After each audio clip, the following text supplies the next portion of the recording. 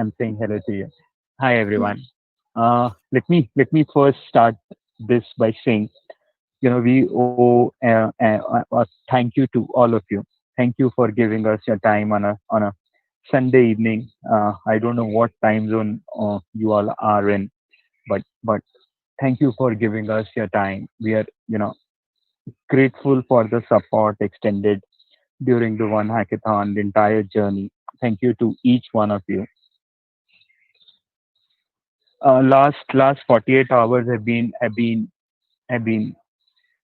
the way we had envisaged them. They've been fantastic. We had over 10,000 applications. We had over 2,000 participants across 20 odd countries who have built solutions, pitched it to local mentors, judged by local mentors, and now is the time for these global pitches that they will come and present to you, and maybe get better feedback, get more robust feedback, and then they'll I'm sure their journey will be handholded and built by the support that you all of us put together will be able to give it to them. We had a very diverse set of jury during this hackathon and the journey, and it the initiative like one hackathon can only be made possible when we have leaders like you who have kind of supported us. So I, again, being repetitive, on behalf of Incubate IND, would like to thank each one of you. Let's quickly start because it's a good omen to start. I now kind of invite Safina Hussein to talk about her journey, and let me introduce what Safina does here in India. She's a fantastic role model for all of us. She's a social worker. She educates girls. I mean, the organization is called Educate Girls. It's a non-profit organization based out of Mumbai, the financial capital of India, and it largely focuses on mobilizing girls' education in India's rural and educational backwards areas here in India. So she's a fantastic global role model for all of us. So we thought we'll just set the tone of the hackathon, and maybe hear from her on what Educate Girls is all about, and how her journey or how her experience of one hackathon has been. Over to Safina Hussain.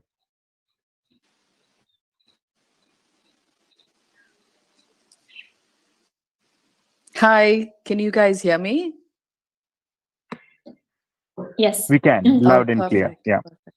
Excellent. Because I'm actually in the lockdown in a village outside of Mumbai.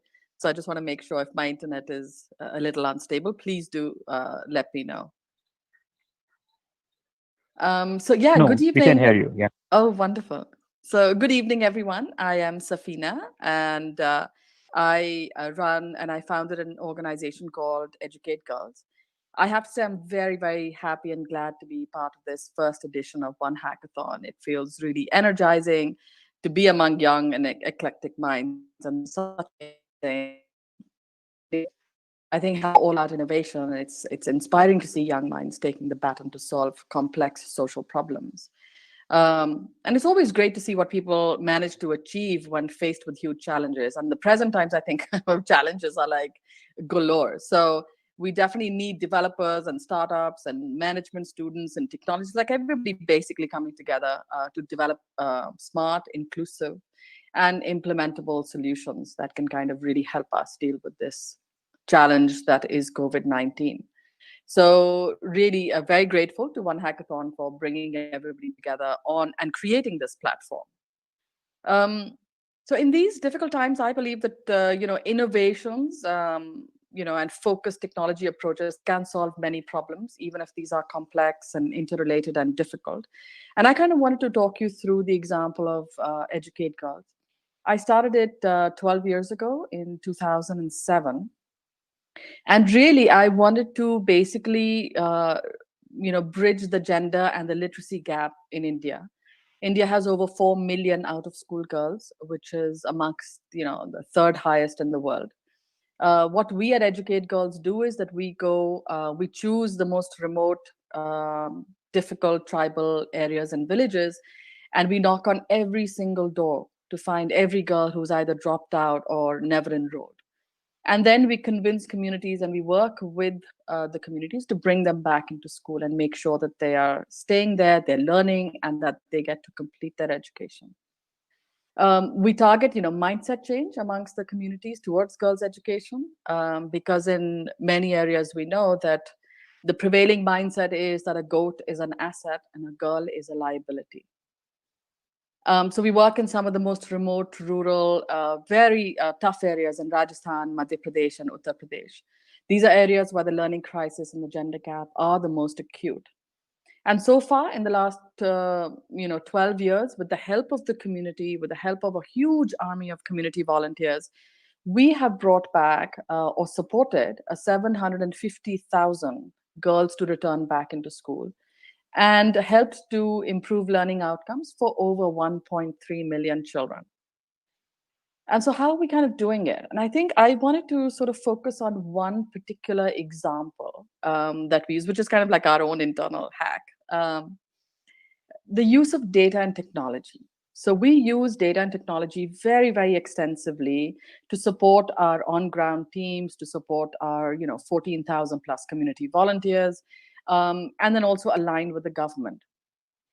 And in our experience of working in the villages for the last 12 years and the data that we have from our very smart, GPS-enabled door-to-door surveys have helped us to build a predictive model. And by using advanced analytics and machine learning, we've actually come to this hypothesis that actually 5% of villages in India, and these are the most vulnerable villages in India, have approximately 40% of the out-of-school girl problem. And this, as you can imagine, is a huge piece of information. It's a big piece of the puzzle because, like I said, we have one of the highest out-of-school girl population in the world.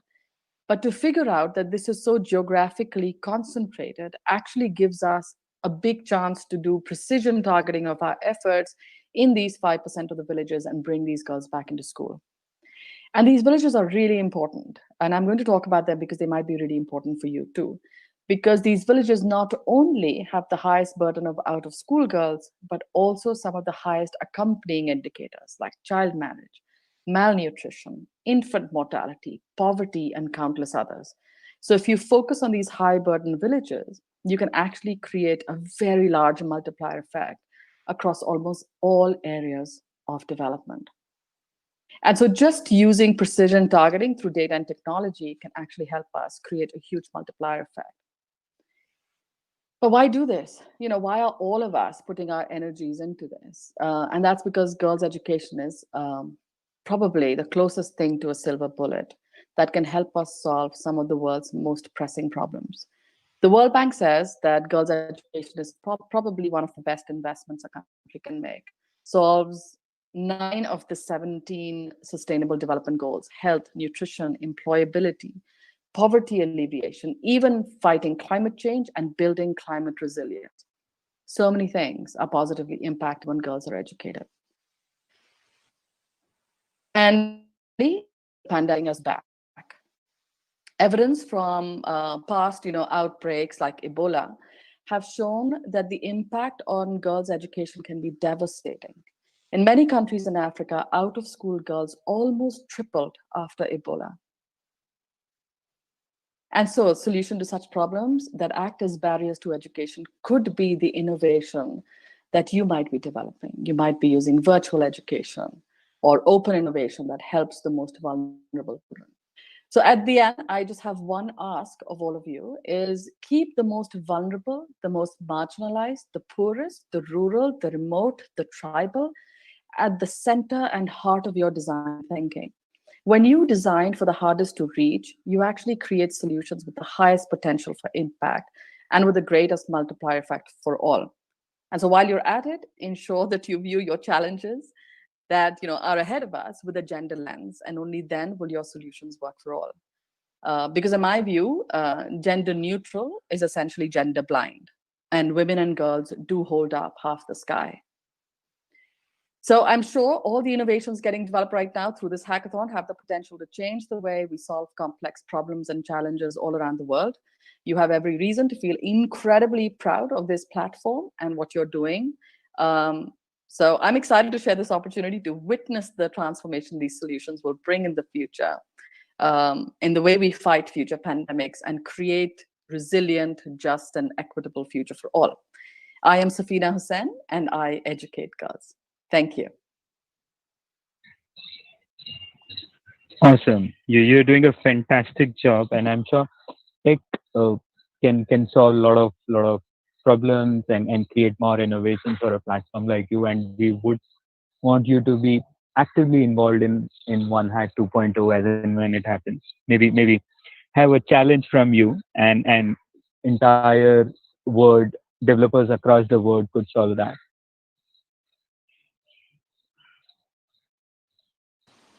Great, thank you. Thank you. Thank you.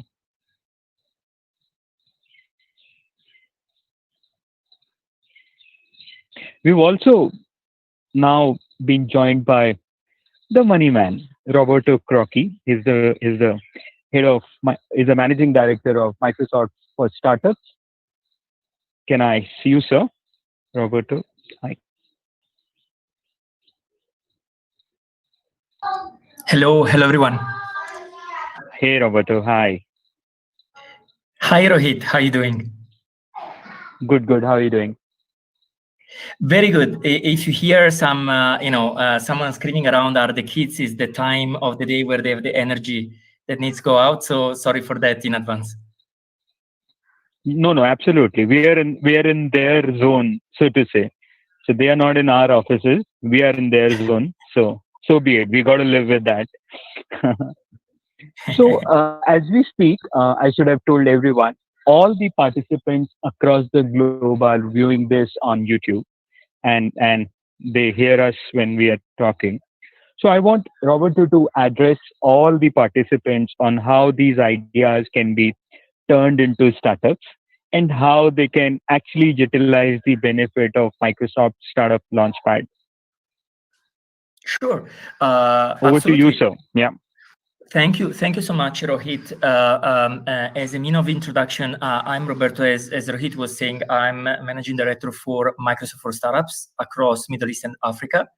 I joined Microsoft recently. I spent a good 10 years at Google, working in different roles, growing a startup itself. And when it was acquired by Google 2009, double click into something mainstream today.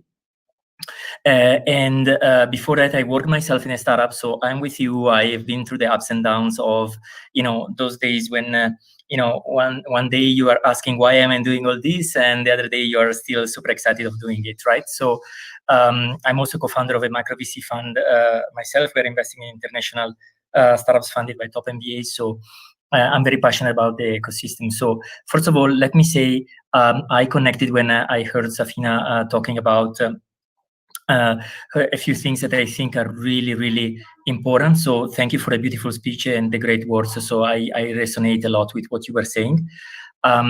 Also, it's great to see, great engagement attendance today for One Hackathon. Thank you for having me. It's always great to connect with, founders, young entrepreneurs, new ideas, and helping out as much as we can in terms of, building something that is going to last, building sustainable businesses. So to your question, Rohit, look, let me tell you first the Microsoft for Startups angle. I think where we aim to help startups is basically across different dimensions. So on one hand, there is this pillar of access to technology. Someone before mentioned, how data and technology is important. It is important because with leveraging it in the right way, you can be even more inclusive. You can build technologies that are for all and solutions that are for all. And you can really scale your businesses and your products in the right way. So making sure we provide access to technology to enable founders to build solutions on top of great scalable technologies is one of the objectives that we have with Microsoft for Startups. The second pillar is what we call access to markets. That's where we primarily focus on startups that have more a B2B angle, because we can plug them into a value proposition and a journey where we can help startups publish their solution on the Microsoft Marketplace. We can help them become more transactable on the marketplace, which means defining a pricing strategy, marketing, and be more enterprise sellable, enterprise ready. And for the ones that become transactable on the marketplace, we look at if there is traction with clients, we are also able to define those startups as co-sell ready. So we work with those startups as partners to help them accelerate the sales growth, as we have built an incentive model for our partners and sales team to help closing deals between co-sell ready startups and corporate clients. And then there is a third component of access to talent, where the only single piece of advice I can give you is just not wait that someone will define your path. Just go for it, and keep investing on yourself first to inspire others, and on your teams, right? So in terms of learning and skilling, I would say this is something that to me is clear, is a lifelong exercise. So for us, access to talent is important to make sure we share knowledge, and we offer a place, even if it is virtual now probably, but a place where people in the community can build, can learn, and can connect by sharing real examples, real things that they've been doing using technology. So these are the three main pillars we do cover as Microsoft for Startup. And I would say, especially in a post-pandemic world, or in a world where many things are going to be redefined, there has never been a better time to start a business, and to as long as you are focusing on the real problems, and you spend enough time on understanding the problem you're trying to solve, and focusing on the users in the circumstances that they are, to really understand what are the needs and what type of problem you're set to solve. So we set this new startup motion globally a couple of years ago, to start with a fresh approach to startups globally. I'm based here in Dubai, and we are setting up our presence across the region. Happy to be in touch. I wish you good luck for everything you're doing. I am here if anyone is interested to learn more. You will have my contacts from the organizers, and happy to help you as much as we can in your journey. Hey, thank you, Roberto. I think this is the uh, most uh, honest and most, this is what we need at this stage, considering we've been in the pandemic. The the morale has been the lowest, so to say, across board. So any support to any sort of startup and idea from a leader like you is appreciated, and might as well build the trust back in ourselves, and in the ecosystem further. So thank you. If anyone does ask your email ID, we'll be kind of freely giving it away. With pleasure. Thank you so much, Rohit. Thank you, Roberto. I pass on the baton to Askar. He's my colleague. He'll run the pitches from here on. Askar, over to you. Thank you, Rohit. Thank you, everyone. So let's start and let's go for the evaluation round, the finale of one hackathon. So I would request all the jury members to log into their dashboards before we start. You will see a list of shortlisted teams there where you will be able to score them. So I request all of you to log into your dashboards. Let me know once you are done with that.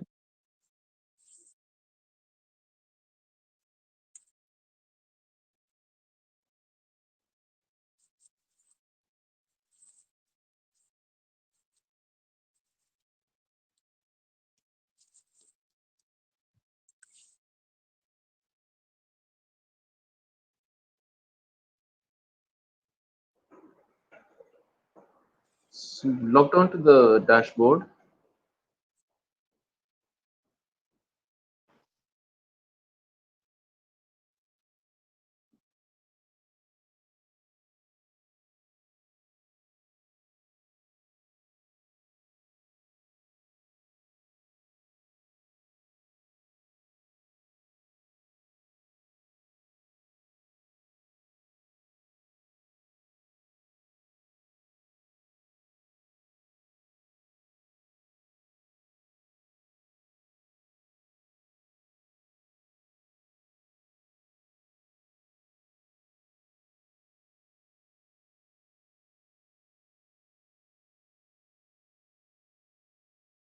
total of 8 minutes of pitching.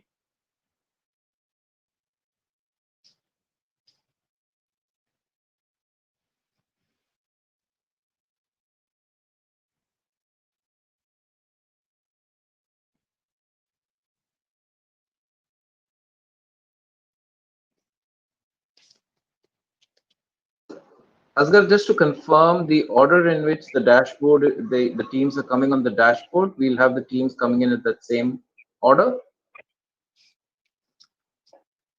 Not confirmed, sir. They might come in a random way. I'll keep telling you the names of the teams. You can just search and score them. Got And it. one question from my side. When we evaluate a team, I assume 1 is the lowest number and 10 is the highest number. Yes. Perfect. Thanks.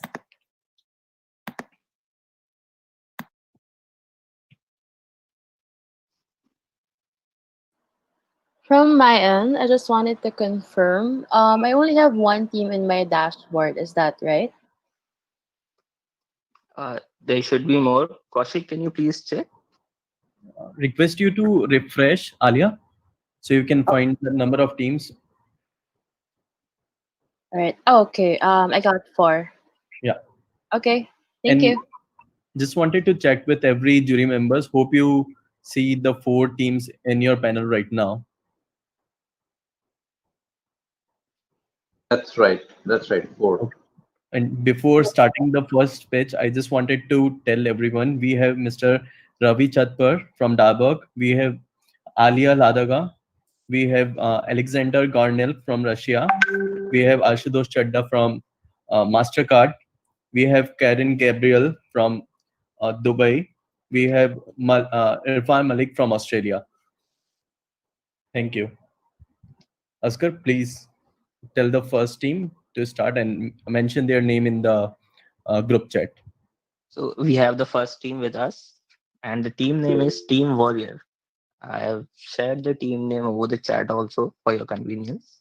I request the team to start their pitch. Yeah, hello. My name is Sumit. I'm the team lead of Team Warriors. So I'm going to share the link of the YouTube video which we are going to play now of a prototype demonstration. And I'll share the screen also with you right now. Sumit, you can share your screen. Yeah, I'm sharing the screen, yeah.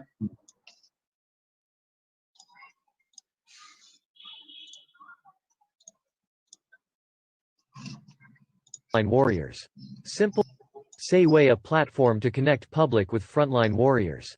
Simple and secured login using phone number. OTP auto verification is enabled. If auto verification fails, enter it manually. Press login button to go. Complete the profile registration by entering the details like name, gender. The address is generated automatically with a tap by fetching exact latitude and longitude for accuracy. Main screen which shows the list of the updated statuses, and it has a bottom navigation bar to switch screens such as live bed status, statistics, and rule-based chatbot Sawaki. Fingerprint authentication which leads you to update status screen on successful verification in order to prevent updation of false information. For successful status updation you need to add your current picture which helps to get the timestamp and to verify the location which is automatically fetched using exact latitude and longitude for accuracy. Enter the current body temperature, number of people in your house at the time of status updation, and describe your current situation regarding health or any other issues and press update to go. It has floating update button for updating status and an SOS button in case of emergency which directly connects to an appropriate help center. Each category shows the list of hospitals with its number of allocated beds, occupied beds and available beds which is updated in real time. This is one of the prominent features which guides the public to know about the bed status of hospitals around them, which helps them to decide the appropriate hospital need to be approached for further actions. Ellipsis dot. The live bed status information is fetched using web scraping technique to build API and implement in the application. Multilingual chatbot Sawaki, which includes an API which takes user question as an input, tries to understand and delivers a proper reply for the question asked by the user as an output. The chatbot supports 6 common languages. The questions can be asked based on the appropriate categories which are shown. Currently, the questions can be asked in the text format and the reply is given in both text and speech simultaneously in the chosen language.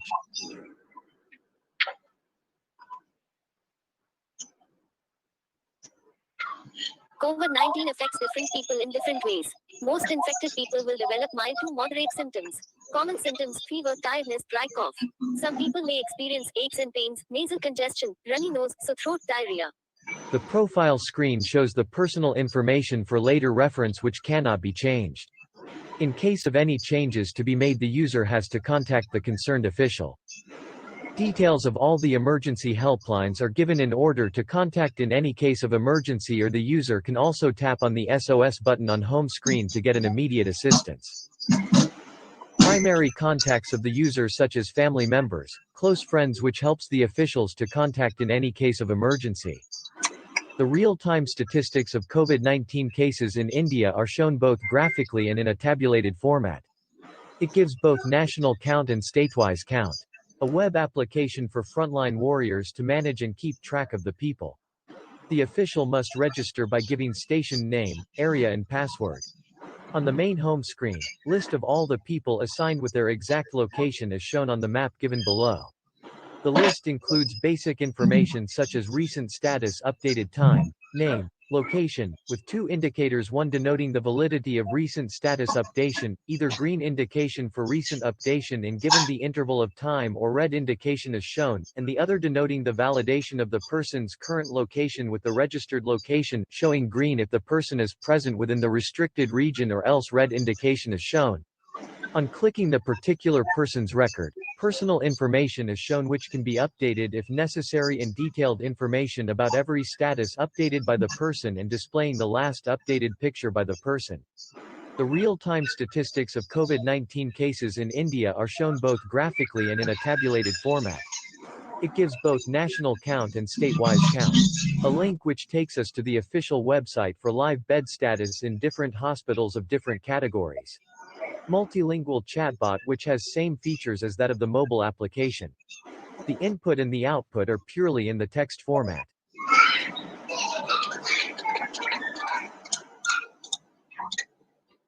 Yeah, hello. I just want to add our last few sentences that this model now currently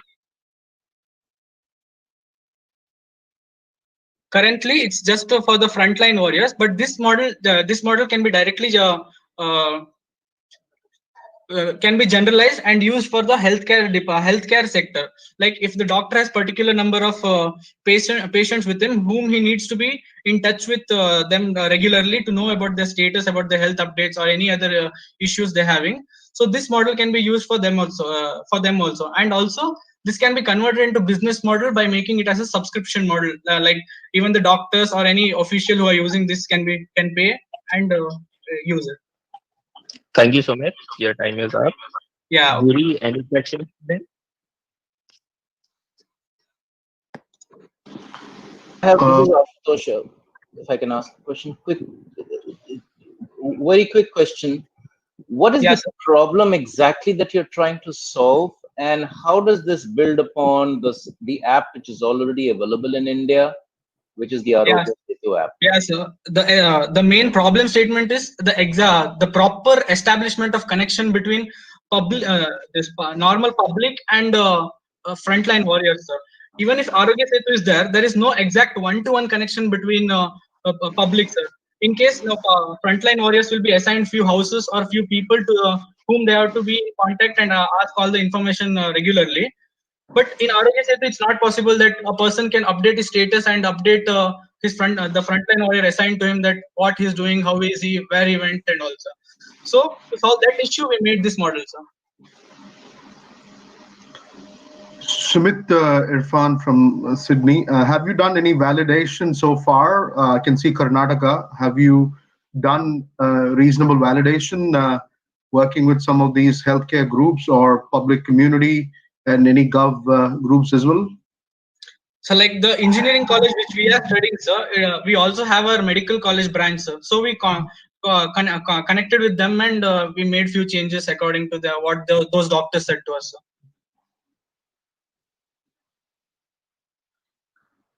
Irfan, do you have any other question?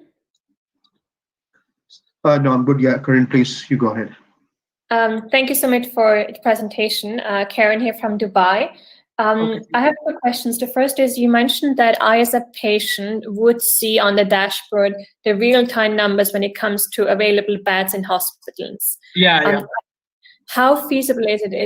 I mean, do hospitals usually have different IT systems? Will it be, how feasible will it for you to really provide this real-time data that is reliable to the patient?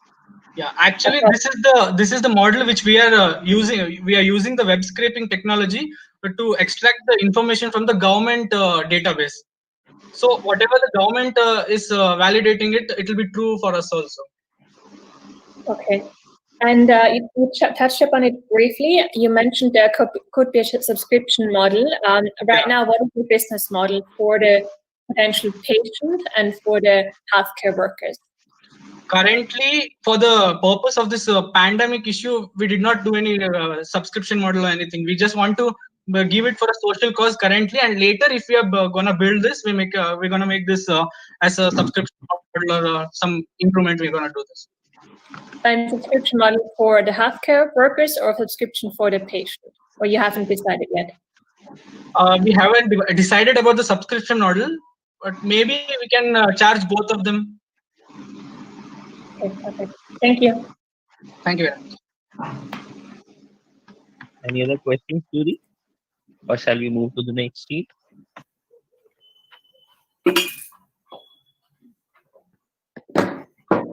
Maybe if you can give us 1 or 2 minutes just to evaluate the team, that would be great. Sure.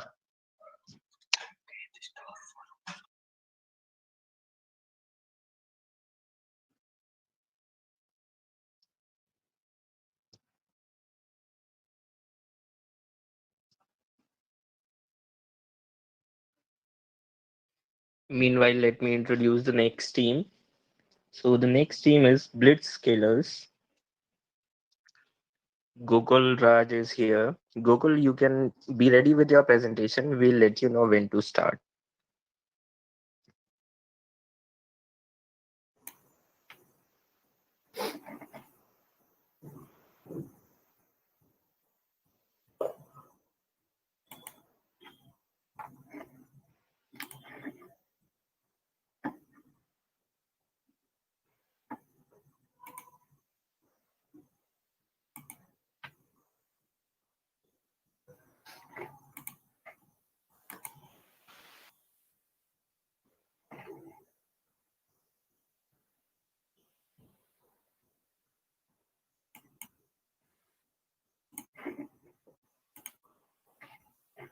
Hello, am I audible?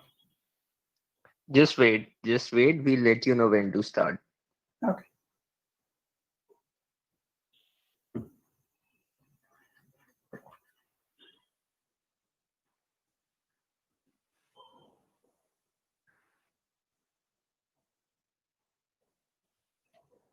I request Team Warriors to please leave the room. Sumit, you can leave the room now, and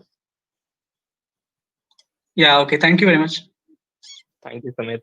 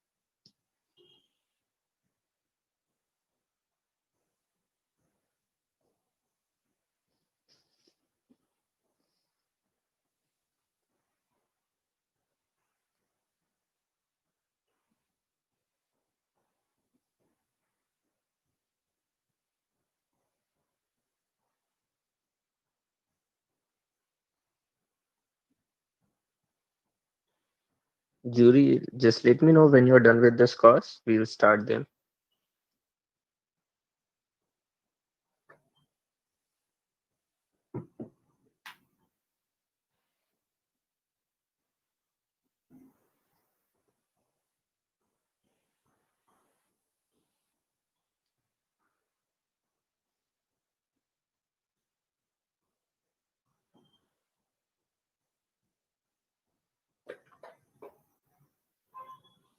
Okay, Karen and Ravi are done.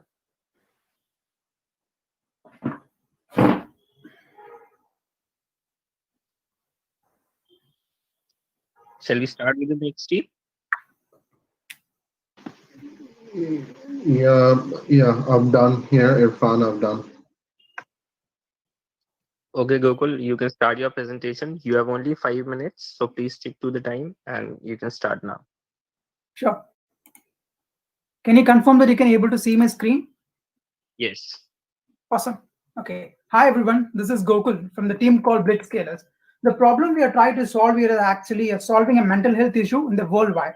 During this pandemic, if you look at this actually one side of as a COVID-19, if the recent trend is actually people, a lot of people, how to actually keep my mentally healthy, basically emotional intelligence, how to escape from depression and stress. This is a problem we are trying to solve here or globally.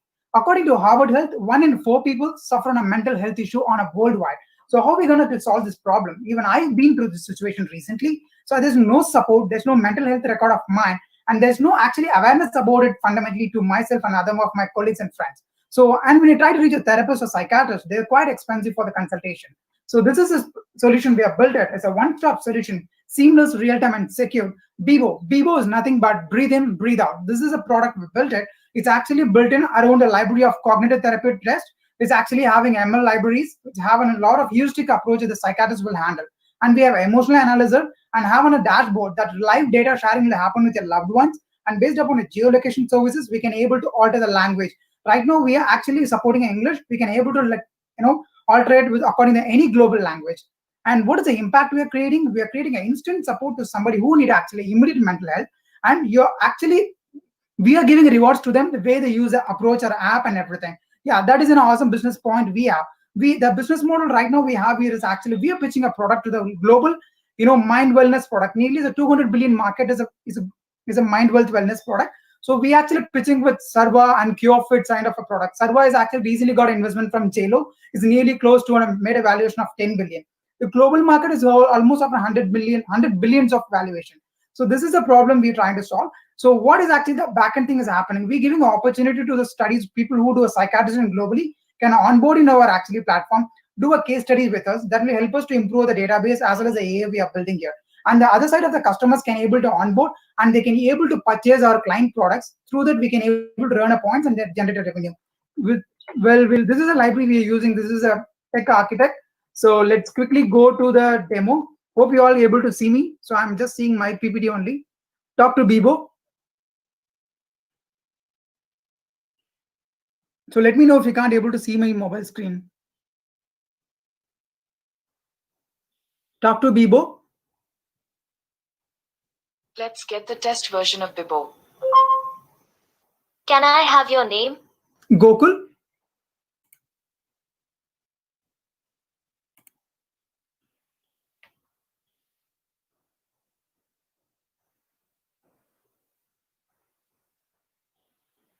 Gokul.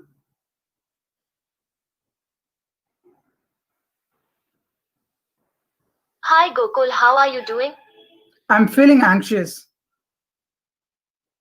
Sorry, the mic is that side, that's why. I'm feeling anxious. Can you say that again? I'm feeling anxious. How often you feel this? Often.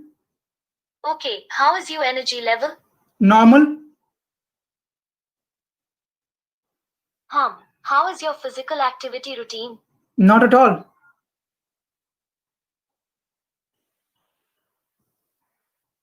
Understood. How is your sleep cycle? Not adequate. Not adequate. All right. How likely you feel to spend time alone? Most likely. Okay, I'm done. You can get your report here. So this is the cool thing. We actually generated the real-time report here. So now I'm actually opening my report. So you can able to see the dashboard now. The graph is going to show how is my emotions actually ups and down, right? So and you can be able to see the timer is running here. So the timer is running over here. This is actually a coins. The more time I spend over here, it's going to give a kind of a coins to me. So once I click on it, I'm going to redeem in the other side. This is called a redeem point. If you look at it, I have Amazon is onboarded, I have a Sarva is onboarded, and MindFit has been onboarded. So I can able to purchase an Audible book, or I can buy in a yoga class, I can buy a master class here. So this is actually a kind of an affiliate marketing revenue we are doing here. The purpose of the product is actually solving a mental health problem globally, the people who suffer, and connecting all psychiatrists in a one platform that's actually making a one A product that able to people, who suffer on a mental health. That is all the problem we want to solve. And as well as initially is in the kind of a premium based, and once is later we onboard a lot of customers, we go on a premium base, and we'll have our own therapist, will actually go on a paid basis. So you can able to book actually your kind of a appointment with a therapist, just giving a voice call. I mean, like just giving a voice command, hey Bibo, book my voice, schedule an appointment with a voice therapist. So this is what we built it in a 36 hours. Thank you, Gokul. Your time is up. Thank you so much. For him? I would request the jury members to turn on their video while asking questions. Hi, Gokul. This is Karen from Dubai. Thank you for the presentation. I really appreciate that you guys are focusing on mental health. I think it's a very important topic. I was wondering, the survey that you conduct, what is it based on? Because mental health is a very sensitive topic. So do you have any psychological or psychiatrists that help you in building the questionnaire? And also, if I guess the rating between not adequate or not active or very active are also very subjective. So how do you make sure that you can still have an objective evaluation? Absolutely. Thank you so much for the question, Karen.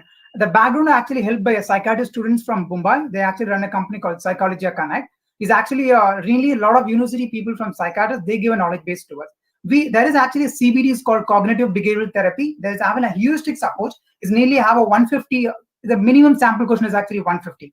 So these are the questions actually most frequently asked by the people in the world of psychiatrists for the actually millennials, Gen Z, as well as the average of best questions. This is, as you said, when I said not adequate, there is a couple of options showing there. For example, I can show that. I mean, that is a view. Okay. So okay. Awesome. So you can see that when it says not. I didn't get that. I'm sorry. Can you rephrase? Yeah, I'm sorry about it. So when I said not adequate, there's a couple more options to say that poor, I had too much of sleep. All this actually routed to a different decision trees now. When I said not adequate, it's quickly going to me, how is your gym routine? When I said actually too much of sleep, you'll quickly go to the other question, how often you actually feel so irritating or angry? So these kind of questions are actually interconnected. That's actually, I hope it's answering your question actually. It's all these questions, the yes or no's, it has been have a decision tree below, it's keep on interconnected. Every yes or no is actually certain values. That is all actually mapping in the real time over here. The graph ups and down. For example, if I said it's too much of sleep, that leads to some sort of depression. The graph went up. As it said, adequate, and I'm not doing my gym workout properly. That's why the graph went down. Understood. Thank you, Gokul. Thank you, Karen. Gokul, this is Ashutosh here. Hi, Ashutosh. Yeah, very interesting stuff. Quick question. One is, you talked about that it will share some of the data with your loved ones. Yeah. Have you checked the validity of that issue? Because typically an individual may not want that to happen. They Exactly. could be issues, etc. That's one point.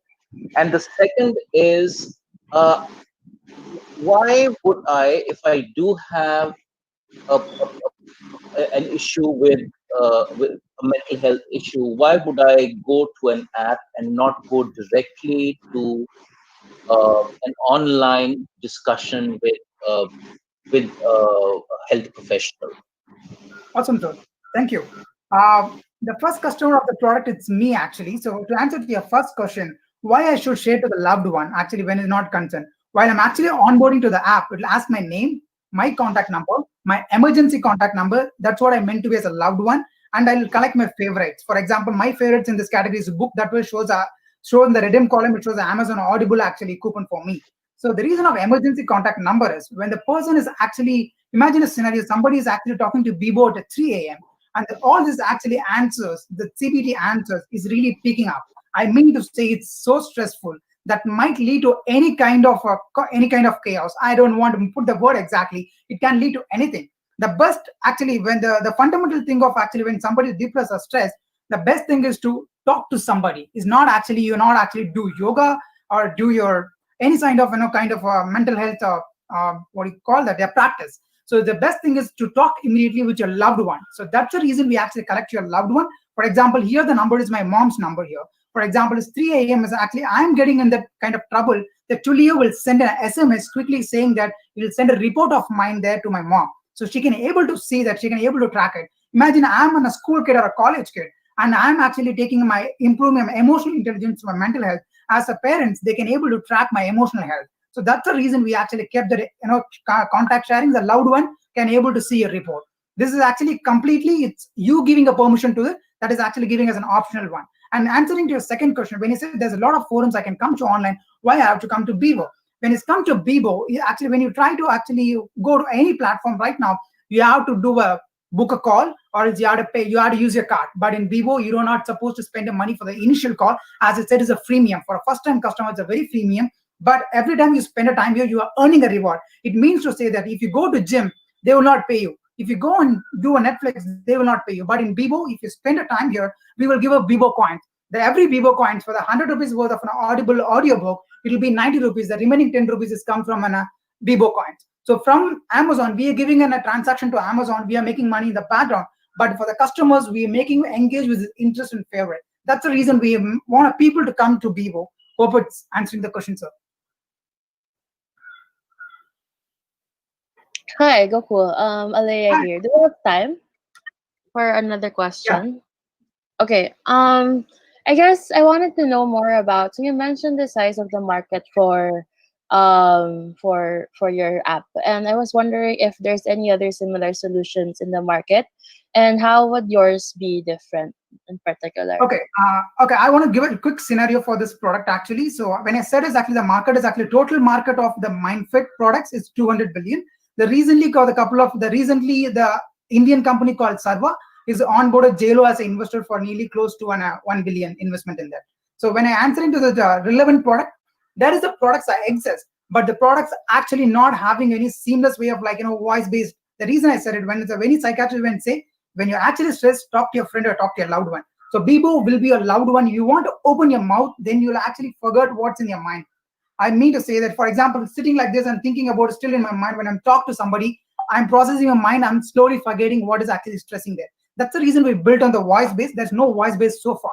There's actually chat based. And for example, somebody had to book a call and you have to wait somebody to call you back. There's no actually instant way of doing it. And there's no actually real time of sharing like this. In terms of the market validation, have you been able to validate it with someone else other than yourself or your team? Yes, we did it. That's why I said from the Mumbai-based Psychology Connect, they usually conduct every weekend the program for LGBT and then a psychological webinar, a lot of things.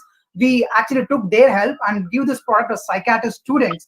So they really loved it. Wow, it's it's more like syllabusly matching with all the CBT psychiatrists do it. So we also want to contribute to AA in the mean of data, in the mean of case studies. So we can able to improve the ML part, as well as the people is also the human is actually validating. It's nothing but students, but we are not paying anything to them. All they want is actually, it's more like a internship with the Bebo, help by AA to validate an CBT theory. That's what we are doing. Okay, the reason why I'm asking is I was wondering, upon deployment, how do you plan to source the data? Because I'm assuming that the answer that you have here currently might not be. I'm sorry, your voice is. I'm sorry, your voice is little. Hello, can you hear me? Yeah, perfect. Yeah, I can hear you. Okay. The reason why I'm asking about the market validation is I was wondering how you plan to source the data, because as I understand, might be the way the answer might be different. So how do you plan to source data for accuracy of the app and upon deployment? Yeah, so that's the reason I said it. There is if you look at the reading part, the Sarva, the MindFit is actually have a physical mind health crew there. For example, the one of the famous Asta Yoga person is a Sarva. He is running that crew. I am actually pitching that product and pitching his class in my product. So he's actually looked into my product and say that, okay, you are also making an impact. I mean, like, I'm not saying it's 100% solution for it. It's actually a first level of solution to create awareness and how to take a next step for the mindfulness or being a mindful health. That's what we're doing it. So to answer the question, we validate the product with Sarva Yoga and we try to match out with a Mind.fit. That's an India product and a lot of people know about it. That's helping the people to do yoga by sitting at home. Gokul, this is Can you Irfan take rest calling, of the yeah, from questions as well? Sydney, Australia. I Hi, just have a Irfan. quick note to say. One, again, as part of validation, you want to do a competitive landscape assessment. There's a lot of players in the market. In fact, I'm aware of quite a few from Australia. In fact, a couple of them from Australia who are operating in India big time. There is one called Hello Driven. And the model you need to also consider is how you can build on the B2B to C, Yeah. and where you bring the resilience, wellness coaches, clinical psychologists, all of them to be able to leverage your platform, and you build on your AI capability from there. Definitely, it's Yes. an impactful area, and there is a opportunity, but you need to do a better or more of a competitive landscape assessment. There are a lot of Absolutely. players, and you need to differentiate anyway. So I think it's a way to go, but yeah, definitely it'll be good if you can differentiate and enhance your capability, I guess, I suppose, and build Thank that B2B to C model more effectively. Thank you so much, Irfan. That the driven and B2B B2C is bringing input for me. But within the 36 hours, with the data sets we have, with the Yeah, validation we made, definitely take yeah, this definitely. input So and it's right thing you're doing, but definitely focus on that B2B. So that features around onboarding, resilience coaches, wellness coaches, yeah, clinical psychologists, all of them should be working for this black platform. So yes, how you can enable, in fact, if I am a patient of or a customer to a client to a clinical psychologist, I should have the same kind of voice as if I'm talking to my clinical psychologist. All those things, if you can think through, that'll enhance the capability and differentiate in the market. And thank also, you. there's a Irfan. corporate wellness I'm space as sorry, well Irfan. for I you have to Yeah, to focus I'll on. take this point. I'll take this point. Thank you so much, Irfan. Thank you. Thank you. Thank you, Gokul. You can leave the room now. I would request all the jury members to score him. Sure. I just wanted to thanks for everybody time. Thank you so much.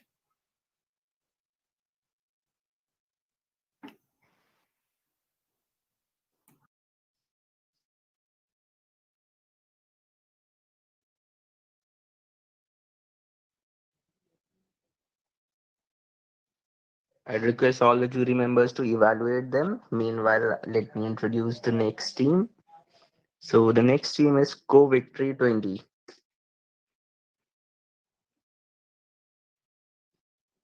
And we have Spurs with us, who's leading the team. Spurs, you can get ready with your presentation. We'll let you know when to start.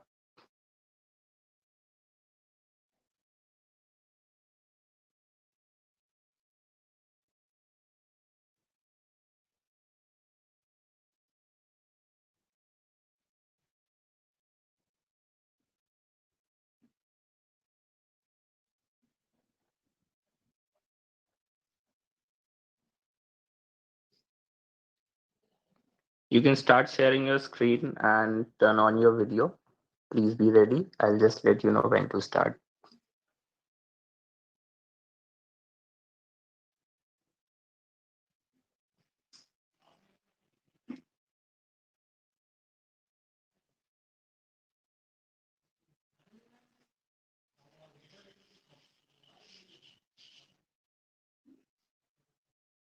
A quick check, is the screen visible? Yes, it is. Okay.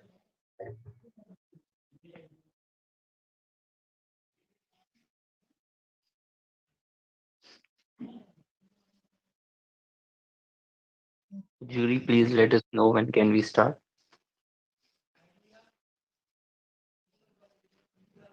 All good from my end. Thank you. Please proceed. Yeah. Okay, first you can start. You have only 5 minutes for your presentation, so please be quick. Sure. So, greetings of the day to all the jury members and the participants present over here. My name is Parsh Goel, and I'm leading the team COVID 20. We are proposing a solution under the domain of open innovations, which currently solves the problem of the spread of this disease. As we all know, across the globe, the disease has already infected 19 million people, and in India itself, it has infected over 2 million people. So, the government had imposed various strategies to curb the spread, be it lockdown or be it following of the social distancing or any other safety parameters. But now in India, especially, the lockdown is being opened, and people are starting to go back to the workplaces and take the commute. So there is a risk of people contacting this disease, and this is what exactly we need to address, and here we have the solution. So the solution is basically we will be analyzing the CCTV inputs from the CCTV cameras and IP cameras. These live video feeds will be provided to two algorithms. One is the face mask detection module, and other is the social distancing module. Uh, as we all know that the social distance is specified as 2 meters for two individuals. So in case any of the people are violating this distance, the notifications are raised on the mobile and the web application, as well as the location of the CCTV cameras from where the CCTV footage is coming in is provided to the prediction module.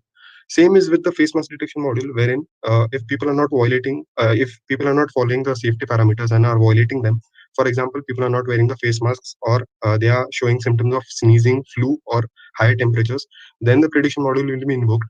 Now, this prediction module is trained on the official government website, and it makes prediction for the following 10 days, which can be then uh, collaborated to 20 or 30 days as well. These predictions help the authorities to devise a strategy to control the spread of this virus. All the notifications, along with some essential details, are being monitored on the web and the mobile application. This is the output of the application. On the left hand side, we can see that a large group of people are passing through a particular area without following the social distance. Now, these people are being associated with every other person in the neighborhood who is unsafe. And we have a visual dashboard also, which represents the safe and unsafe people in the frame. On the right hand side, we can see that the people who are not wearing the masks are being marked in red color, as well as the people who are wearing the masks are being marked in green color. These violations lead to the prediction module, which predicts the spread for that particular area using geofencing for the following 10 days, 20 days, or 30 days, as mentioned. Also, on the left hand side, you can see that the officers and the government authorities can monitor the status in real time on the mobile application, which includes this device location and some other parameters, which will be demonstrated later. So, I would quickly like to go to the demonstration of our project. So, firstly, this is the UI. Uh, we start the local server. This is the UI of the web application, which is having two modules, social distancing and face mask detection. As already mentioned, people not following these distances are being marked in red. And on the left hand side, we can see the frames are being processed in real time. Also, a USP of our solution is that it does not require higher computational powers, since we are targeting the Indian market, wherein large computational power is not available. Here is the face mask detection module, which again works the same, which is demonstrated.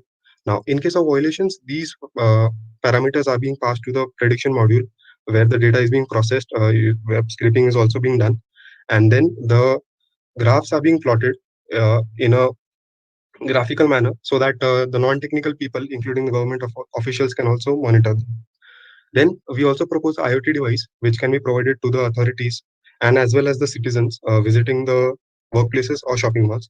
The data from this device is constantly being uploaded on the database, and it helps in contactless entry and some other parameters. Next, we have the mobile application, which is having several features, but the main feature is that it can connect to the mobile device ID, which we provide, and the officers can monitor these violations in real time on the mobile application and devise some strategies. Also, it has some information regarding the disease symptoms, preventions, precautions, best practices, helpline numbers, laboratory numbers, addresses. And we have also collaborated with some NGOs for providing relief kits to corona patients. And the application is also having a playlist for deaf people in sign language. The application has a self-diagnosis tool which eliminates the need of visiting a doctor in case of mild symptoms, which can be analyzed. Next, we have a mental health section and some mythbusters. Along with that, we have integrated the application with the WhatsApp chatbots of WHO and Government of India.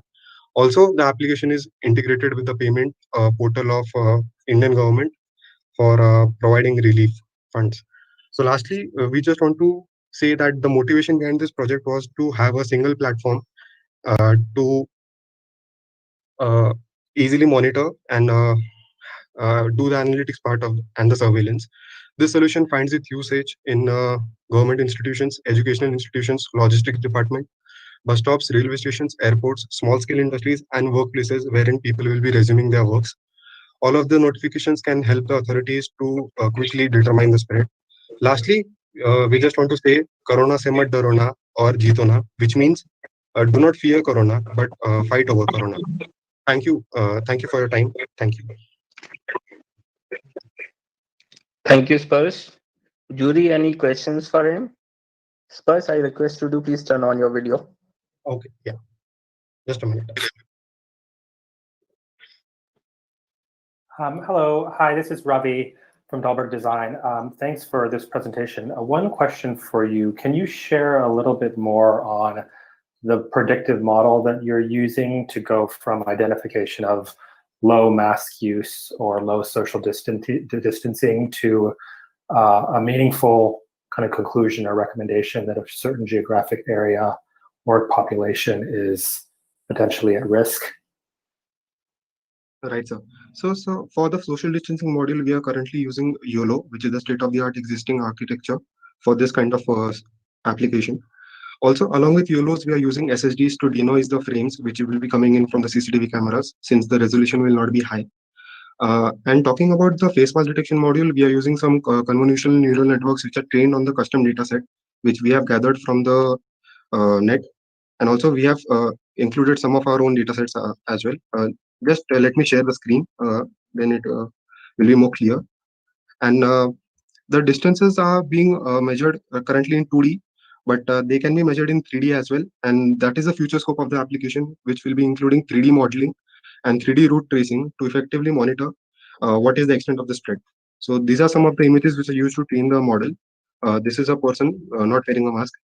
This is a person who is wearing a mask, but that cannot be called exactly a mask. And these are people who are wearing masks which are customized. And these are some of the images which we have created randomly, superimposing the mask image on the person. So this is on what the application is trained on around 300 images, 300 odd images, 3000, sorry, 3000 odd images. And talking about the prediction part, we are using regression models, and we are thinking to extend it to some other higher models as well. But in 36 hours, this is what we collaborated and created. Understood. Okay, thanks. Just to add to Ravi's question, hi, Ellen from Malaysia here. What sort of predictive things you can predict? What are you predicting? Right. And for what purpose? So, right now we are targeting 3 parameters, which will be the cases, confirmed cases due to this negligence, that is the violation of these parameters. Along with the confirmed cases, we are predicting what can be the extent of the spread, like that can be modeled in 3D, and area can be determined in terms of a radius. For example, if negligence has happened in XYZ area, then the surrounding 2 or 3 kilometer radius would be infected with this disease, because people would be communicating with other people. So we are modeling that as well in the application, since that was demonstrated in the PPT. And this all will help the authorities. The basic purpose is to have a platform for all the government authorities to quickly identify places where places where these parameters are violated, and devise a strategy to control the spread for that particular area.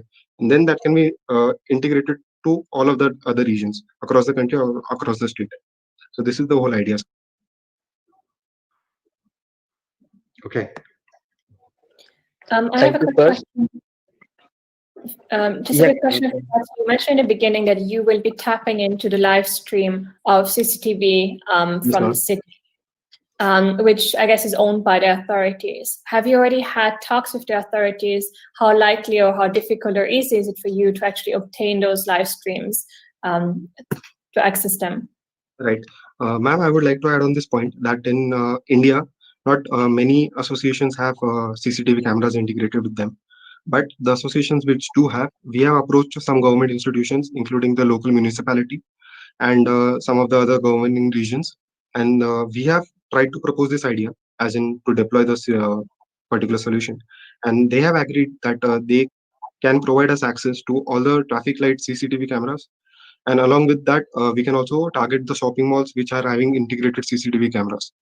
And with that, also the airports and the railway stations which are having the CCTV cameras, if we get some clearance, we can definitely do that. And to add on this part, to maintain the privacy of people, we would be denoising the faces, particularly in talking about the social distancing module, so that the privacy is maintained and people will not feel that their privacy is compromised. So we will be denoising the faces, and then we will be just calculating the distance and predicting the spread. Understood. Thank you. Thank you, ma'am. So I have a quick question. This is Ashutosh here again. Yes, sir. What is your business model only to provide this to the government authorities, or are you looking at leveraging this, for example, to provide it to businesses also? Like you can provide it to industrial establishment, you can provide it to hotels, you can provide it to malls also, who can manage, people you can look at people management and things of that sort. Right, sir. So to answer your question, sir, we have proposed all of these institutions in the PPT as well. And talking about the business model, we are currently not looking for any charges from the users, that is the normal users. What we would be charging is from the authorities, like the government institutions, wherein this solution will be deployed. And as you might be aware of, that the Arogya Setu app's source code is made public. So we are, if we get some clearance and if we get the official permissions, we can also integrate some part of the solution with the Arogya Setu app, which will enhance that functionality. And also the purpose will be served, which is of curbing the spread of this disease by predictive analysis. And talking about the normal users, they would be having access to the software, that is the app, and they can also purchase the IoT device which we have demonstrated. And just to extend this solution, the IoT device can be provided for all the shopping malls and workplaces where people are likely to work post this lockdown. And these can be provided at the entrances, and the cost will be bared by the company and not by the users. So this is the whole idea.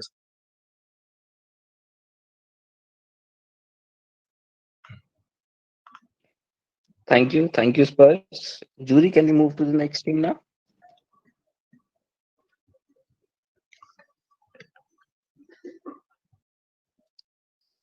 Okay, I guess that's yes. Okay, Spurs. so thank you so much for your time to all the jury members, and thanks to OneHack community for having me here to present the solution. Thank you so much for your time. Have a great day. Thank you. Thank you, Spurs. You can log off now. I request all the jury members to please evaluate the team. Meanwhile, we have the next team ready, and the next team is from Sri Lanka. So the team name is Help.LK.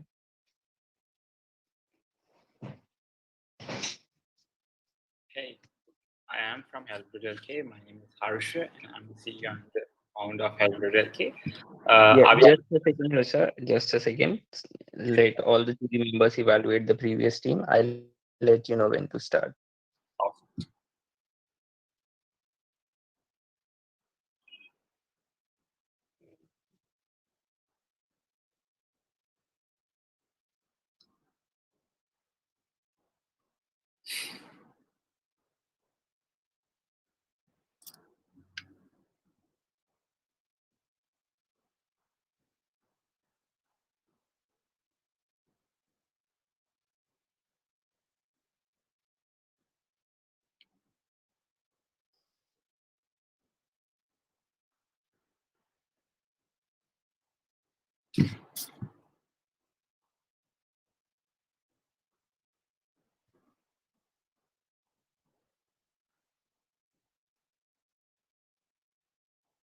Jury, can we start now?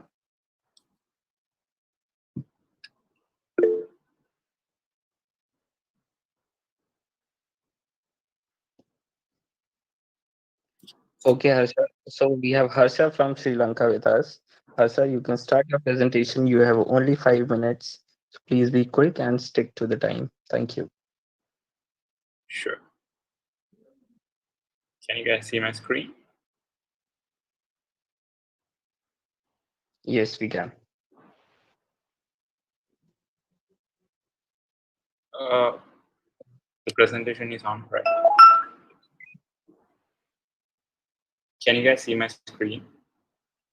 Yes, we can see your screen. Okay, so if I'm starting. Hi guys, my name is Harsha, and I'm the founder and the CEO of Help.LK. We connect students with a tutor when they bump into a minor problem for a quick and instant support. So all of us were studying at one point of our life. Like education sector is like currently pushed all online because of the COVID and all.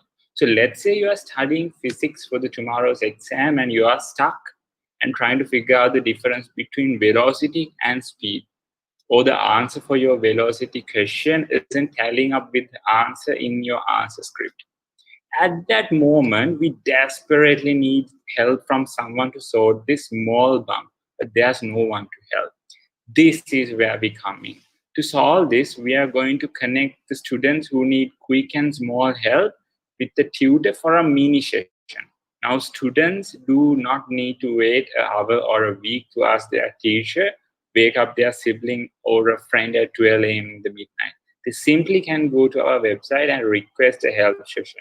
For tutors, it's basically like the Uber driver model. They will get a notification as in when you're going an Uber ride. So this is our platform. All you guys can watch the walkthrough video in a minute.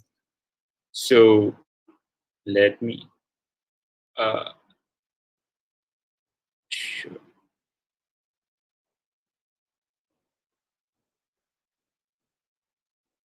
Guys, my name is Harsh and I will walk you through our platform.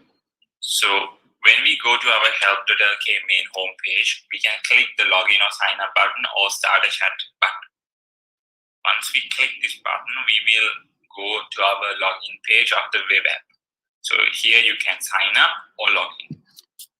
This is the student's dashboard where they can choose to start a chat. They can click the start a chat button and choose the subject. It can be biology, ICT.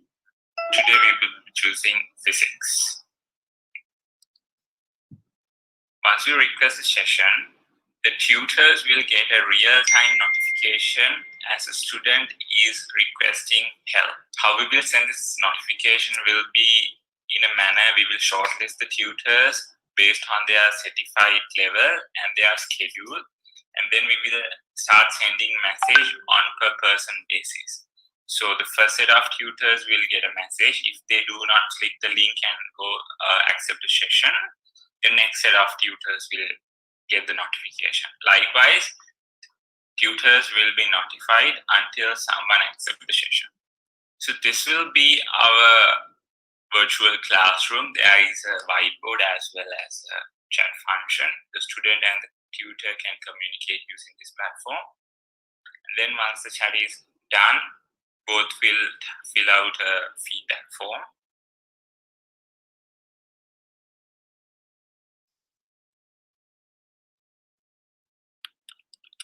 You can choose to add a comment if you wish to.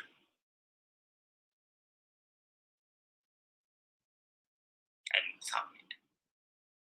So there's a student system, like they can't play with the platform, and this is the tutor side. So the tutor side, they can see their impact summary, what subjects they are certified, and they can choose their schedule. These in time blocks. Let's say university student don't have time when they have lectures, they can opt out to tutor here. That is our platform. Thank you for watching, and please consider joining Help.LK as a tutor. Yes. So basically what makes us unique is we are instant and on demand. To make sure we are always instant, we will be hiring some in-house tutors in the near future.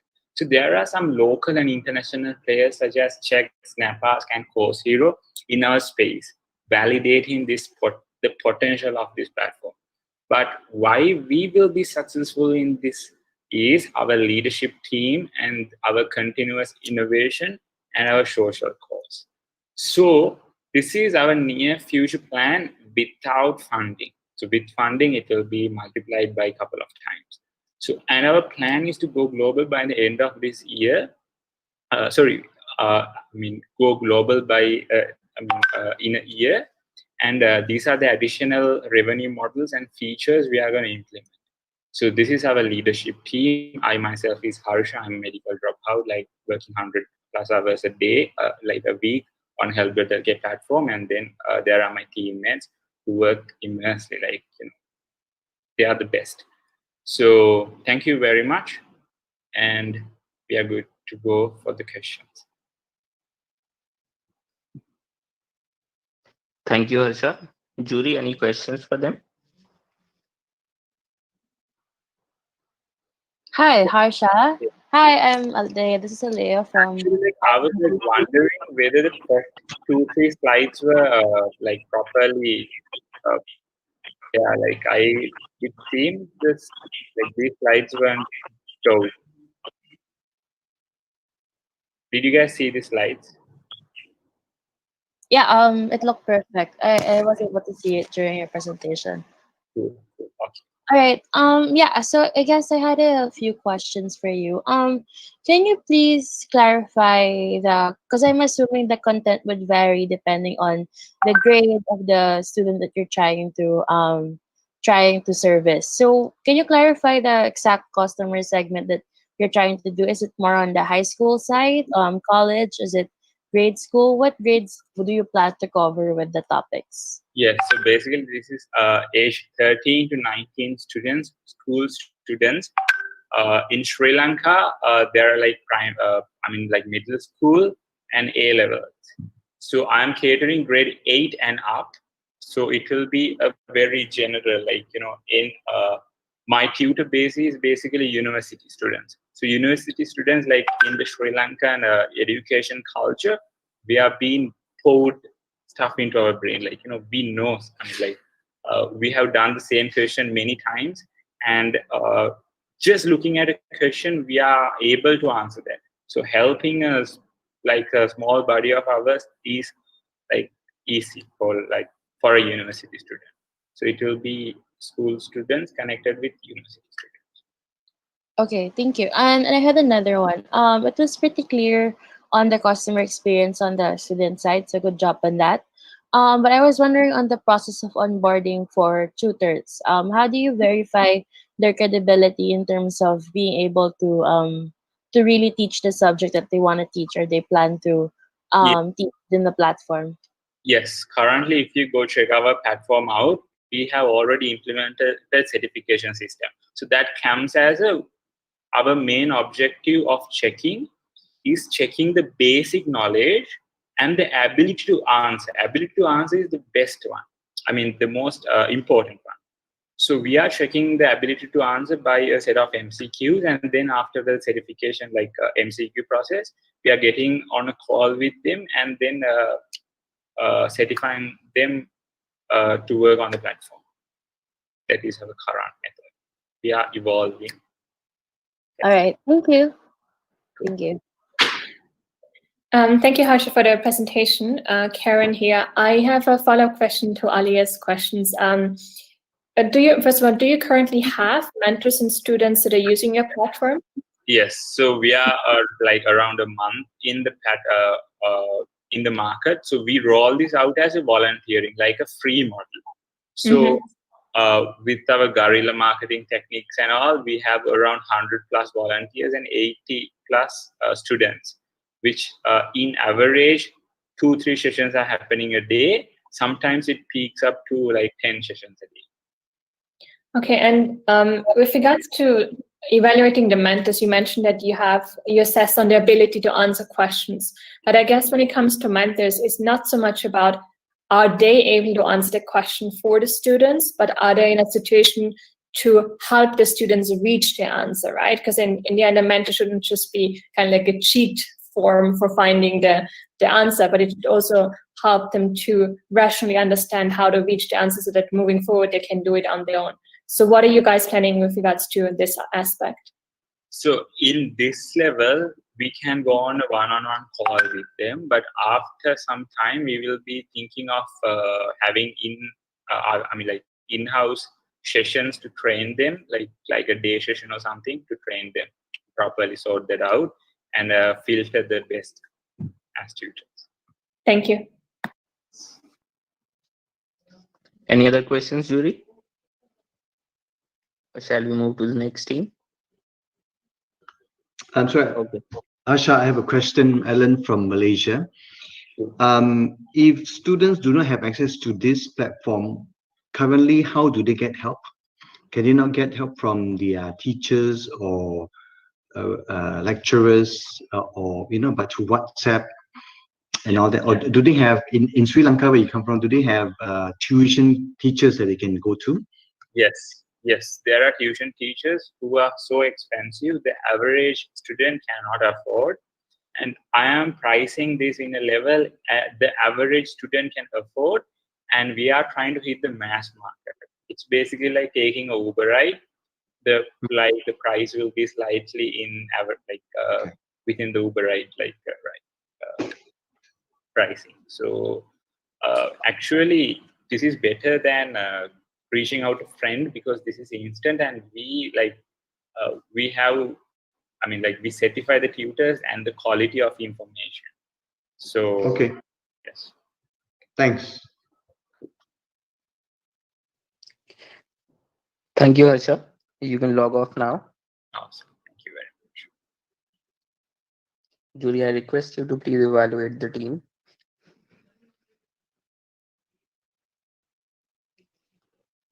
Meanwhile, we have the next team ready. The next team is also from Sri Lanka, and they have got a really unique name. Team name is Death Company.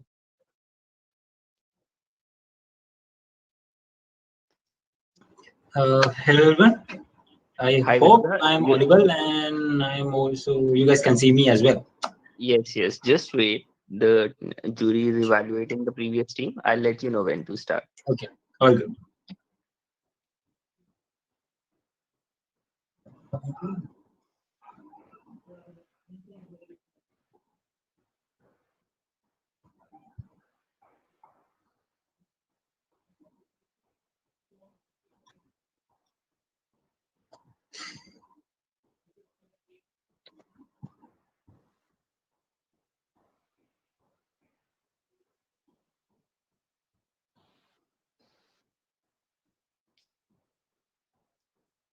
Okay, Karen and Ali are done with this course. So I'm good to go. Yeah, just a second. Okay.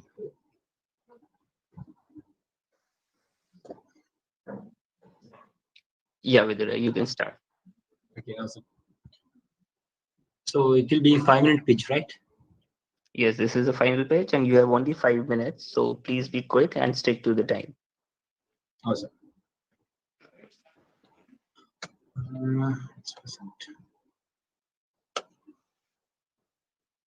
Okay, I'm gonna start it. We are savior. Healthy nation is always a wealthy nation.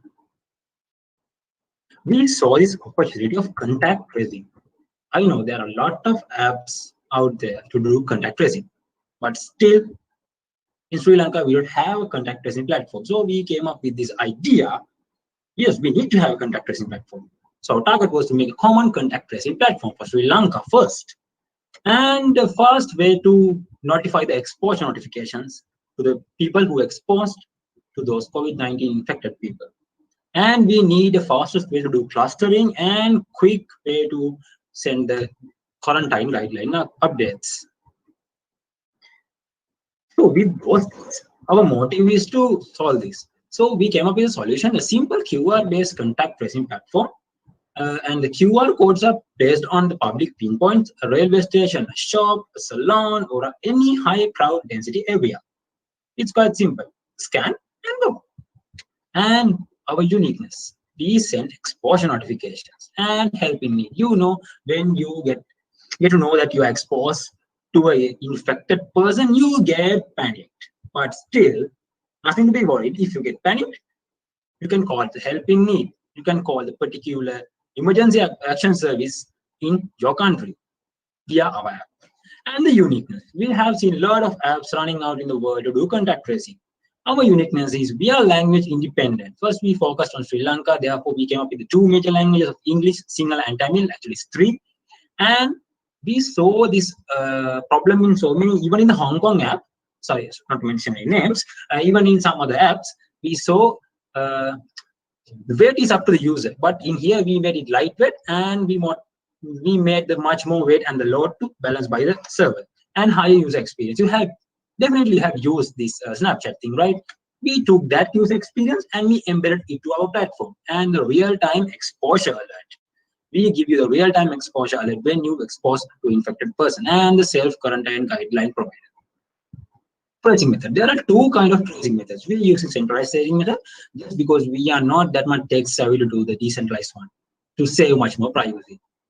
And the competitive analysis. We have two tech stacks, main two tech stacks, that is Bluetooth GPS and the QR GPS. Bangladesh, India, and Japan, Singapore, those guys are using Bluetooth GPS, and we have some problems out of that because you have to be always GPS on and the Bluetooth on to do that. And the QR GPS. Even in the China and New Zealand one, there are no feature for USSD. That means you can't use by this feature phone, none smartphone, and it's also not supporting all the versions of OSS. But in our one, we are supporting that. And the smartphone thing, you know that, right? Just open the app, open the mobile client, scan the QR, go and know. But when it comes to the USSD one, you have to first register to our platform, then enter the pinpoint code, then off it to send message. Here you go. Underlying magic. We are using Android Studio to do our Android application and IdeaMart APIs through USSD, and our cloud is GCP, and our database is Firebase. Web app is based on Angular, and we are doing a REST API for the developers. Our go-to-market strategy was to target the countries that have much more like vast publication of public transportation. So we are giving discounts for the each and every scan. Like we can give, after you giving 100 scans, you get 50 points that can convert into 50 of currency level of your, it depends on the country. As an example, 50 level of currency level, and that you can take discount for a railway ticket or a public bus ticket or whatever fee that you have to pay for the government. And we are doing this public advertisement via social media and mass media. And the revenue model, we are doing an API for developers one as well as local advertising. For the user story, let's pick out this, let's move on to the user story.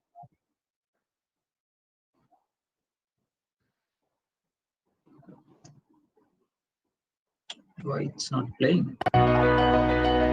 We are saving. After this, you get these things, instructions and the guidelines to make sure that you are okay with this. And then it's come with this the login page, and first you have to register platform,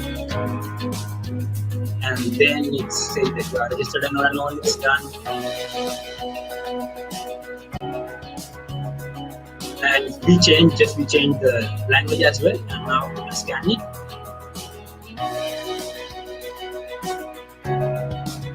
These are the notifications from SIM method. We are doing this. This is the our profile page, and we change back to English just to make sure everything is good with you guys. And the scanning part. We are scanning the QR code of a pinpoint. We have this QR code generator as well that's underlying with the standards of the QR code generator standard that developed by New Zealand government. And this is our agreement. This is for the medical officials I count. First, when you detected a person with infection, you take his user ID and trace it. Then you can cluster them and the location there, but the location they have been and anything is this. You can cluster them and notify the other users who are exposed to that particular person. And it's our team. As the next step, we are doing facial recognition stuff and temperature. You are done with your 5 minutes. Okay, cool. Jury, any questions for him? Thank you.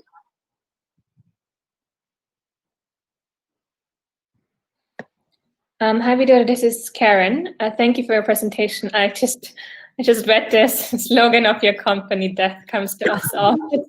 That's quite sinister, I have to say, but then it's definitely so. Well, I have a few questions, but the first one is, so as I understand it correctly, you are basically relying on individuals to scan QR codes in different places to track their movement, right? Yes. How do you make sure that I'm actually scanning at all the points that I'm going? Because I'm a human, I get distracted, I might forget about it. Okay. In Sri Lanka, we have for each and every public place, we have a government personnel who is there, who is measuring the temperature of each and every person who is come in and go out. And we are providing them to wash their hands as well. Therefore, we are providing them the QR. We are going with, actually, we are cooperating with the government. This is basically, we are B and they are G, it's B to G1. And we are basically cooperating with them for this. And the personnel who are there, the government personnel are providing the QR, and as a must, when they are scanning for their body temperature, they have to scan this QR. So it's part of the checkpoints that we now have in different cities. Okay. And you said you're cooperating with the government. Are you already cooperating with them, or are you in the process? Not yet, not yet. Yeah, because we had our this election thing lately, and today is the day our the prime minister getting appointed. So basically, we are not in that kind of way, political manner to talk about that in country. Okay. And I guess more business long-term question is, let's assume that the pandemic is over. Let's assume that we kind of we all survived and are back to normal. How would your technology be used? Do you see any business model for post-pandemic Sri Lanka? Yeah, in a post-pandemic Sri Lankan perspective, we thought of that as well. We have this Savior app running for social natural disasters as well. But when it comes to QR places, we are having some kind of QRs in coastal area and having some kind of QR in our top country as well. In there, the QRs in top country indicating all these people in these areas, clustering them by this area. And when it comes to a landslide or something, we are notifying them and we take the precautions as well. When it comes to the beach side and the coastal area, we are providing them with these the coastal area clusters and tsunami or some sort of thing. That's the plan we are having right now for the post-pandemic Sri Lankan perspective. Understood. Thank you. You're welcome. Any other questions?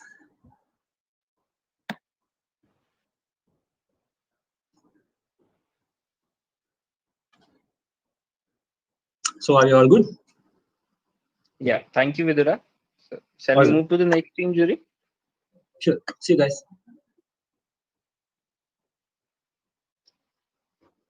Okay, Vidura, you talk about now.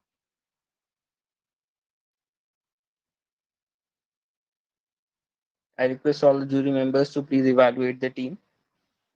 Meanwhile, I'll invite the next team. And we have another team from Sri Lanka. That's team Hand Indeed.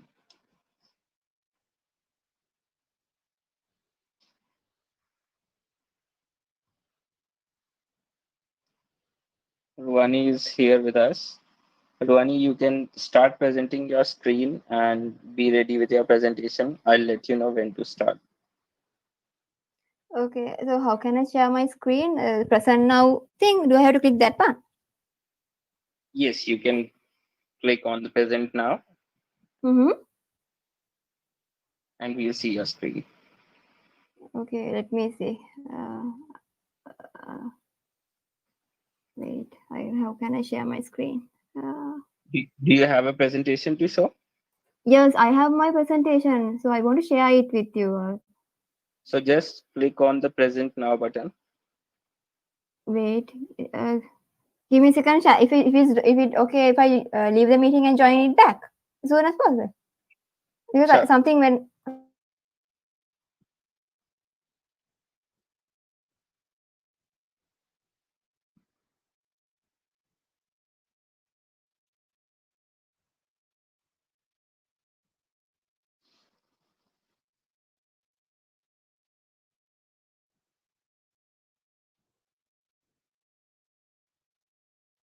Are we done with this course, Jury?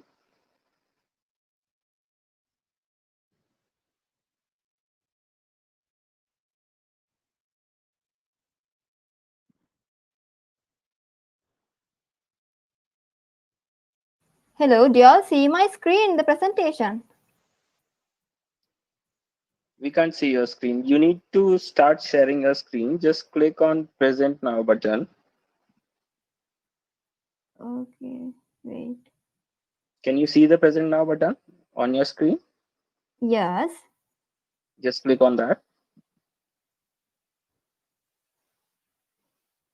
And select full screen. Do you all see my screen now? Yes, we can see it.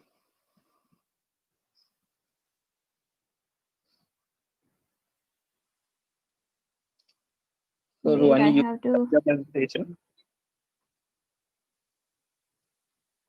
get my PPT. Do you all see my PPT? Yes, we can see it. Please go ahead. You have only 5 minutes, so please be quick. Hello? Do you all see the presentation of mine? Yes, yes, we can see it. Can you all see it? Okay. Okay, shall I start? Yes, yes, please go ahead. Hello? Shall I start? Hello? Yes, Ruhani. Yes, Ruhani, you can start.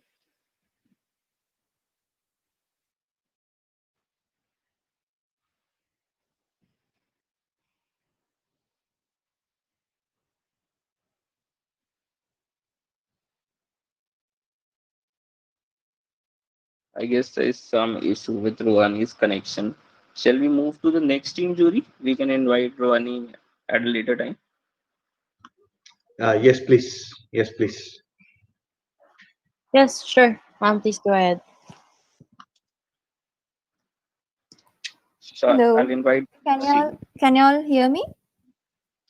Yes, Ruhani, I guess you have a bad connection. Let me check once again to share the screen. Okay, you can set up and come back later. We'll give you Oh, time. okay. Thank you so much. Yeah. Okay. Okay.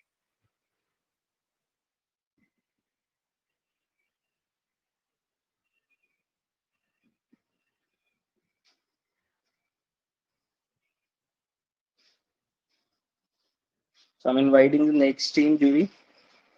The next team is from India. And the team name is Quarantine.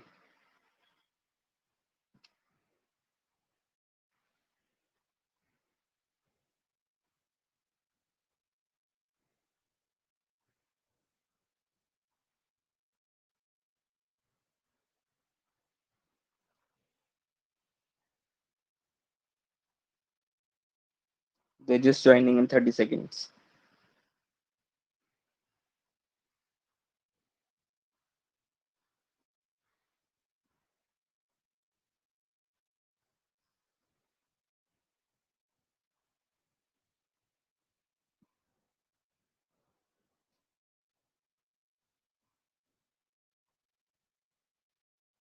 Okay, Sanchit is here from the team Quarantine. Sanchit, you can start your presentation. You have only 5 minutes left. So please stick to the time and be very quick. Start your presentation now. All right. Good evening, everyone. We are Team Quarantine with Project Ashray. We are sorry to inform that one of our team members, Vanshika, could not connect today because her grandfather passed away yesterday night. So only 2 of us will be showcasing the project. Let me share my screen. Yeah, please turn on your video also. Okay.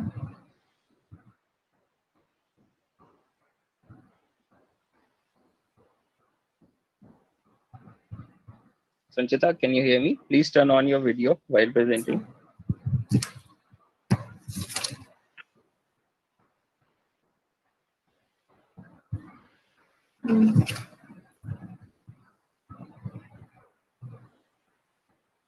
So I guess there's some network issue. Sure, May I please please go ahead. continue? Yeah, please. So, as we all know, during this time, it is highly risky for our senior citizens to go out. And if relatives are not present with them, they are compelled to go out for their daily needs. Ashray volunteers can help them bring their stuffs. Even if the vaccine comes, there would be a great rush everywhere, which may lead to the increase in cases. Here also, features of Ashray could find use. Let's have the look at the entire idea and features via a short video.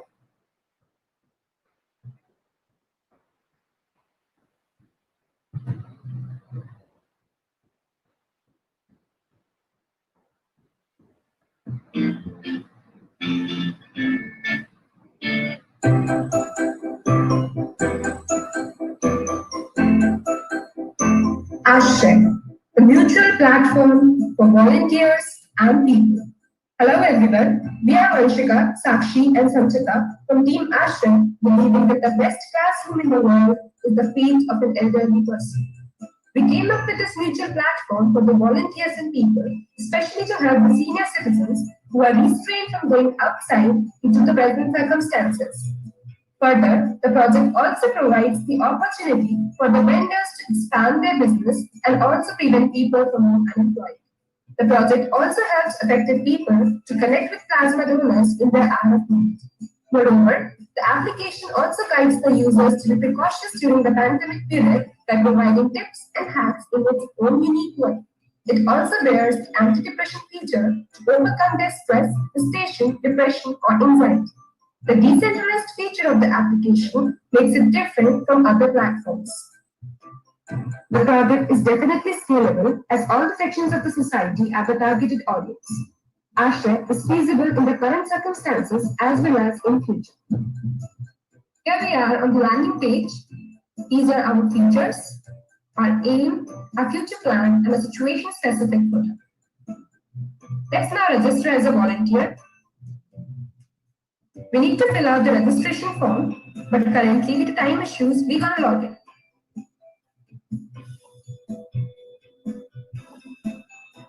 This is the volunteer section, and we need to specify whether we are currently active or not. We need to specify our investment as well, because we will be the ones who will be paying to the shopkeeper and will receive the plans once we deliver the material. To edit our information from here, let's now have a look as to how could we call a volunteer. We just need to specify our approximate cost, and it will find us the volunteers. We could select anyone and make a call. We also have a make payment option over here, which uses blockchain secure payment using Ethereum blockchain. User would make payment into the contract account, and based on the situation, whether the stuff is delivered or not, payment would go into volunteer's account, otherwise roll back, which would make the app more trustworthy and scalable.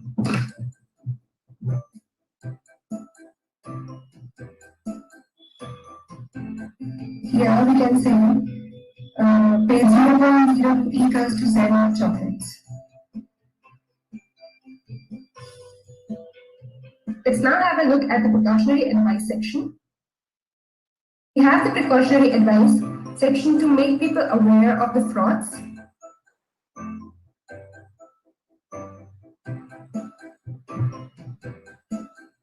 Let's have a look at the anti-depression feature. We have a collection of popular motivational videos.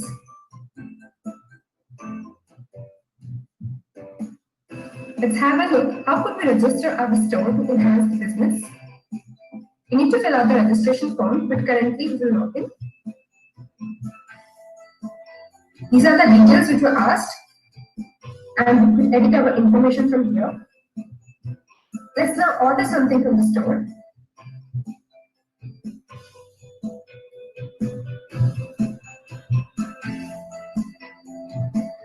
We could search our store, and we could find the details and make a call from here. This also has the make payment option, which works as before. Let's have a look at the plasma section.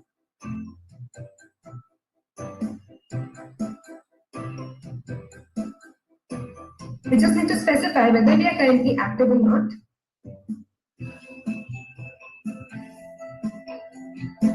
Let's see how could we contact the plasma donor in the hour of need.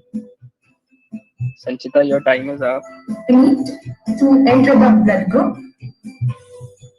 and it will find us the people, and we could call them. Just a few more seconds. Here we have the feedback option. We are planning to make it multi-platform and add some additional features along with improving the security and authentication process of the application. Some of the features include connecting with medical staff, easing with employment, personal counseling sessions, and enhancing security by using technologies like artificial intelligence as a facial authentication by transaction process. Thank you. Thank you, Sanchita. Jury, any questions for them? Hi, Sanchita. Hi, Alea here. I was wondering because you seem to have a lot of solutions in your platform currently. What is your core priority right now while you guys are at an early stage in terms of building the product or on On the the business core side even?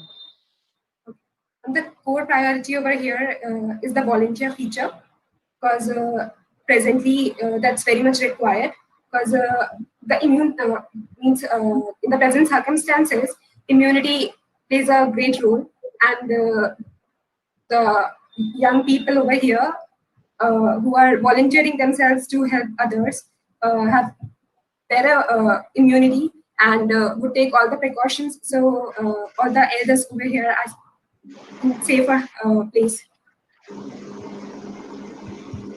Moreover, donate plasma section will also be the priority.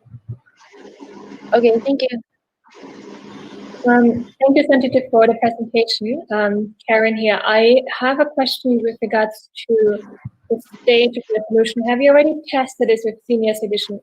Because I was a bit surprised to see blockchain used as well. And senior citizens, you need to kind of ease them into using a new tech platform. And I wonder how much thought you guys have put into really creating a platform that's easy to use for senior citizens. Ma'am, we just added blockchain features. The smart contract feature attracted us. So what we planned was actually that the user would transfer the amount into the smart contract, and after confirming that the stuff is being delivered to them by the volunteer, the amount would go back would go to the volunteer. Otherwise, it would come back to them. Here also, here I would like to specify that currently blockchain is banned in India. We just used it for the project purpose. Okay, and have you had any senior citizens who have tested your platform yet? Or is this the next step for you? No, ma'am. No seniors. Okay, thank you. Hi there, this is Irfan here calling from Sydney. I think it's an interesting aspect, and I think glad that Karen touched on the blockchain aspect as well, and the validation. It's obviously there are quite a lot of volunteering platforms which not only connect residents and citizens, but also the corporates together. Now, can you just come back to your unique USP part, and how scalable is this and feasible, to scale globally or scale, across even India, if you were to look at it? Okay. So our project is definitely scalable, because first thing, it is a mutual platform where there's not very much stuff being complicated about the volunteers and all. So anyone could join it, can use it, and it's specified over here that the volunteer is going to contact the user directly, and it would be their conversation. So the volunteers could also earn grants from here. So that means that it's one of the platform which would be liked by everyone. And coming towards maintaining the scalability and everything, the search features and everything would be working upon the location, maybe upon GPS tracking as well. But we are specifying that in how many locations is the volunteer comfortable to deliver the material or whatever help is required. And upon it, the whole project works. Do you have a model that you work with, say the NGOs or not-for-profit organizations? I mean, I want you to check out, again, I'm probably talking up about, startups. Yes, check on a platform called Communitier. So where there is an element of bringing, and that's where I'm looking at scalability, where it's not just going widespread and building a B2C capability, but how can you work B2B2C, where you can leverage existing volunteer networks that's associated with not-for-profit organization, NGOs, who can come on board. So that drives your customer base adoption, but also they're able to leverage value from your platform. So check out a platform called Communitier. Community EER. So which is again building corporates, volunteers, and also not-for-profit organization. And they've also, obviously, looked at some kind of blockchain-based transaction based on value, not currency, like more,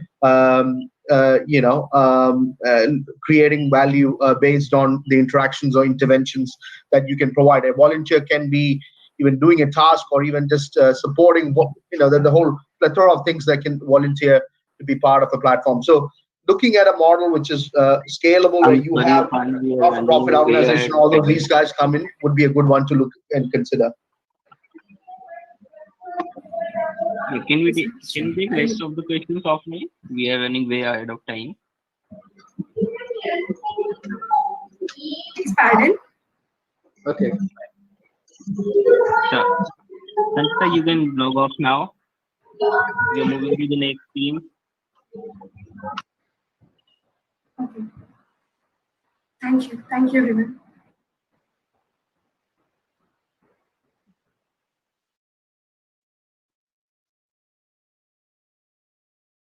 I request all the jury members to please stick to the time.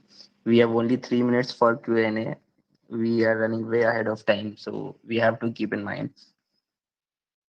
And we have the next team ready. The team name is Agro, and they are from Great Zambezi.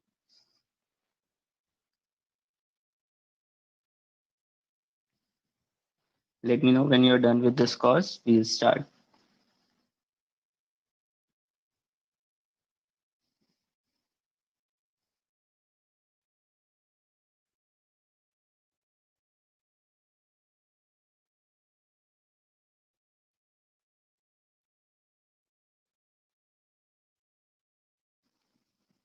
Okay, team, you can start your presentation. You have only 5 minutes, so please be quick.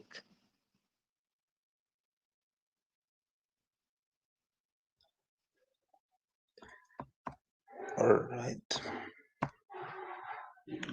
Hello, I'm from Zambezi and we're Team Agro. As you can see on the screen, Agro, it's FarmWise Farm Agro. It's a one-stop solution for all smallholder farmers' needs.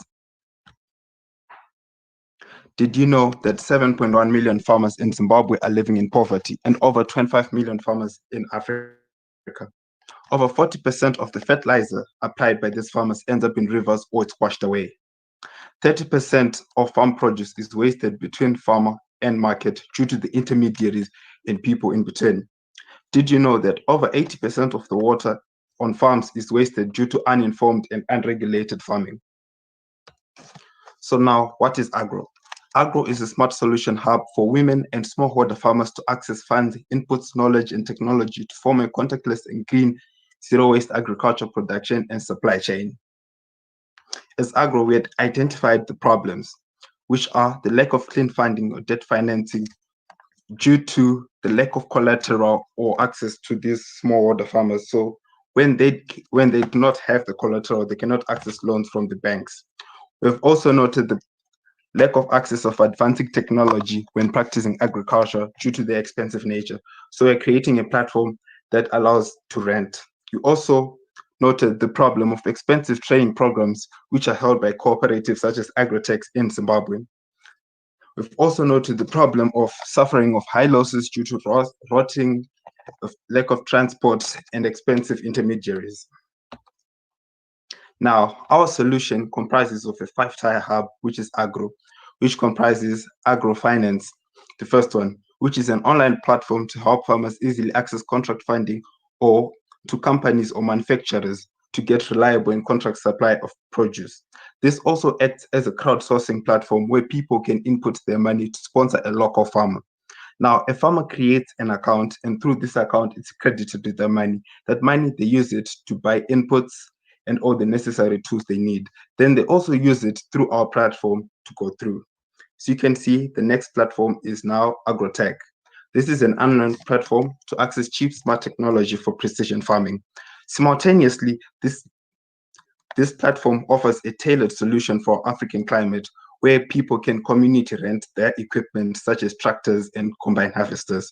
Our third one is AgroCart, where an online platform to farmers to sell their produce directly to the customers, avoiding the need of intermediaries. The final two platforms will be AgroHow and AgroLink. AgroHow is simply an online platform for farmers to access tailored specific plans on how to plant, grow, and tend to their crops or animals, specific to where they are, that is the temperature and the soil structure. AgroLink is simply a LinkedIn for smallholder farmers in Africa. Now, the benefits to this is elimination of middlemen and farmers that increases profits both to the customer and to the farmer. Smallholder farmers with less collateral can access funding, reduction of wastage of fertilizer and water as farmers have access to big data and practice precision farming. This is just part of it. Now, our platform, which is the first one that we have, www.agro.co.zw. Here it is, as you can see. As it says, when you go to the homepage, empowering smallholder farmers through technology, it describes it. As a farmer, you have two options. It's either you as a farmer, you're looking for funding, so you create an Agro account, or you learn more before you create it. Or for investors, you can inject funding into any farmer as a crowdsourcing platform, or you can contract a farmer to produce specific produce that you want. Right now, let's say I'm a farmer. Let me say create an Agro account.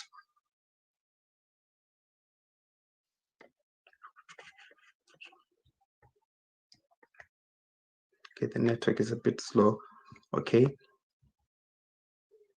Now, as a farmer, when you say create an account, you go straight to this page. You enter your details, that is first name, email, the agro role that you're going to be taking. Are you an agro farmer or are you an agro investor? Your username, your password, then you register. Let's say let me choose a country, register. All right, so when you enter like this, agro farmer, user, let me use one, let's see, password, let's say. All right, so currently I'm gonna have to use, when you say this, you create an account, then it sends an inbox to our message. When we get the message, then Okay, after that, Tapak, your time is up. Jury, any questions for them? Yeah, hi, this is Ashutosh here. A couple of questions, an interesting opportunity that you're looking at. In one of the problems that you would one would face is lack of digital literacy as far as the small farmers are concerned. How do you as well as infrastructure and connectivity, etc. How do you aim to manage that? That's one. The second is in a lot of the developing markets, there are constraints. Agriculture is a regulated commodity to a large extent, especially in terms of how you sell, how the farmer can sell to the end customer, etc. So are there such rules and regulations that you've looked at? And have you tried this out already? All right, I think the time got the best of me, but as I was going to allude earlier, currently, first question that you asked about accessibility. So we carried out our test pilot in a satellite town that is in Norton, and we realized that most farmers didn't have the access to this. So we resolved to trying to incorporate WhatsApp chatbots, where over 80% of the farmers that we're going to be dealing with have access to WhatsApp chatbots. Then eventually, probably in November and December, we'll be able to launch a USSD where everyone with a phone, even the small phones cannot access WhatsApp, they can use a USSD platform to access us. Then they send in their details, then we call them back. When we call them back, they'll be able to give us a more definitive approach. Then pertaining to the second question about rules and regulations, in Zimbabwe, we currently have a problem with the selling of tobacco and cotton, that is for export market. But if you apply and get a permit, you'll be able to sell it. That is, you'll be able to export it through our Agro platform. And we're currently trying to get the permits. Okay, thank you. Any other questions, please? Or shall we move to the next thing? Just a quick one.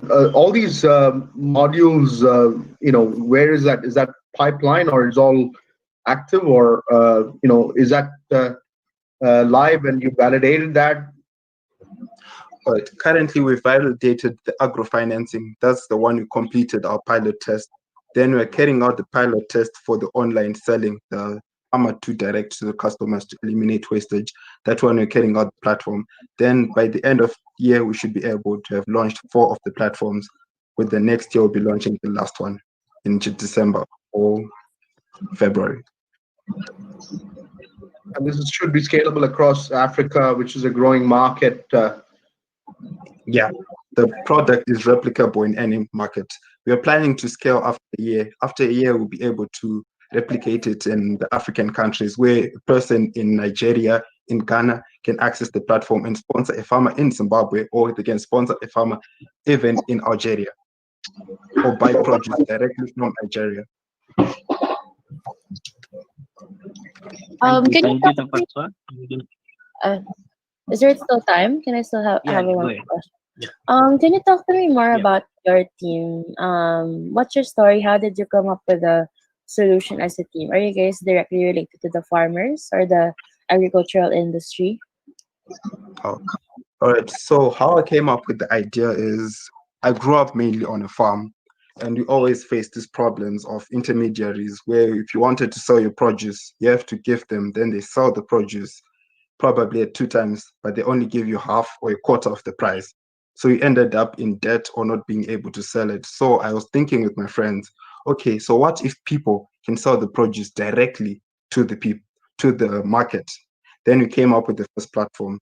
But then we also realized the farmers actually have more problems. They don't have access to funding. They do not know how to farm. They are wasting inputs. So we then came up with a one-stop solution that can help precision farming in all. That you know how to farm, you get the access to the inputs, you get the access to the funding and to the market, so that you maximize what you're doing. That is, you maximize your farming, you maximize your profits, and the people that are buying actually buy it at a lesser price than having intermediaries in between. So just trying to promote precision farming in Zimbabwe and Africa at large. Okay. I guess if I can give some advice, would that be? Are you okay to with that?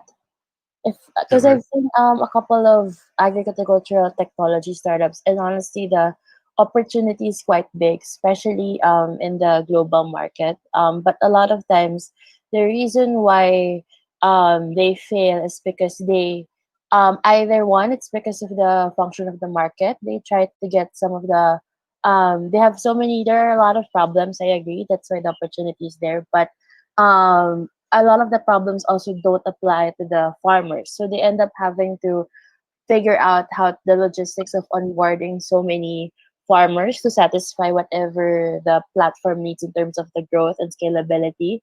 So I guess my advice to you guys, because I really do want to see a successful agricultural tech startup on a global scale, I would advise for you to be able to look at how the flow would be, how the pipeline will be in terms of one farmer being able to access all of the solution that you're trying to get, or try to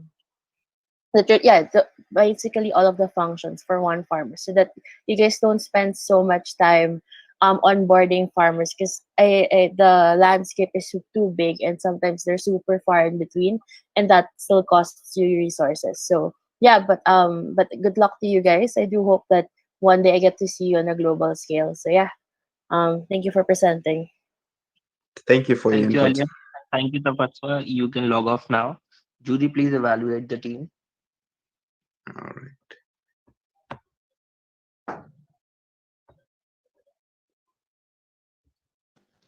We have another team from Great Zambezi, and the team name is Team Chiremba.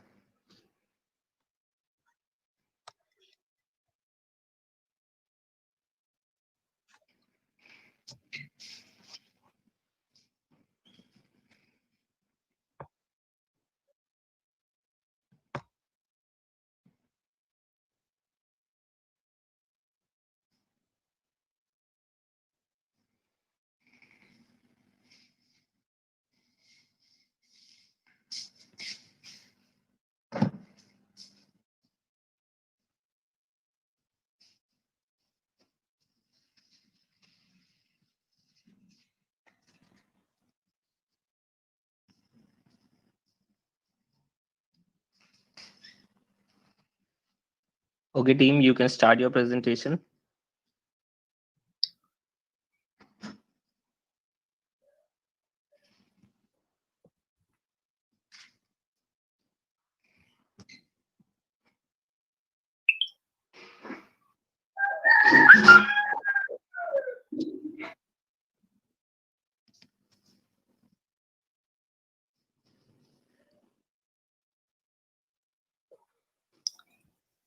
Takunda, can you hear me?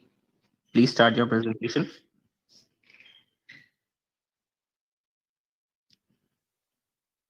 You are on mute. You need to unmute yourself.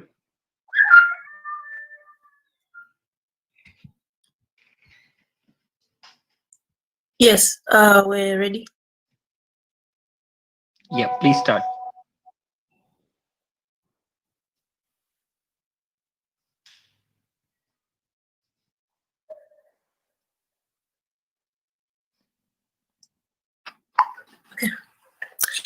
Good afternoon, ladies and gentlemen. My name is Wimbai Kachinga. I'm a member of Team Chiremba's Health App team, and I'd like to present to you our project today. Chiremba is an online health center that allows Zimbabweans to access basic healthcare services anywhere and at any time. It's the first of its kind in Zimbabwe. Chiremba seeks out to complement the efforts of health practitioners in delivering quality and affordable healthcare services in Zimbabwe, in line with SDG number 3. We've managed to conduct a needs assessment before and after the official COVID cases in Zimbabwe and revealed the following needs. Most people need to travel long distances in order to access basic healthcare services, and the lockdown travel restrictions have made the situation even worse. There are high doctor-to-patient ratios, especially in public hospitals. There is inadequate protective equipment in our health institutions, making the healthcare centers a high-risk COVID-19 area. Inconvenient systems where patients have to scurry around town looking for health centers that serves their needs and accepts their medical aid cards. We've developed an online service platform called Project Chiremba.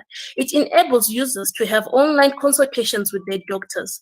The platform has listings of doctors and health centers and a geolocation services, which allows users to easily find specialists for their needs. Users can send the e-prescription, order, buy, and get medication delivered straight at their doorstep. Pregnant women can book a birthplace online, use free home remedies, especially for those that can't afford the medication, use a WhatsApp chat box to access all these services.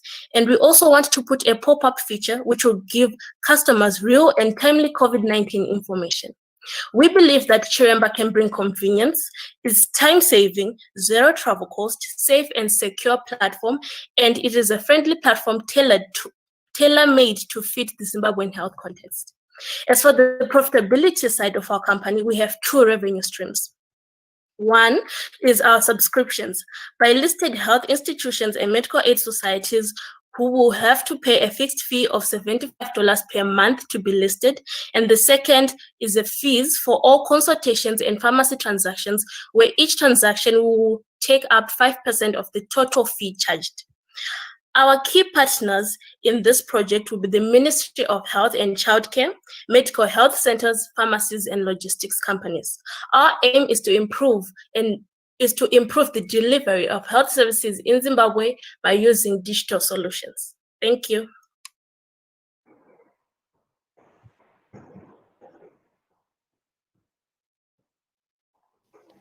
Thank you, Wimbai. Any questions for them, Judy? Yeah, this is Ashutosh here. I have a few questions.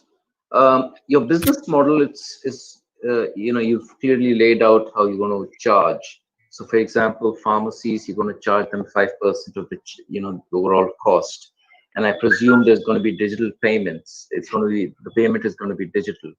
So, have you tested this thought out with the merchants and everyone? Because there is going to be a cost of digital payment. On top of that, you shave off another 5%. The pharmacy doesn't make too much. Similarly, when you look at $75 for the establishments to pay a subscription to you, what is it that they're getting for that $75? Is the other point. I mean, how are what's the value that you are providing to them for that $75?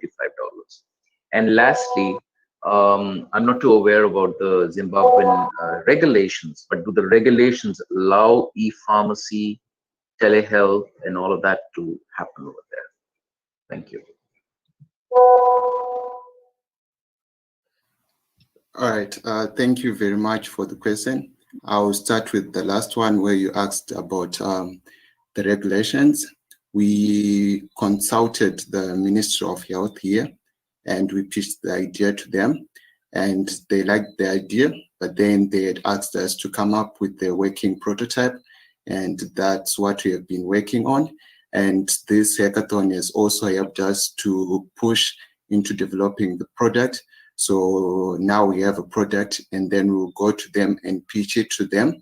And in terms of the regulations themselves, it's actually allowed for patients to use e-pharmacy, to use telemedicine, and it's actually helping out. It helps out during this COVID-19 period where we have problems of people getting the COVID-19 from the health centers. So this platform will actually reduce the risk of one getting COVID-19 from the risk from the health centers. So it's actually approved by the regulatory bodies. Then in terms of our business model, we wanted to have doctors on the platform, but then we have identified that it can be a challenge. So the easy way for us is to approach established medical aid societies. Then we offer this system to them. They already have the doctors. So what happens is their doctors will be using this platform to serve their patients who subscribe to their medical aid facilities. So after that, their clients pay them monthly fees. Then they pay us monthly fees for them to use our platform. Then the second revenue stream is we are going to target different doctors who are looking for extra work.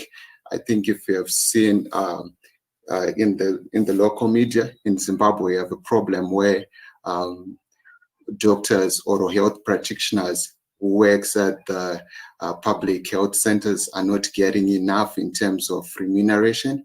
So this will be a platform for them to offer extra services that will give them an extra allowance for them. So yes.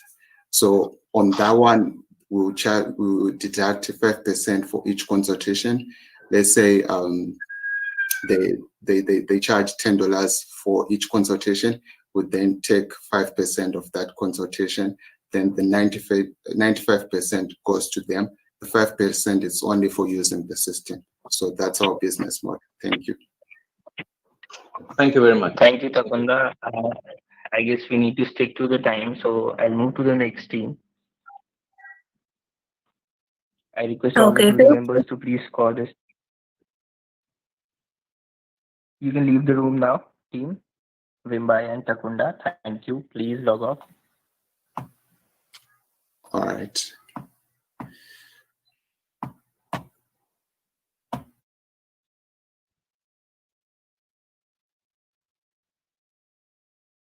We have the next team, and the next team is from Kenya, and the team name is the Knights. Hello, the Knights here. I can just wait and let you know when to start. Okay, let me cue my presentation deck. Yes. Okay. Judy, are you done with the scores? Yes, all good. Okay, you can start your presentation. You have only 5 minutes, so please be quick and stick to the time. Okay, can you see my presentation? My slide deck. Yes, we can see it. Okay, I want to start now. Yeah, please start. Okay. Hello everyone, my name is Kenneth Kyoda from the Knights, and today I'll be presenting on the weeding bot. Agriculture is a $2.4 trillion industry, with 70% of Africans rely on it for survival. However, there occur yield losses of up to 200 million metric tons just from weeds. The traditional solution for these weeds has been herbicides, but they have been proven to be a costly poison to both the consumer and the farmers alike. Some of these drawbacks include unaffordability due to the high cost of utilities such as labor and water, crop contamination due to the presence of glyphosate in the herbicides, and may even cause cancer after long use. To combat these problems, we decided as a Knights to make the weeding bot. It is an autonomous mobile robot powered by AI that makes weeding easy, affordable, and efficient. Most of all, food is safe for the consumer as it is herbicide free. Now, at least Michael's grandfather, who is my colleague, who has been suffering from these weeds for a very long time, will have something to smell about when the weeding bot goes to market. So how does this happen? Well, the robot has a microcontroller that has an AI loaded onto it. This AI is maintained by Azure Custom Vision and is responsible for weed detection using the cameras, weed elimination using the robotic arm and the weeding attachment, and also navigation using the wheels. To illustrate this, we have a short demonstration. When the robot first detects the object in front of it and detects it as a cabbage or a vegetable, it advances the robot towards the next object in focus. But if it detects it as a weed, it instead activates the robotic arm in order to pluck the weeds from the ground. Now, our target market first is to target the 300,000 small-scale farmers in Kenya. Then once we have acquired this milestone, we're going to venture out and capture the 33 million African farms. However, the current situation is quite dire, with most countries banning importation of crops grown using herbicides that have glyphosate. Such countries include France. So to do this, we're first going to offer our services to various local farmers and use the farming as a service as our revenue model. We're going to be charging our services at $120 per acre, and given from our research, we have seen that the average African farm size is 5 acres, so it will take around $600 to weed the entire farm. So in perspective, the farmer will have his farm, entire 5-acre farm, weeded in 1 day from our calculations. To reach the African market, we first have to achieve the following milestones. First is to launch a pilot program with 10 farmers and 7 robots. From our calculations, we have seen that it takes 7 robots to weed the entire 5-acre farm in a day, which is a working day from our calculations around 8 hours. Next is to establish a robotic production process from outsourcing the materials all the way up to the assembly, and to grow our existing partnership with the Ministry of Industry and Trade, and also to partner with the Kenya Women Microfinance Bank, as 80% of African farmers are women. And the third is to solidify these business partnerships in order to acquire the 300,000 Kenya farmers. And finally, we're going to venture out and have at least 875,000 robots in the African market that have a capacity to serve 125,000 farms per day, therefore capturing that 3 million African farms. In conclusion, we are sure when the weeding bot goes to market, it will have a big impact such as on people's lives, such as Michael's grandfather and the millions of African farmers. Thank you.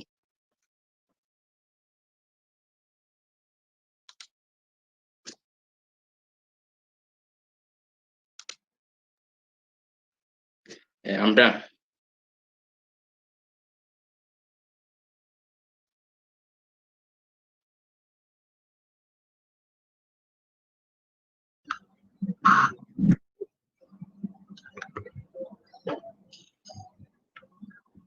Can we ask questions? Yes, I'm done with the presentation. I can. Thanks so much for the presentation. Really, really interesting. Yeah. You said that you already worked with a farmer to test a robot. Can you give me a bit more in details about the stage of the robot, and what would be the next milestones for you to really roll it out on a larger scale, so to reach your next milestone?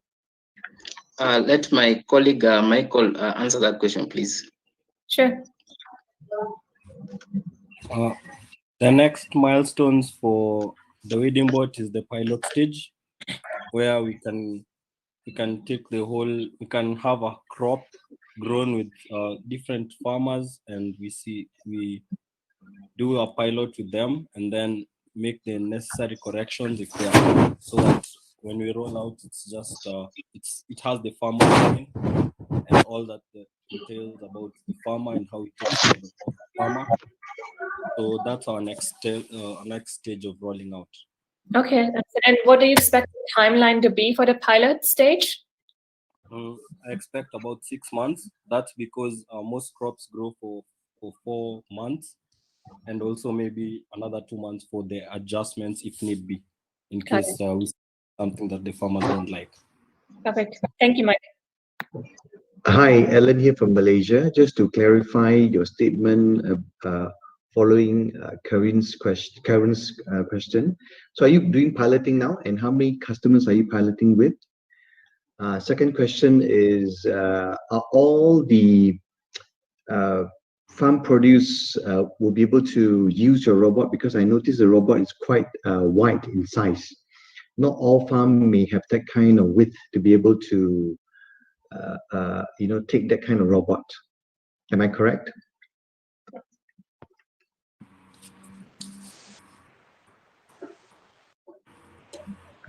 Thank you for your question. I'll start with, can you please repeat the first question?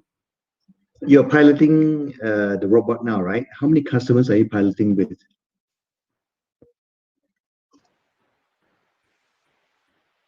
Oh, we have not yet. We are rolling out to the pilot phase. It has taken a bit of time because of the COVID situation and the keeping a safe distance, and we had some lockdowns. So we have not yet started, but that's the next thing for us. And the second question, if you can remind me, if you can repeat, please. Yeah, your robot seems a bit wide in terms of the design. Can that kind of robot be able to use in all the farms in your country? Or do you need to redesign them for those which have smaller space? The robot width now is 40 centimeters. We had done our research. Most crops were above 40 centimeters in terms of width, but there was one or two which were at 30 centimeters. So those are the ones which we excluded out because of the prototype. Since most things it's mostly wires. It can be scaled down, but for now, it's for a prototype. We needed more space, so that's why it's a bit bigger. But with time, it can even get smaller than that. Yeah. Thank you. Thank you. Thank you, Mike. We'll move to the next team now. Jury, please evaluate the team. Mike, you can leave the room now. You can log off. Okay, thank you. Thank you. Thank you.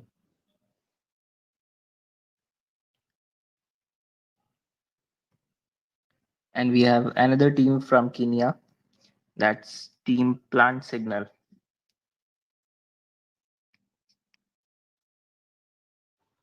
Oh, hi, Khan.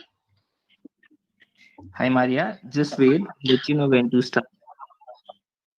Okay. Please be ready with your presentations. Start sharing your screen, and I'll let you know when to start.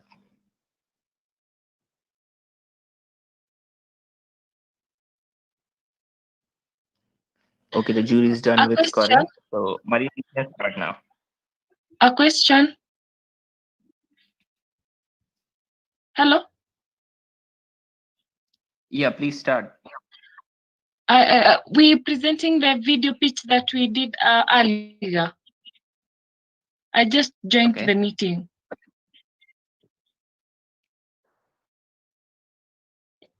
Yes? Yeah, please go ahead. Okay.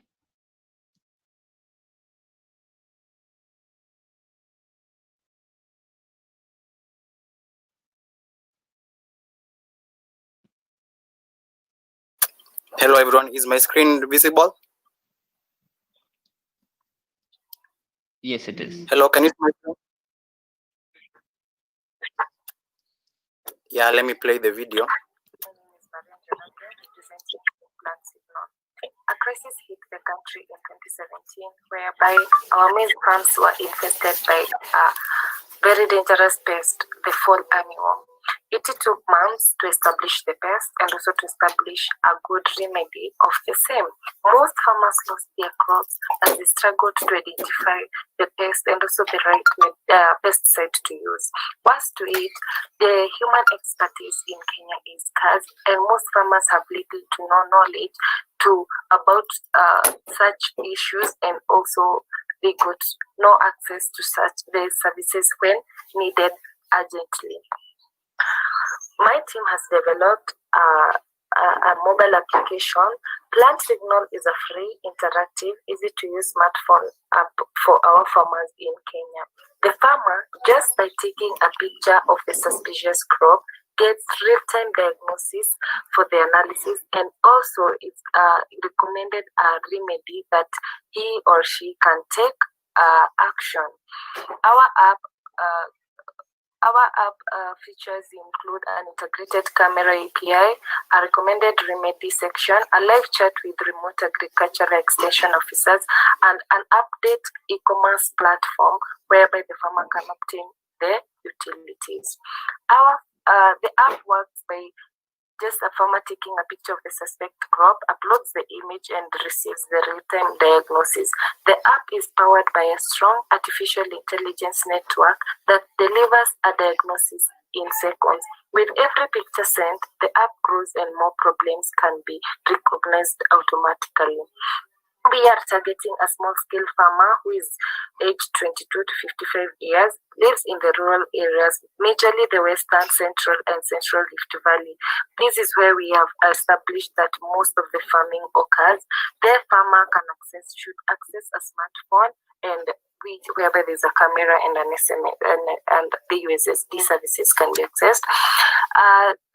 He or she owns less than 2 acres and relies on the farm for sale and home consumption. We are targeting a market of 750,000 small-scale farmers. This is a statistic we got from the Kenya National Bureau of Statistics.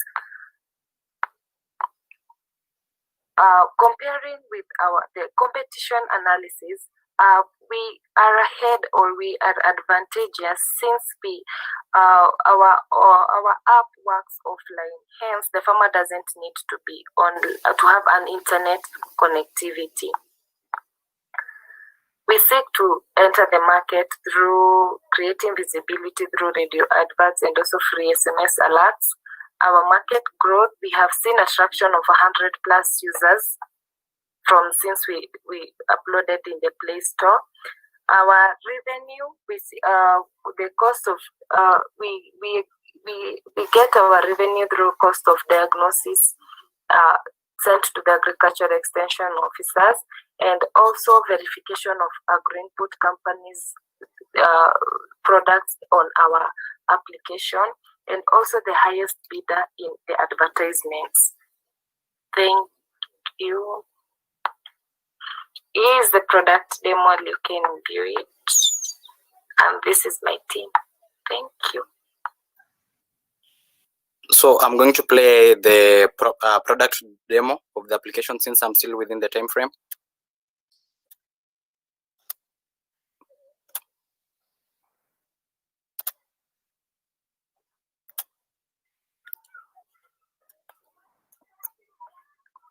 So here's the product demo of the Plant Signal mobile application. Welcome to Plant Signal product demo, and Plant Signal is an offline mobile application where the farmer can be able to detect pests and diseases, and also get the type of chemicals to be used in the farm, and also the farmer will be able to get the quantity to be used in the farm. And as you can see, this is the home page where the farmer will be able to land onto. And currently currently I don't have internet connectivity since it's offline, where I'm just going to show the product works. I just click on the scan image button, where I can pull out images from the gallery that I already earlier on taken. And since I'm in a tomato nursery at the moment, to be precise, I'm going for the camera, where as you can see that we have a lot of suspected leaves here. And so I'm just going to sample. Yes, let's give you, I just captured. Yeah, the image captured, so I just click on continue. And bingo, we have a prediction. It's tomato target spot. And its accuracy is at 65%, and we can be able also to view the remedies for tomato target spot, where it will navigate us to a portal where it's being managed by the agrochemicals and get the type of chemicals to be used for tomato target spot, and also get the quantity to be used in the farm. It's offline, and the farmer will have an easy time even without internet connectivity. Thank you. Your crop doctor. 40% losses. So that's it about plant signal. Thank you. We're done. Thank you so much for the presentation. It's quite interesting. I have a question. If I understood correctly, you said you currently have around 100 users that are registered. Is this correct? Pardon, can't hear you clearly. So Maria, if I understand you correctly, you currently have around 100 users registered on the platform. Oh, okay. The 100 plus users are the ones that we have been able, they have downloaded from the Google Play Store. Okay, and how frequently are they using your app? Is it on a weekly basis, on a monthly basis, on a daily basis? We get most of the feedback on a daily basis, meaning they are using the app on a daily basis, which is also helping us to improve on the application.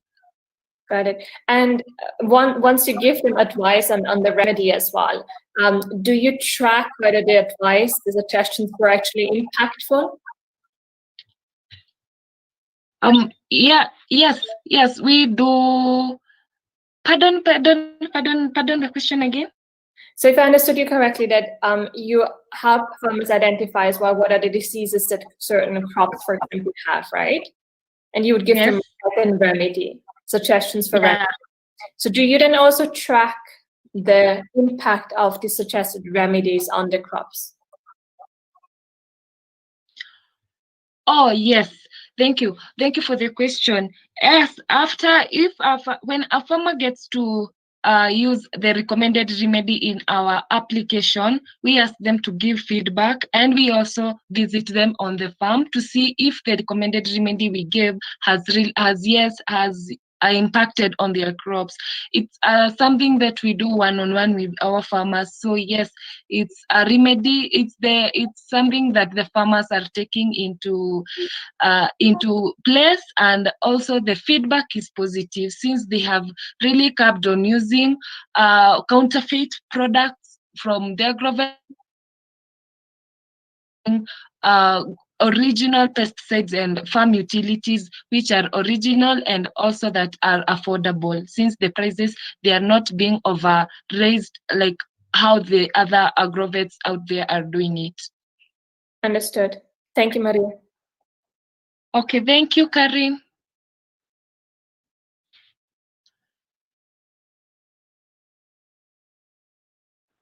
Thank you, team. You can log off now. Jury, please evaluate the team, and we'll move to the next team now. Okay, thank you. Thank you.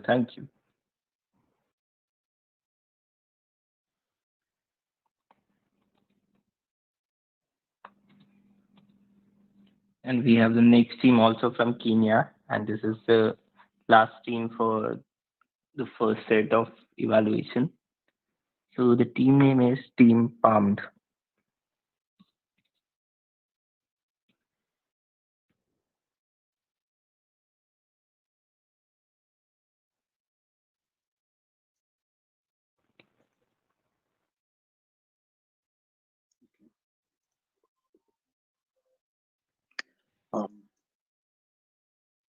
can everyone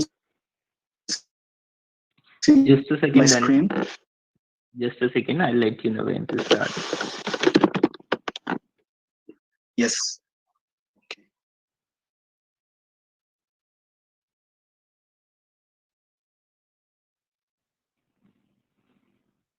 Jury, just let me know when you're done with this course. Okay. Yeah. Are you ready? Yeah, Daniel, please start. Okay. Thank you, everyone. My name is Daniel. We are a team alongside Rick, Brian, and we focused on this solution that relates to the health of the we were addressing the issue of health during the problem statement of open innovations around the handling of the pandemic. That's the thematic area that we were trying to address. So our app is it's a mobile application. It's called Palmed. It focuses on 4 areas. Basically, we just take you through. We give accurate statistics per capita, showing the worldwide spread of the virus, the rate of infection, and the infections.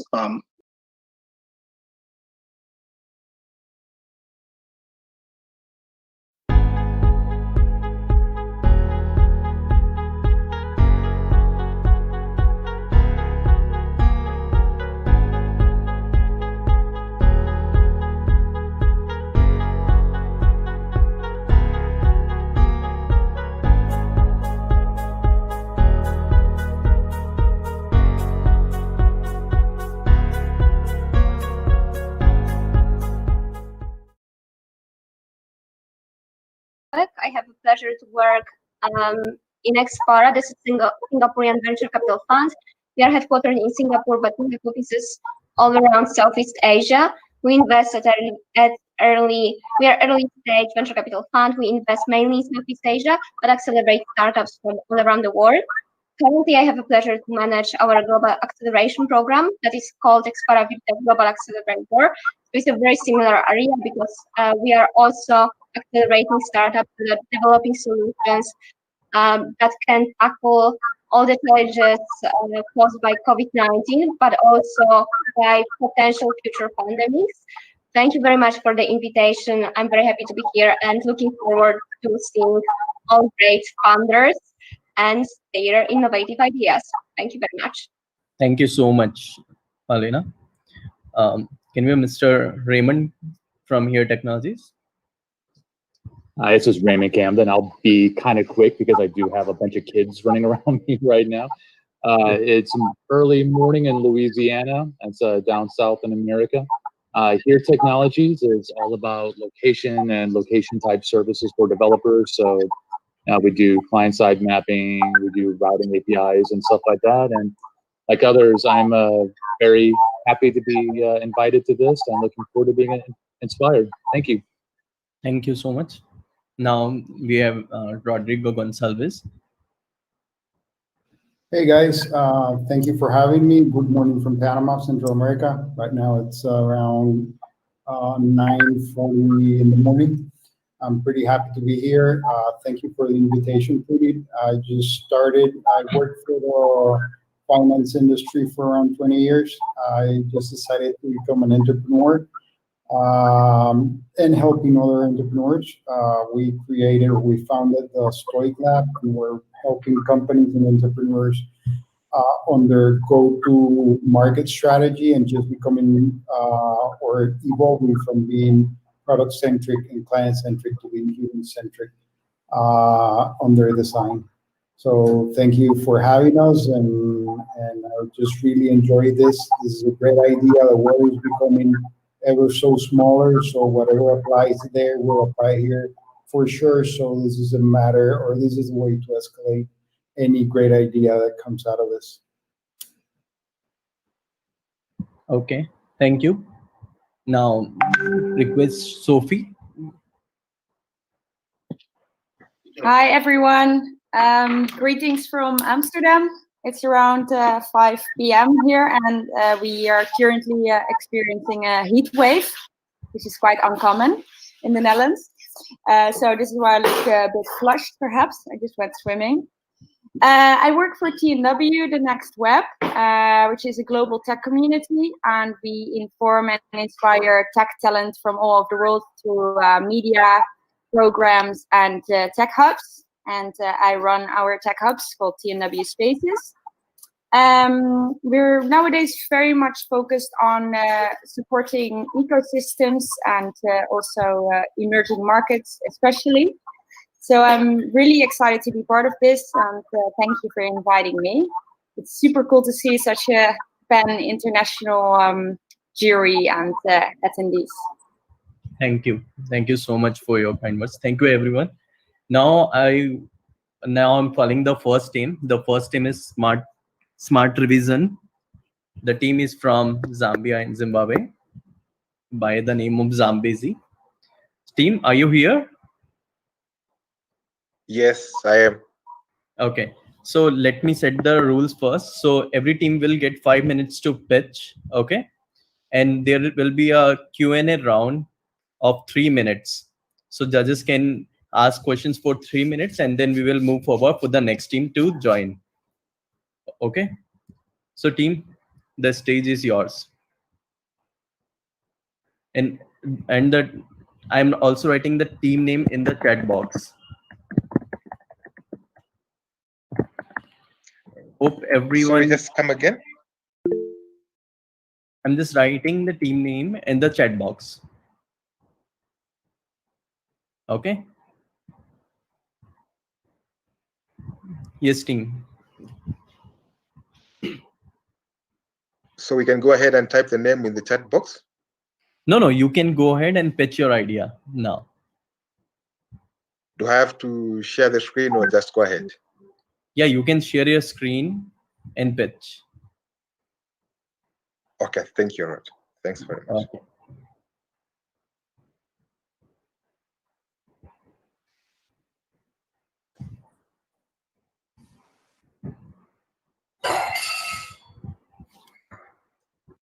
Are you able to see my screen?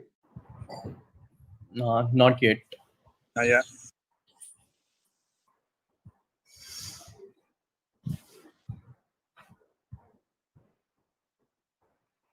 So you have to click present now on the right hand side. Yeah, now we can see. It's visible. Okay, thanks. My name is Charu Titus from Smart Zambia. We are a tech company that develop softwares in education and fintech. So we are here from the Hackathon of Zambezi Magic. And then the biggest problem that we are faced with during this COVID challenge is imagining a kid trying to access school, and they can't access school because of COVID. Our schools are closed. Their libraries for their books, they are closed. They cannot do revisions for their mock and final examination sessions. We are passionate about education. Hence, we have developed a software that gives access to these pupils, K-12 pupils, materials for learning. It has got past examination papers, and also the software is able to mark kids in a real time and also give feedback and give tutorials in terms of videos and tips. Our traction in the past 90 days plus, we have onboarded more than 25,000 customers. 2,000 plus customers are paying, and also our traction has seen us win the best SADC, that is the Southern African Challenge, and also we are in the top 1,000 best innovators in Africa under the Tony Lumelu Foundation. We are also the winners of the Engine Bongo Hive EdTech solution. Also, for example, on our Google Play, we have more than 1,000 downloads so far, which is a positive plus in the Zambian market, where we have seen the pandemic hit us so much in terms of schools. Our business model is very simple. We charge 0.0 99 cents dollars per month per kid who pay using mobile money, Visa, MasterCard, and also talk time credits. Our market is around 1.4 million. That is our serviceable available market, and we project to have revenues reaching 280,000 by end of this year, depending on how the COVID goes. Our main competitors include iSchool Africa and ZamTutor. These companies only have video lessons and their softwares are offline, while ours are offline. Our software is offline, online. We have got telecom partnerships with Zamtel in Zambia. We also the cheapest in the market. Our go-to-the-market has seen us partner with Zamtel, which is a telecom company here, and they have helped us in terms of advertising on social medias, conducting data promos, tablet promos, and also inter-school debates. In the education partnership, we have seen that this industry is very big, so we had to take partnerships with the Ministry of Education, the Council of Zambia, Examination Council of Zambia, Pearson Longman in terms of provision of digital books, iSchool in terms of tablets partnerships, and Profitoro from Spain in terms of teachers' content, which we should be having soon when the Ministry of Education approves in Zambia. Our major ask to this hackathon has been very rough, and we are concentrating on partnerships and collaborations on how we can package our smart revision, looking at the traction that we have on a tablet that can be sourced from China or Europe with cheap sources, and also trying to partner with the agri-tech and healthy tech, where we can also put that information in terms of COVID or agri-predict, weather predicts, and other crops ideas and information that kids might need as they learn in their K-12 syllabus. Our team is robust. We have more than 15 years of industry experience. Myself, I'm an accountant and a banker. Emmanuel is a CIO who is a food developer in softwares. Lee is also the CTO and a food developer, back end to front end. Chola Michael is our legal counsel.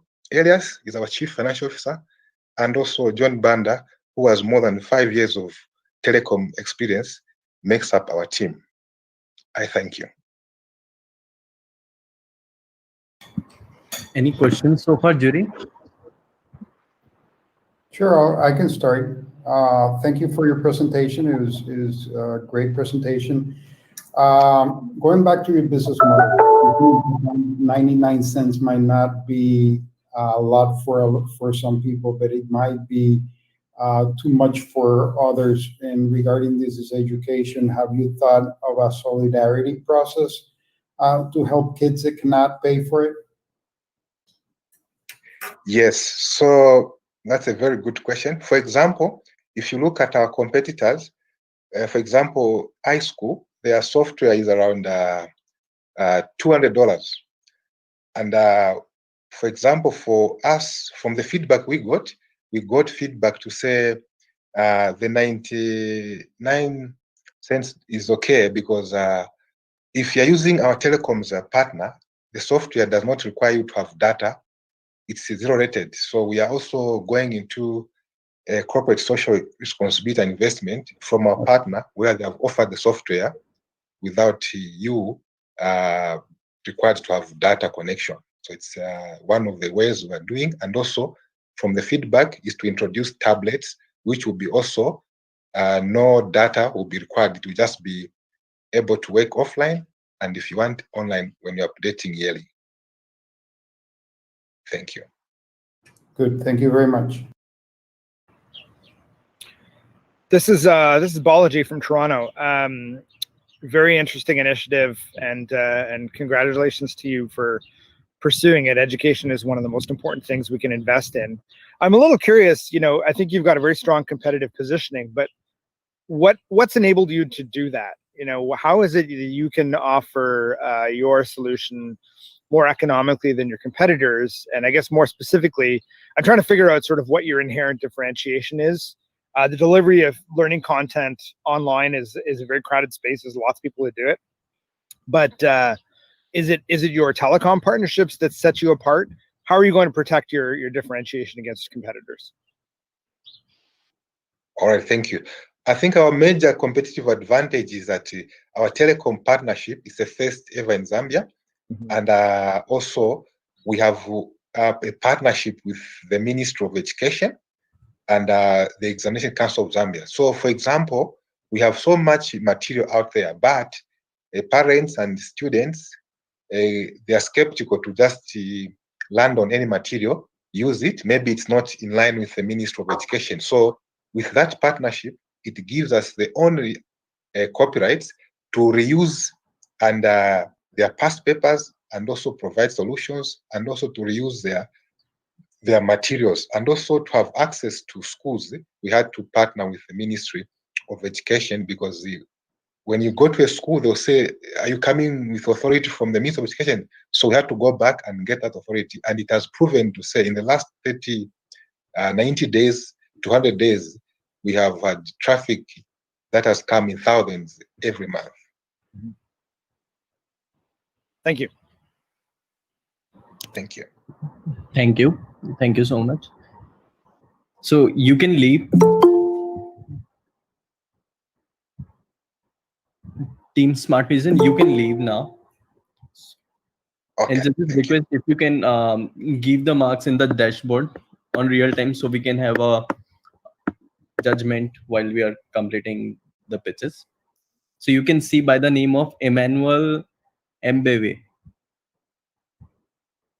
So once you are done, just let me know so I can ask the next team to start. Come again? You're done with the pitch, right? Yes. You can leave. So just waiting for the next team. You can log off from now. Okay. Thank you. All right.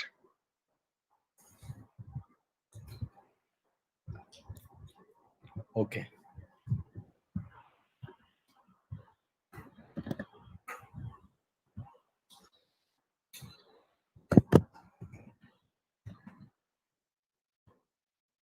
The next team is Goliath Aerotech. Team, are you here in this room? Yes, hello, I'm here. Okay. Judges, can we start now? Okay. So as I start, we won't be showing our PPT, right? Yeah, you can show your presentation by sharing a screen.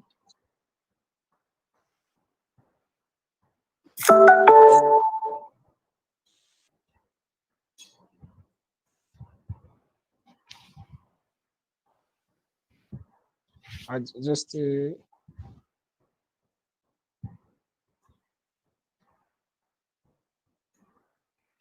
okay. Can you view what's on my screen now?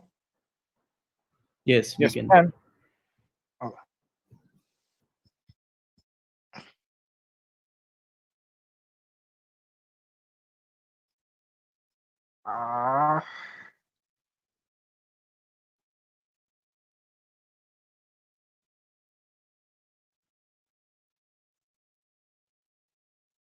Come on. Okay. Okay. So this is okay. Now I will go ahead now. My name is James Sharma. I'm the co-founder of Goliath Aerospace Technology. This is a technology that a company that will be in Zambia, which will be designing and manufacturing drones. Our sector of interest is the agriculture industry. We are going to help in various industries as well. So the problem that we have in Zambia is that there is a low produce of crops, low yield. There's a very high increase in cost and lack of consistency in farming, and lack of efficient methods that are used. To this, it has brought about a great impact upon the economy, such that over 60% of the labor workforce is involved in farming, yet they only produce 8% to the global GDP. In recent times, with the decline in crop produce, it has been attained to climate change. But we have to step up our methods of production. Another problem that we could see facing is the difference with Malawi and Zambia, on which Malawi is a smaller country but produces more produce than Zambia itself. Our solutions are going to improve methods and practices in farming, such as precision farming, improve quality of yield output of crops, and be cost and time efficient, add value to our customers, and stimulate their growth in terms of other crop yields and diversification. These are our products that we manufacture here in Zambia. We import the raw materials from various places around the world and design and construct them here in Zambia. Our operational services will be to inspect related areas, detect any areas of concern such as insects, infestations, report the findings in the areas of concern, and recommend what actions can be taken.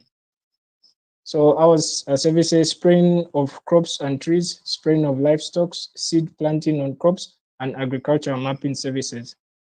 Benefit of using our product: it reduces the time in labor costs, an estimate of 70% reduction in operating hours, less use of chemicals, fertilizer, and water, improved quality of output, least necessary to paste, cost saving in terms of inputs.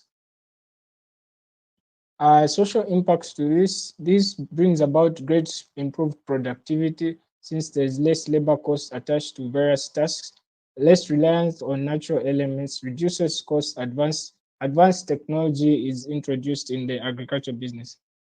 Our major competitors in Zambia would be the tractors, which can carry a heavier load of fungicides or pesticides to cover a large space, and also backpack sprayers. But where we beat our competitors when it comes to a tractor, it has a higher operating cost, and when it comes to a backpack sprayer, it is a slower and demanding task to spray 1 hectare of land, which will take about 6 hours, but using a drone, you can only take 10 minutes. Addition to that, using a backpack sprayer, you cannot spray high plants or high crops such as maize, bananas, or any other form of plantations or sugarcane. But with drones, you can determine any infestation at any stage of the plant growth. Other competitors at the moment in Zambia is AgriPredict, who use smartphone technology and take pictures of crops to determine the infestation. But to take pictures of each and every crop would take a very long time. But with a drone, you can scan an area of 1 acre in 4 minutes, and need to give you the results and the conditions of the nature or crop management of your field. The market is available, but we intend to carry out a pilot program to make aware of our technology, make it as cheap as possible, have our professional extension officers in the field. This will help increase the market diversification, as it is in Zambia. The major crop that is produced is maize, but with such technology, we can diversify to growing wheat, millet, and other cereal products, fruits, and other plantations on larger scales, and not only focus on maize during the rain season. Our market strategy will be social media, billboards, entertainment, and our website, which is currently running. Our business model will be quarterly subscriptions, half-yearly subscriptions, annual subscriptions. We have one-time payments for different actions that a farmer might need to make. This is our potential revenue basis. Time's up. Okay. Do you have questions?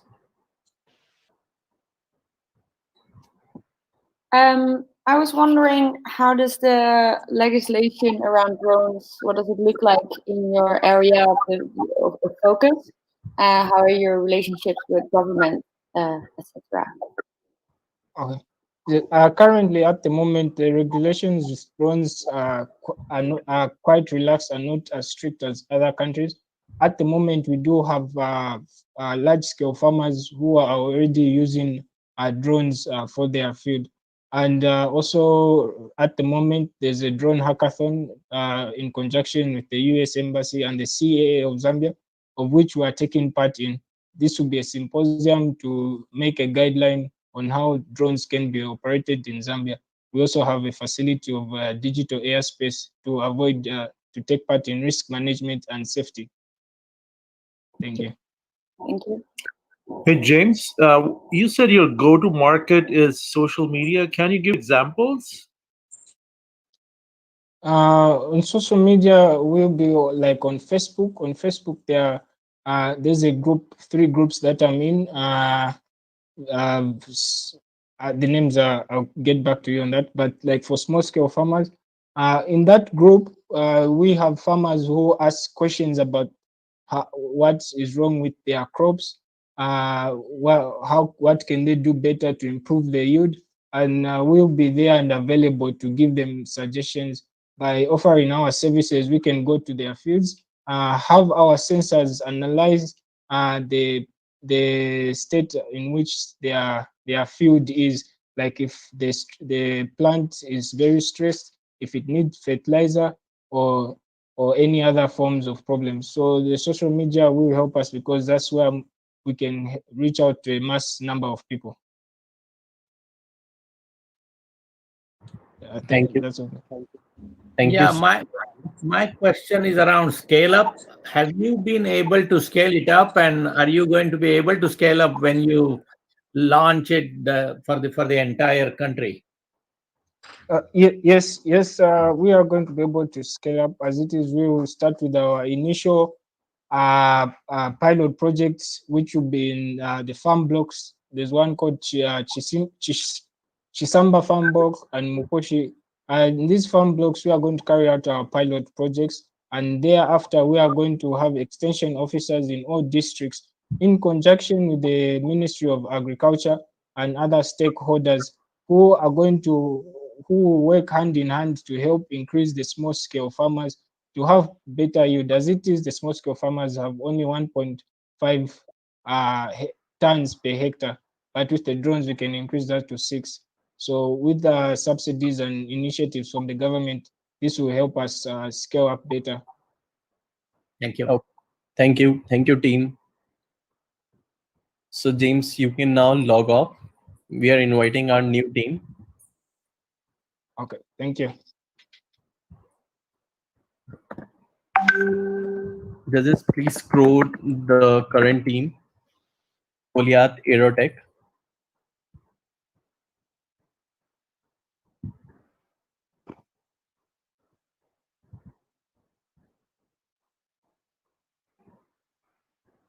Once done, just let me know, like I can call the next team.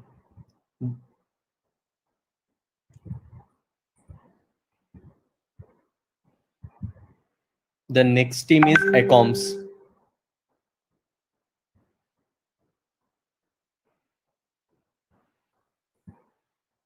Team Acoms, are you in the room?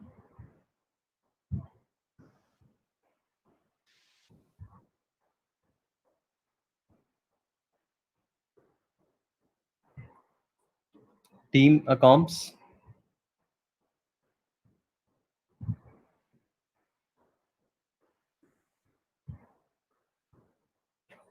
Just give me 30 seconds, I'm just checking.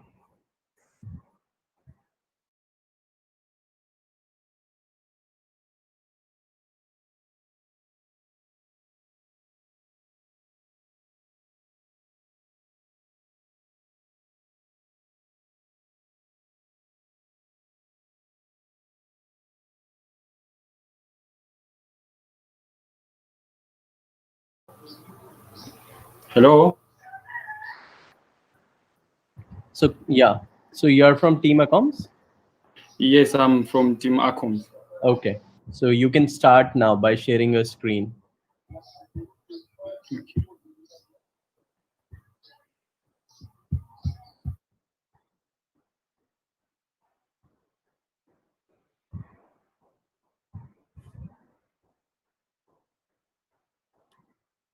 Team, please start.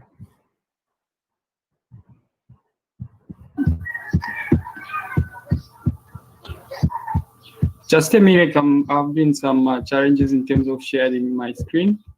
Okay. Okay.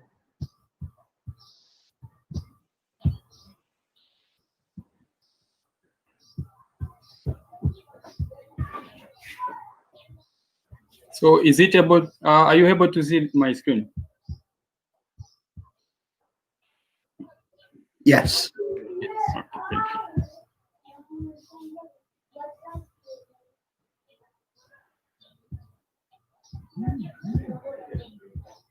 Are you able to see my PowerPoint presentation? Yeah, we can. Okay, Yeah. thank you very much. Time starts now. Yeah. 5 minutes sharp. Okay, thank you. My name is Dylan, representing Acoms. So we are a student-friendly online market, which is a website. So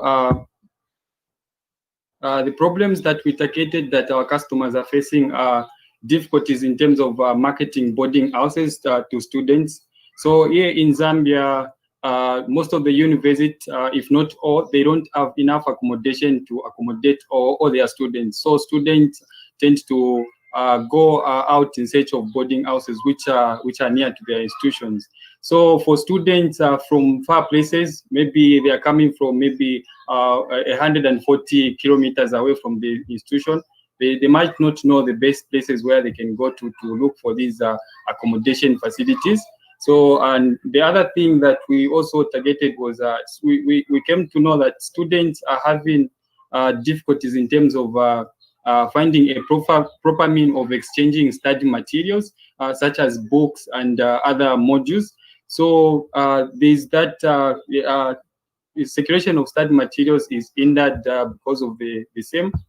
So as Acoms, we wanted to develop a platform which will be giving boarding house owners an opportunity to market to their target customers, in this case students, and also wanted to make a platform for students which is friendly and just dedicated to helping them find quality rooms and at a wallet-friendly price.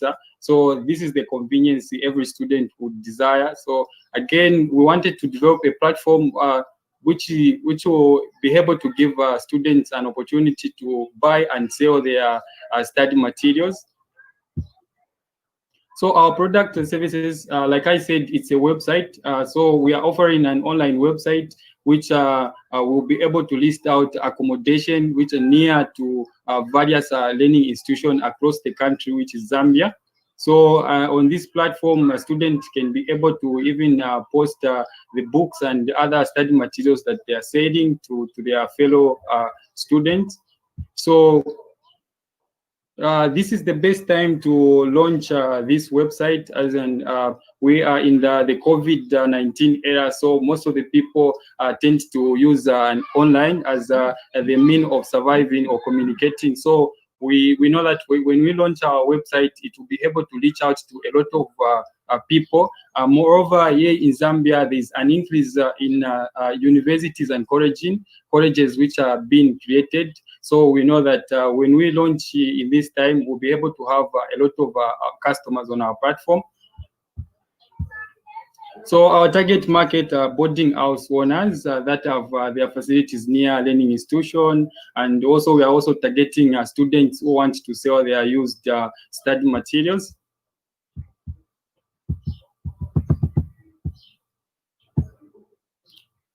And the size of the market, we have about 4,000 plus boarding house facilities across the country. So of these 4,000, we are certain that 1,500 can be serviced by our website. And on the other side, about 30,000 students graduate each year in Zambia. 60% of this number would want to sell their used study materials. This was after the research that we conducted in the countrywide. Direct competitors, we have people get to post their boarding facilities on Facebook, some in WhatsApp groups, on Twitter, but that's not effective because sometimes you might find that someone is looking for a boarding house, they go on Facebook and then they find a post, maybe it was posted 5 years ago, which is not providing the correct information at that matter. And some people just depend on friendly referrals and street posters and newspaper advertisements. So our competitive advantages, we are focused on students, so we want to help students. And on the other side, we ensure validation of ownership and quality before any upload on our platform. And we want to have a pronounced partnership with the boarding house owners, universities and colleges, the Ministry of Higher Education, and the Ministry of Health, so that we are providing the best to the students in our country. So our business model, we aim to charge $5 US for every boarding house upload on our platform, which is about 10% of the boarding house fees. And on the study material upload, we aim to charge 30 cents for every upload that has been made. So our team comprises of 4 individuals who are capable of managing the team and the website. Thank you. Thank you very much. Yes. Yeah. Questions, judges? Sure. Can we go back to your business model again, please? Thank you. So you're charging per upload or per transaction? It's per upload.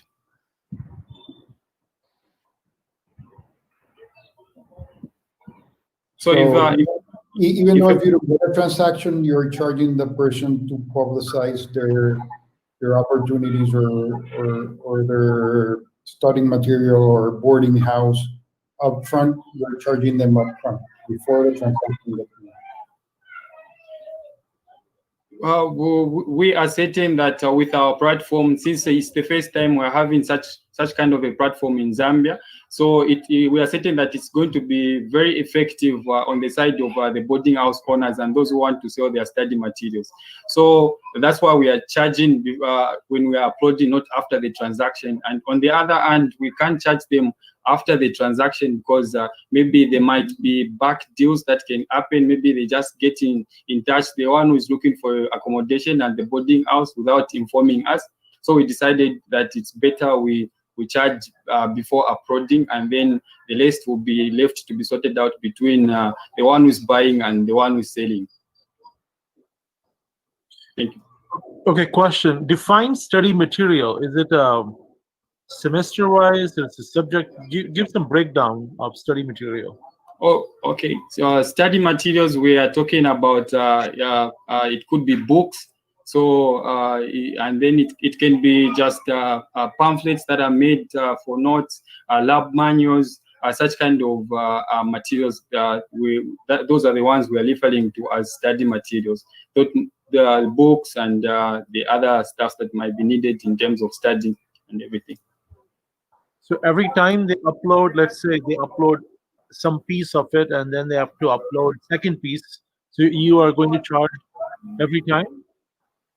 So if someone brings, let's say they are selling a book, just for that book, we are charging them 30 cents for that book. So if they bring another book, we have to charge them another 30 cents, because we are targeting about 5% of how much they are going to make from the sale of their book. Okay. Thank you. Thank you, Kevin. Request Kevin, if you can log off now, and also judges, if you can score the team accounts. Yeah.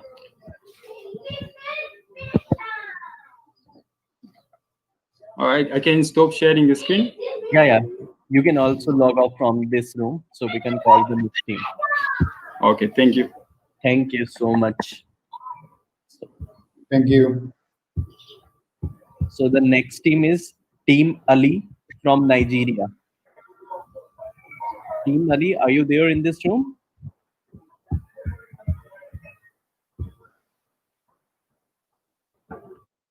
Yes, we are. Good day. There is an echo behind your. Okay. So judges, can we proceed with Team Ali? Yeah, can we share our slide right now? There is a echo. I mean, I feel the echo. Okay, can you hear me better now? Yeah, there Hello? must be a speaker and a microphone in the same room on two different machines. There's definitely an echo. Okay, can you hear me better now? Yeah. Much better. Good.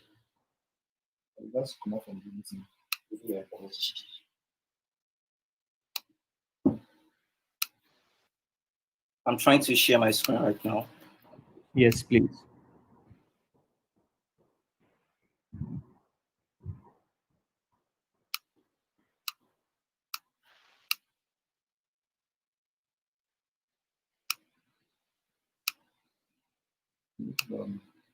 Okay, can you see my screen now?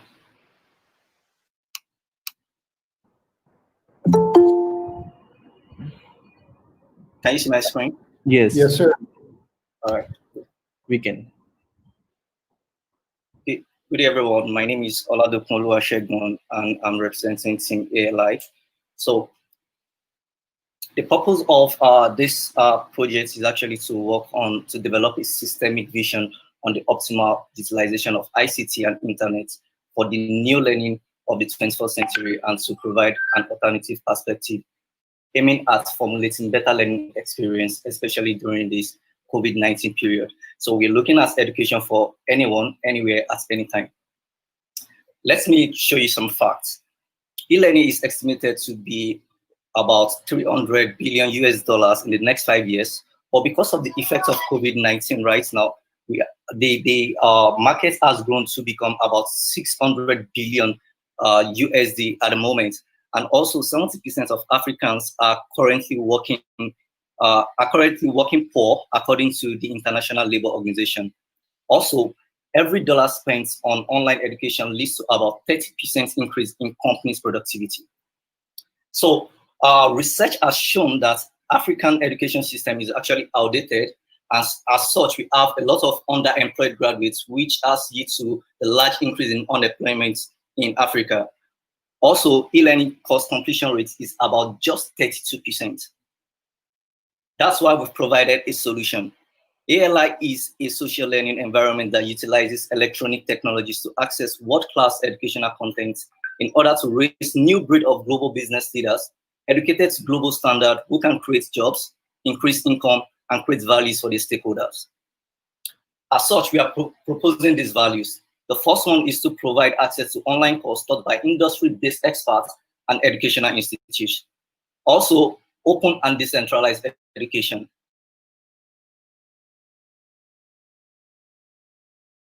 Also, that builds skills in specific subjects. And to round it up, we are providing the value of social learning platform in order to increase the completion rates of e-learning globally. So how are we different from others? First is adaptive learning. Our solution exists to orchestrate interaction between learners and deliver customized resources and learning activities to address the unique needs of each learner.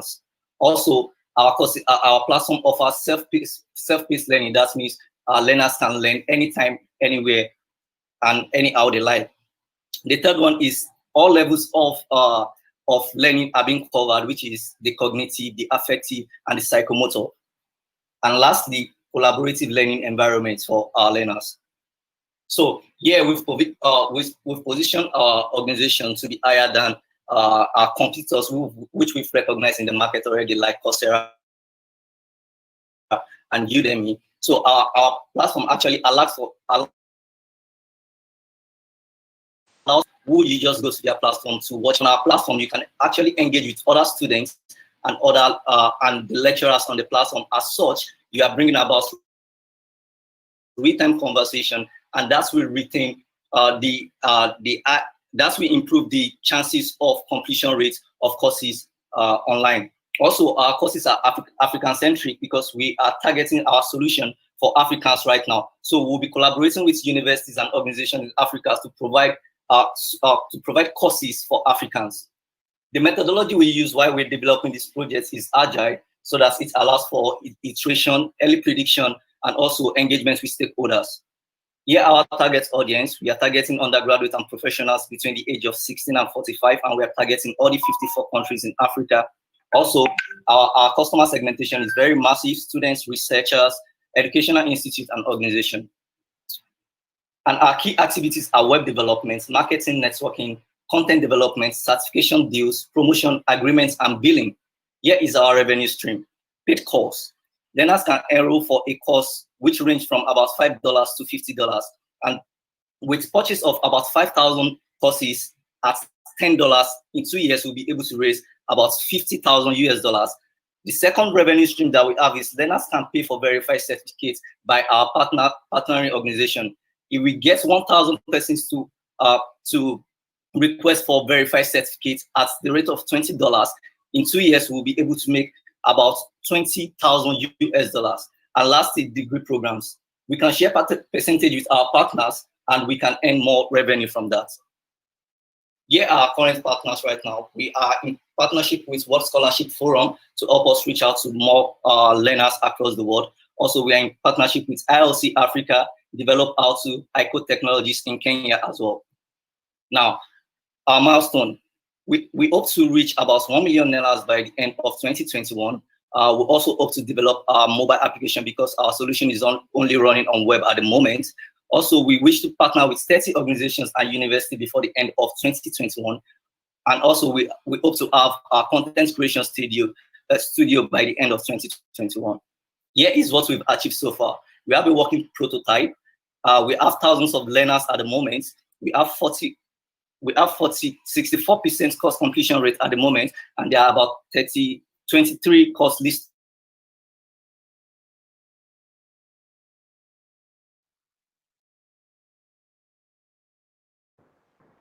I think we lost you in between.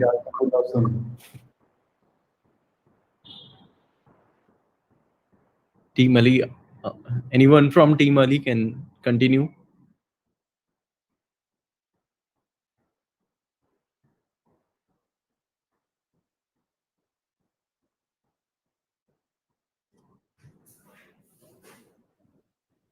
I think. Okay. Just request if you can judge on the basis of the presentation, so we can move ahead. $0. I think.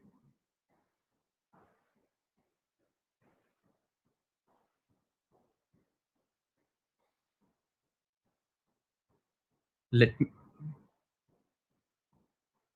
You're on mute, Roderick. Yeah, sorry.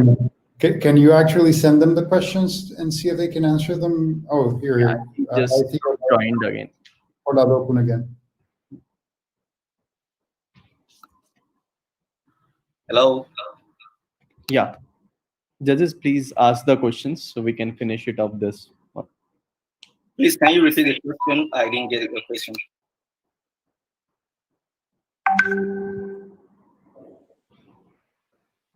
So let me ask a question, if you can hear. So it seems like you're a mobile first company, which is very good. Your presentation is very, very nice. Why you chose mobile development over web-based development? Okay, so right now our solution is currently running on web, okay, but we are also trying to work on the mobile application as well. But right now we have our prototype running on the web. I've got a question regarding your audience. It's from, if I'm not mistaken, you said it's from 14 to 45 years old? That's a pretty broad spectrum for an MVP. Why have you chosen such a broad spectrum of age?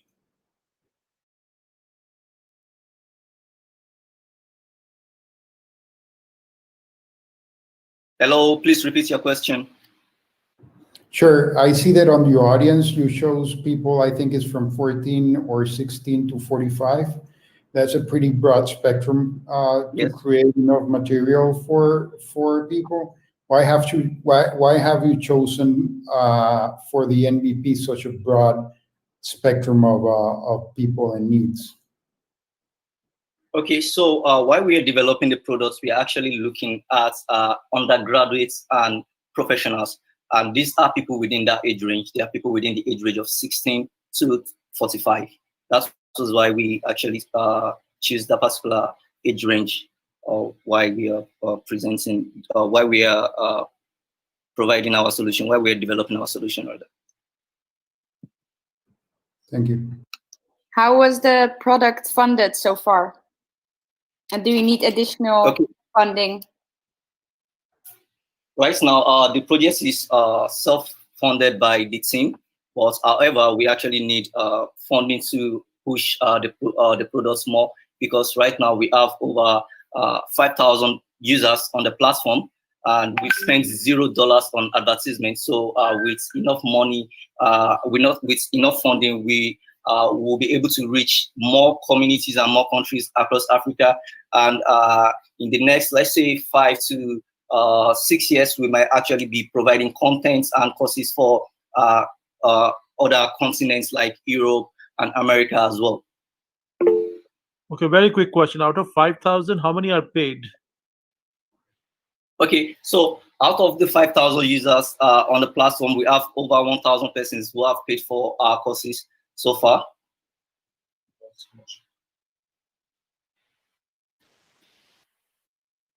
And also, we have 64% completion rates of everyone who actually take courses on our platform. The certificate you issue, is it valid in your country, or do you need some authorization to be validated?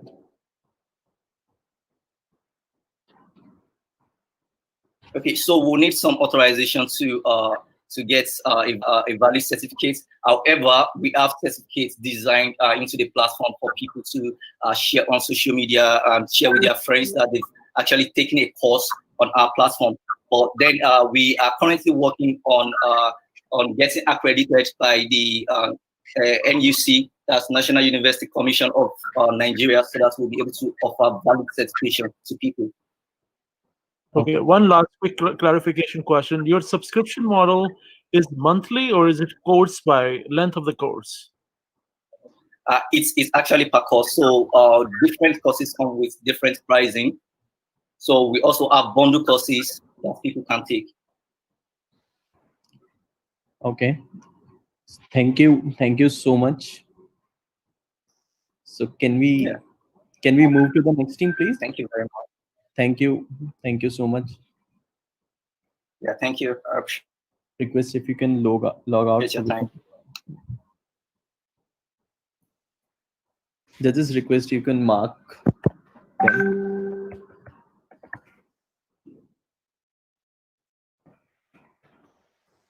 Next team is Team Vidbot. Team Vidbot, are you there in this room?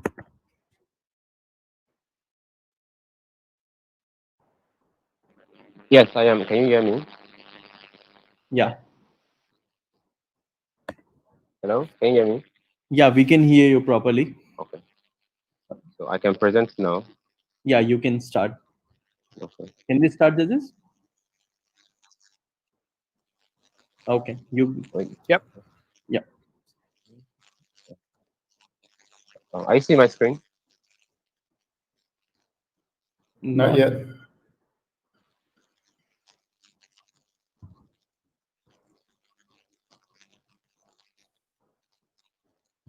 Okay, I wonder. Why is that? Can you see? Can you see it now?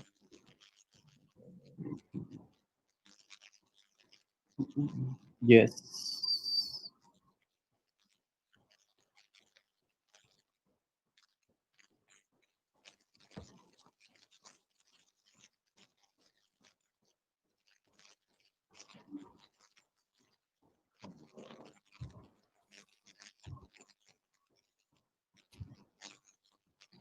So your time starts now. 5 minutes strictly, and 3 minutes for Q&A.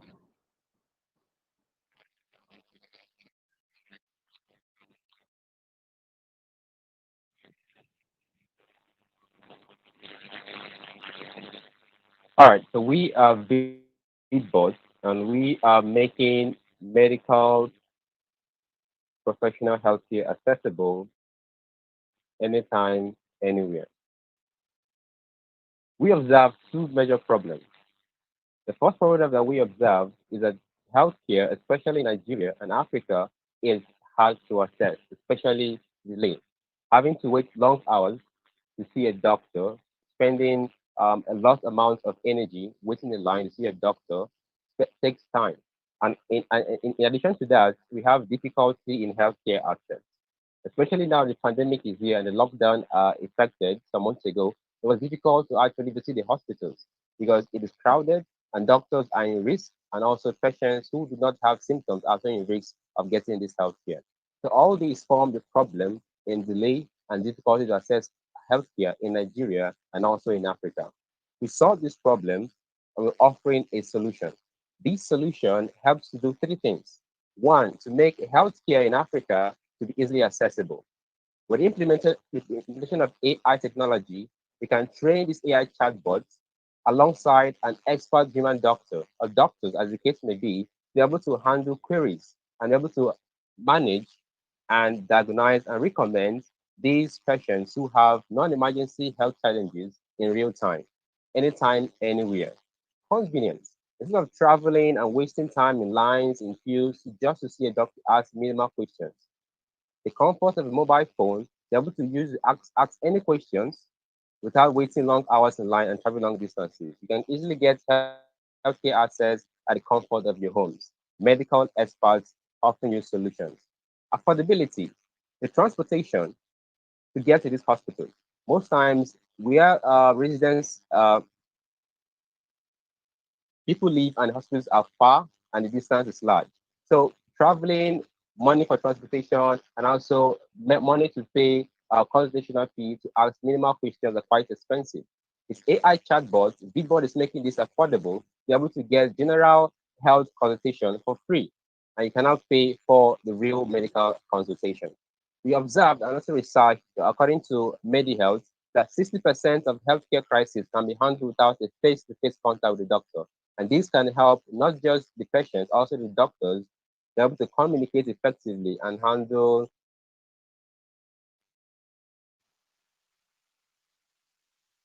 medical care with ease and effectiveness. This is an overview of the product, a chatbot that can analyze, recommend, and connect you to a human expert all in one chat UI.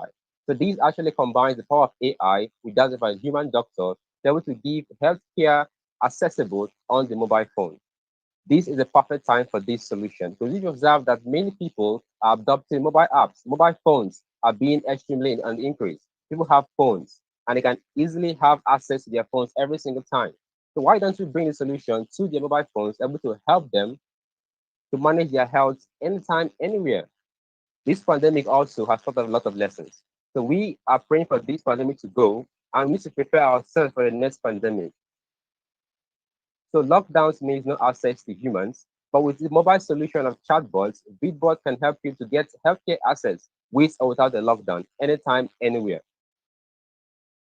Our target audience are non-emergency patients, those who have routine health checks, headaches, fever, routine health checks. They can easily talk to a medical assistant, an AI medical assistant, and get real-time medical professional advice and also connect the doctor for further consultations.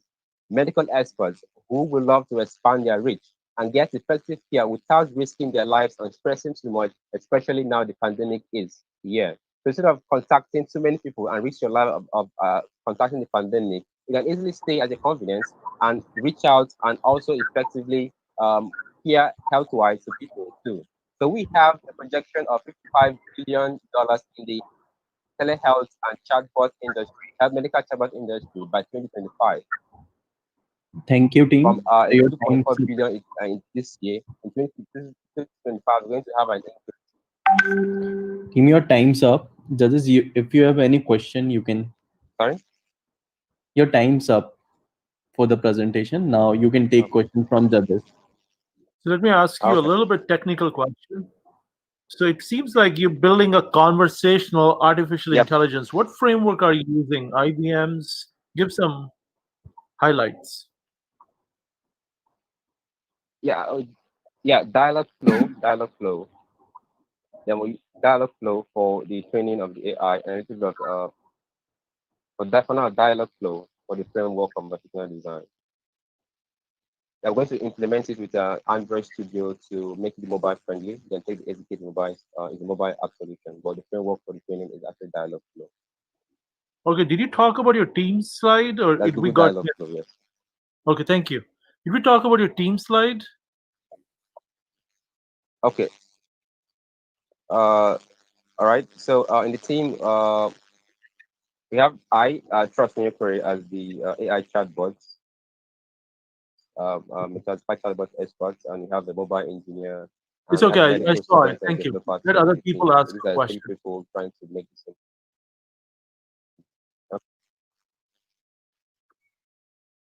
Yeah, I have All a right, question all right. about your business model. Could you elaborate a bit more about it? Who do you charge for the access to the platform? Who pays? How does it work?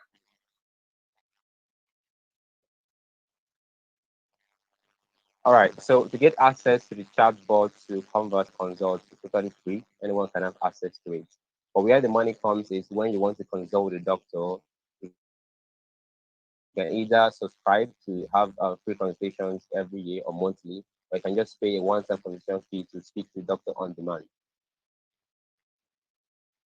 So you charge for free and pay for consultations. And this one-time consultation is with a chatbot, right? It's not with a doctor. So when the consultation happens with the human doctor, so the chatbot hands over to the human to take over from there for more human and emotional connection. Yeah. Okay, I understand. Thank you. Are there any concerns in the market you're operating in around medical liability? One of the challenges with AI and healthcare, of course, is AI can really only go as far as saying, we recommend you talk to a medical professional, but you cannot make a diagnosis or a medical determination in AI because then there's the question of liability comes up. Have you guys thought that through? Yes, we have. That is why we are not just pushing the solution on AI alone. We are combining the power of AI with human touch. So we're going to have doctors in the team and partner with doctors, and the AI talks in the way it can, then connects to a human doctor for more advanced health challenges. So the bot does not recommend drugs or recommend a diagnosis. The human chatbot does that. The bot just keeps you waiting and asks you a few questions before the human doctor can come on board. It's a combination of both AI and human doctor. Thank you, team. I guess we'll move to the next team due to I have a lack of question for time. him. Is that okay? One very quick question, please. Since you Oh, are an sure. AI expert, just talk about how many lines of code do you have in this dialogue? You're the main person for the AI, right? So what is the number of line of code? All right. So just quick yes, I answer. am.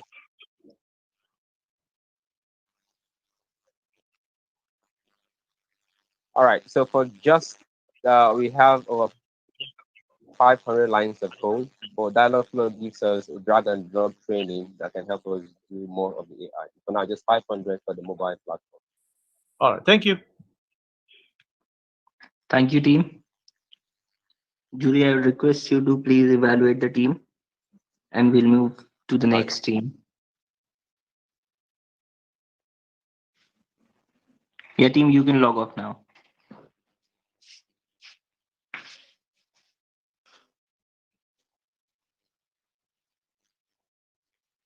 Meanwhile, I'll introduce you to the next team. We have the next team from Nigeria, Team Blitz Scalers.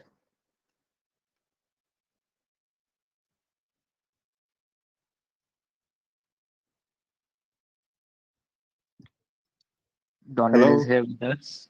Donald, I request you to Yeah. please be ready with your Hello. presentation. I'll let you know when to start. All right. Thank you very much. Jury, are we done with this course? Yeah, we're good.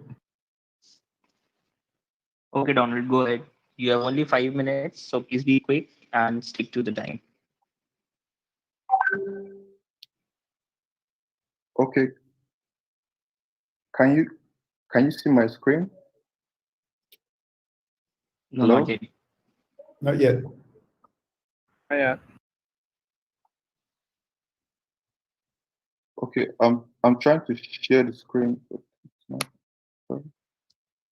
Just click on present now. Yeah.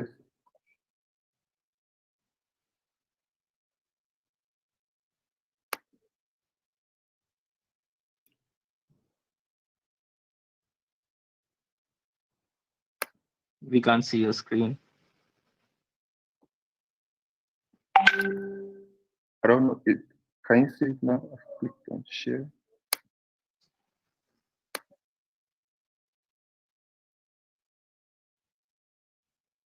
Oh, yeah, I have to present without sharing the screen. So can you hear me? Yeah, please Hello? continue. Yes, we can hear you. Yeah, so I'm representing Team Bloodshare. So Bloodshare is a cross-platform mobile and web application that provides hospitals, blood banks, and individuals with location-based blood donors. Bloodshare allows users to find health services near them with emphasis on services provided. So users can find hospitals or clinics with blood banks, blood spaces, ambulances, incubators, or oxygen tanks during emergencies. We came up with Bloodshare because sometimes some people may die because they are at the hospital and they have some special blood group which is not easily accessible.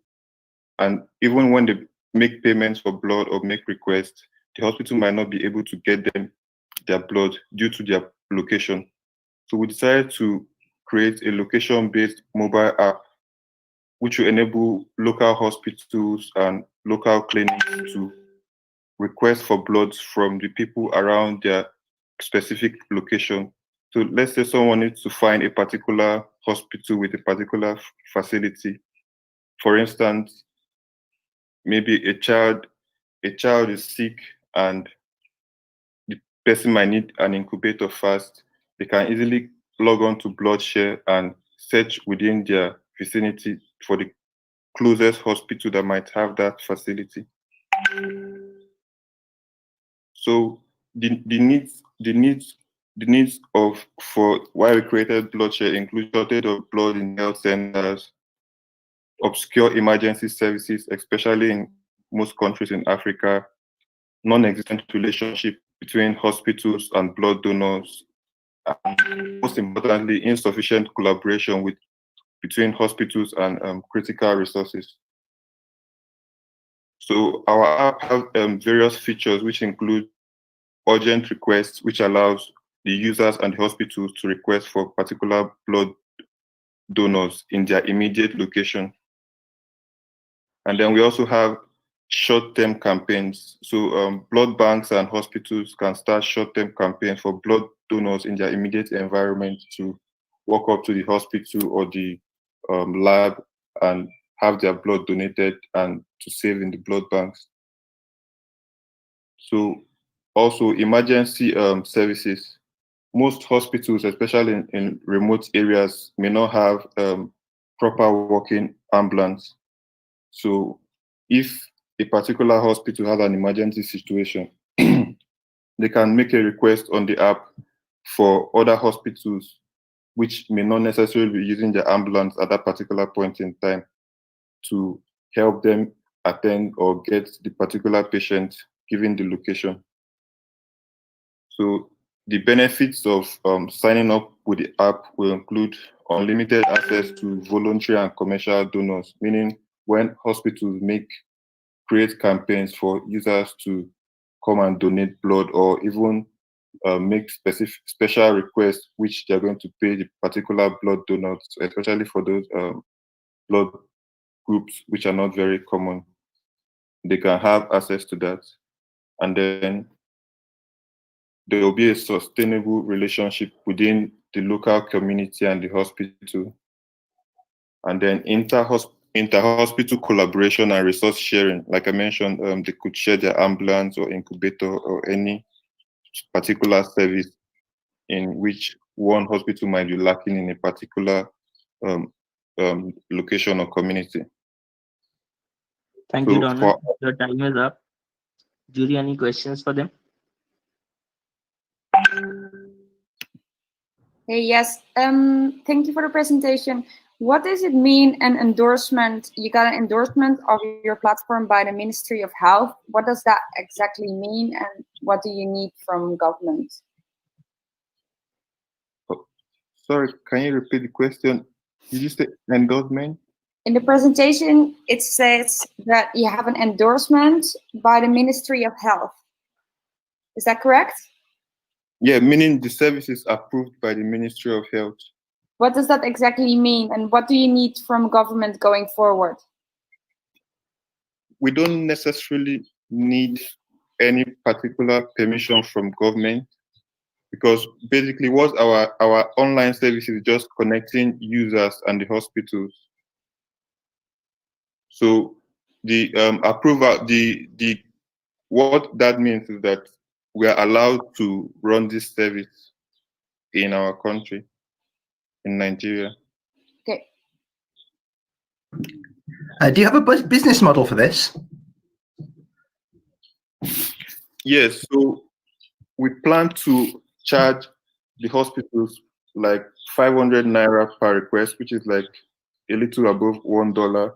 And then if they're trying to create a campaign for people to come in to donate, because basically the hospitals have to make requests, and they could specify the blood group, the blood type they're looking for, and then those around the community who are willing to donate that particular blood distance to their blood bank can respond to such campaigns. So hospitals could pay like 2,000 or 3,000 for a particular time, let's say 3 to 4 days, or a monthly subscription for them to be able to post such campaigns. And then emergency services.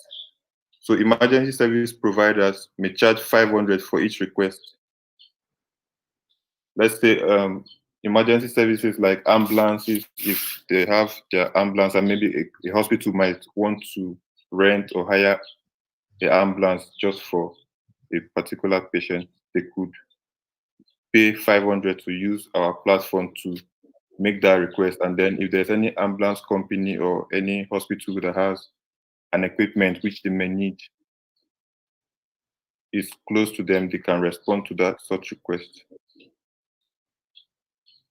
Thank you, Donald. I guess we'll have Oh, to very take a quick hard stop question. here. Just one quick question. How many hospitals have you actually spoken about your idea? We've actually spoken to a couple of hospitals, with no more than 5 hospitals just in one state. Okay, thank you. Currently, all right. Thank you, Donald. I request All all right, the thank jury members to please evaluate the team. Donald, you can log off now. All right, thank you.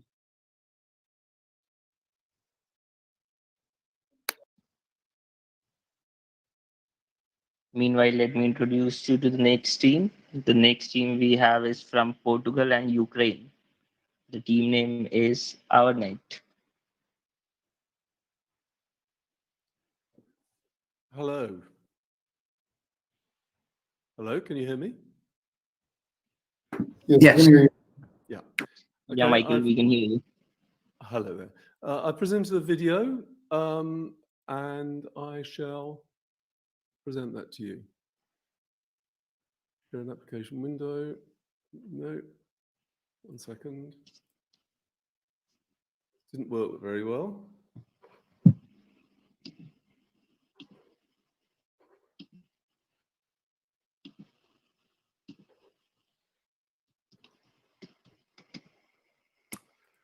Well, it's amazing, isn't it?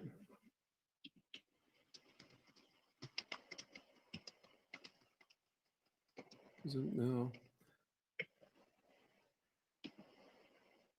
Right. Okay.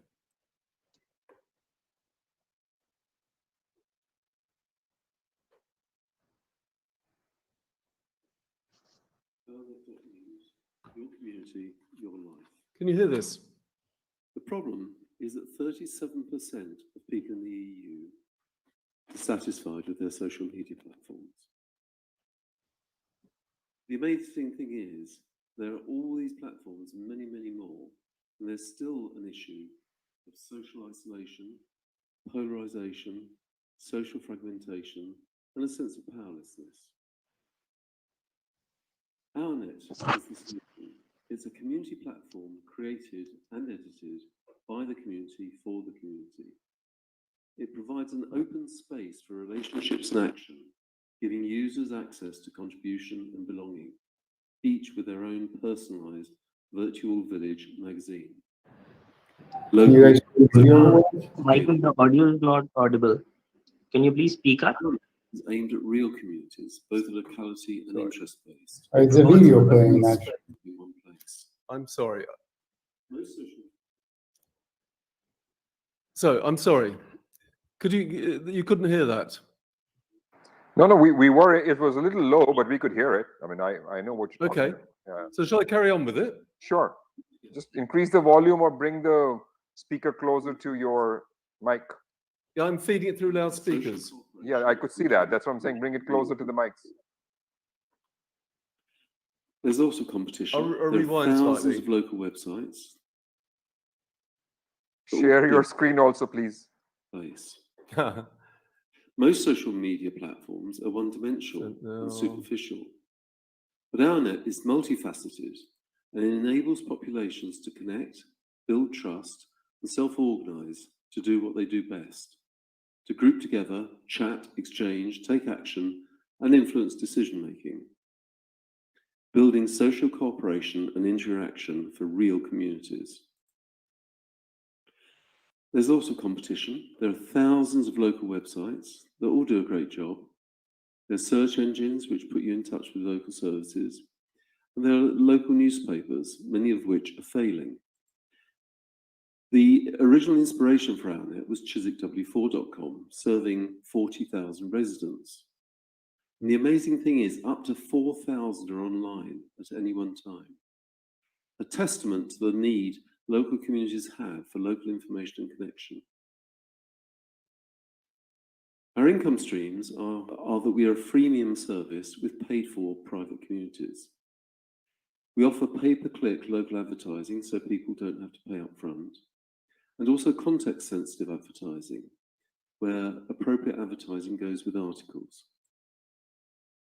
We're anticipating having a population of around about 100,000 regular users by the end of June 2021. And the social media sector is actually growing at around 30% a year. And our target market of Portugal and the UK has a total serviceable available market of about $1 billion. Got a great team who've been developing the project. We've also got some great advisors to support us. This is a quick introduction for OurNet.news. It's fundamentally news-based, and articles are contributed by users. If you read an article, you have the opportunity to rate the article or have a look around related posts. There's also a chat area where you can go in and you can sort of read people's contributions, people's questions. You can answer them or comment on the answers. You can post your own response, etc. There's also an event section where you can see what's going on in your locality, and that's filtered by your interests. There's a market area where you can buy, sell, exchange goods. And finally, there's an Around Me section where you can see what the local municipality is doing, what the health service is doing, police department, etc., etc., etc. Now, as well as locality, there is also a group section. So you can join groups, and groups are not necessarily locational. And if you go into a group, you can see exactly the same format. There's a chat, there's events area, there's a marketplace. So the real community in all places. But one of the most interesting things is this little yellow button up here, which gives you access to your details. But one of the interesting things is reputation. So if you have a great reputation, then your articles rise to the top. If you have a poor reputation, your articles fall to the bottom. Now that gives feedback to people, but they're better off contributing to each other rather than abusing each other and creating fake news, etc. Because their reputation depends on it. Michael, I'm sorry, I'll have to interrupt. The time is up. Time's up. Thank you very much. Okay. Judy, any questions for him? Yeah, can I ask, why is it limited only to Portugal and UK and not to the rest of the world? It's absolutely potential is absolutely global. It's just that Portugal and the UK are areas that we're concentrating on initially due to our contacts. Thank you.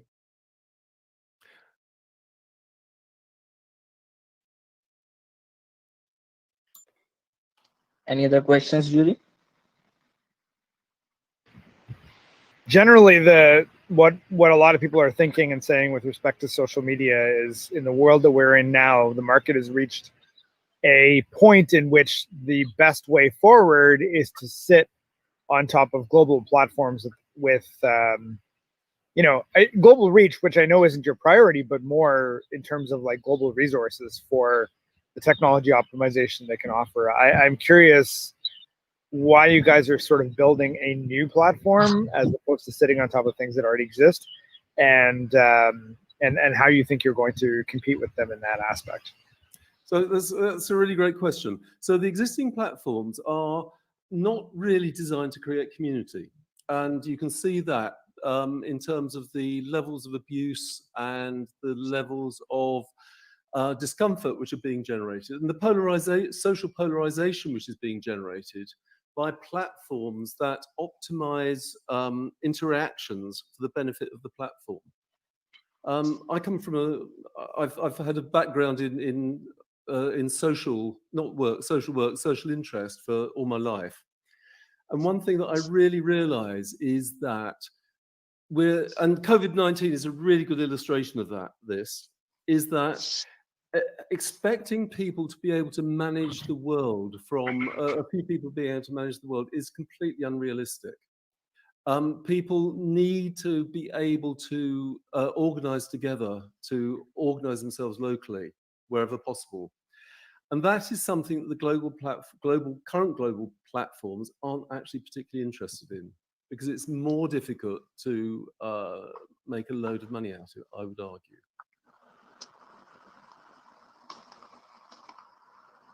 Thank you.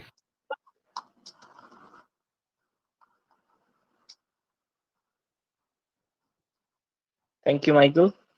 You can log off now. I request all the jury members to please evaluate him.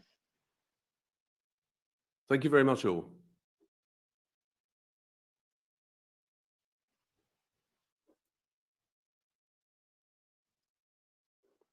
And we have the next team from Portugal and Ukraine. That's Darko Benjamin.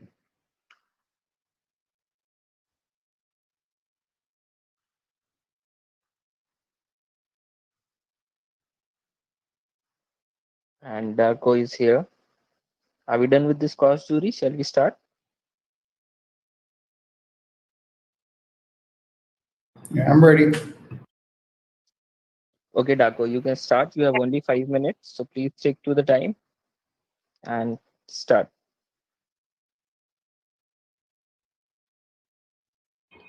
Darko, you are on mute. Just unmute yourself.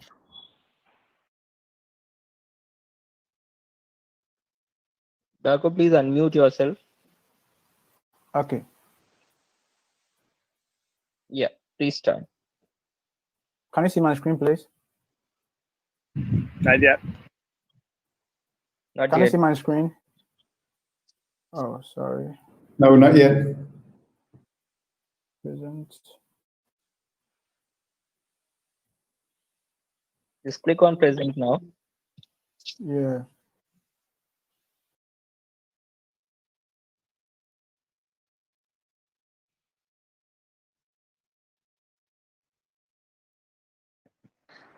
He logged off, Puneet. You want to start with someone else? I think let's wait for 10 seconds if he's joining.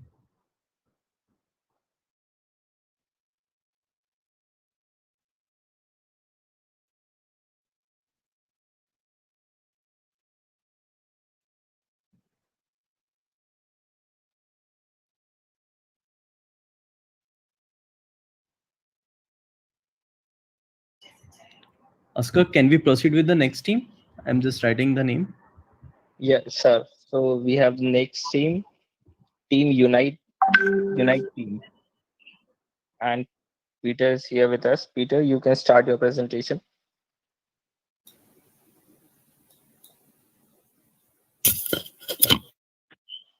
Hello. Hello, can Hi, you Peter, see you me? can Can you start. hear me? We can see and hear you, yeah. All right, so I think I can start by presenting you the video. Is it okay if I upload it on YouTube? I'm just writing the name. Yes, sir. So we have the next team, Team Unite team. Yes, I'm Peter Mina from the Unite team, and I would like to present you the video. Sure, go ahead. Go ahead. Yeah, please go ahead.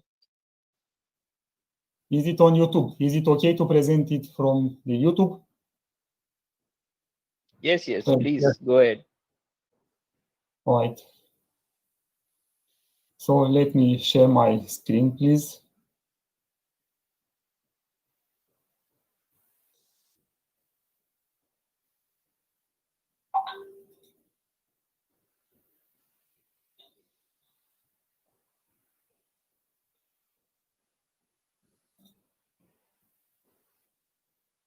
We can see it. Can you see my screen? Yep. We can. Okay. The Unite Public Procurement Platform and the observed needs in terms of emergency. Our vision is a world where governments and companies innovate together to overcome crises. Our value proposition is to facilitate the crisis response and economic stimulus through innovation by matching public procurement needs to companies' skill and capabilities to respond to rapidly changing needs. Our problem: in response to COVID-19, the European Commission is encouraging public buyers to engage directly to the market. The company's ability to dynamically refocus its operations not only to the company, not to the customer. But how can a company effectively communicate this ability to public buyers? How can the public buyers know that a local micro brewery or a local factory of face masks can make hand sanitizer or face masks? How can they know about each other? Unite was created to change that. So we have created the Unite Public Procurement Platform for governmental procurement for special orders of products and services for crisis response. We are also like the Alibaba of innovation for public and procurement requests. We are a two-sided platform intended for matchmaking public buyers with suppliers. So this is the schema of our solutions. Governments and suppliers are communicating with each other with the help of our platform. Our positioning wants to be above the normal communication between governmental agencies and public buyers and public suppliers. Because crisis times deserve speedy responses, and we need to make things move faster. We also have opportunity and market to face out. The services of the obtainable market, the services available, and the total addressable market. We also have a revenue model in our plan, like a state-funded non-profit development for use of the public bodies of the European Union during the COVID-19 crisis. We also have a marketing sales strategy to abide by, like taking care of the engagement with public bodies, procurement officials, companies, the European Commission, governmental agencies, and so on. We also have a complex roadmap, which is about the European Union to remove procedural concerns from procurement, encouraging public buyers to engage companies as the focus operations. Idea for Unite, we started on the EOS Hack-a-thon, and we gradually continue the development. Now we want to make new partnerships for the public buyers, continue the work, and so on. We also have a financial plan, which is for the stated, like state investment or give investment. We will also have to see that. We also have a serious amount of support or investment needs, like financial support of the minimise investment or another support needed, like accessing public buyers.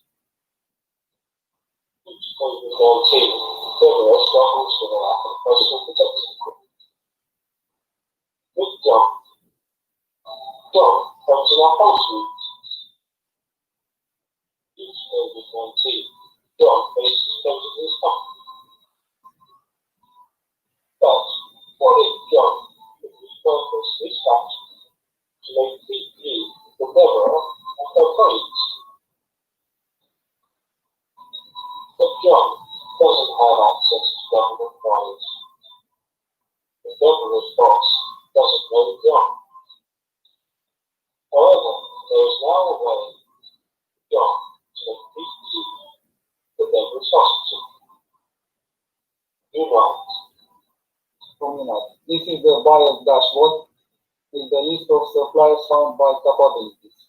We also have a product list screen for buyers that they can use for placing bids on products.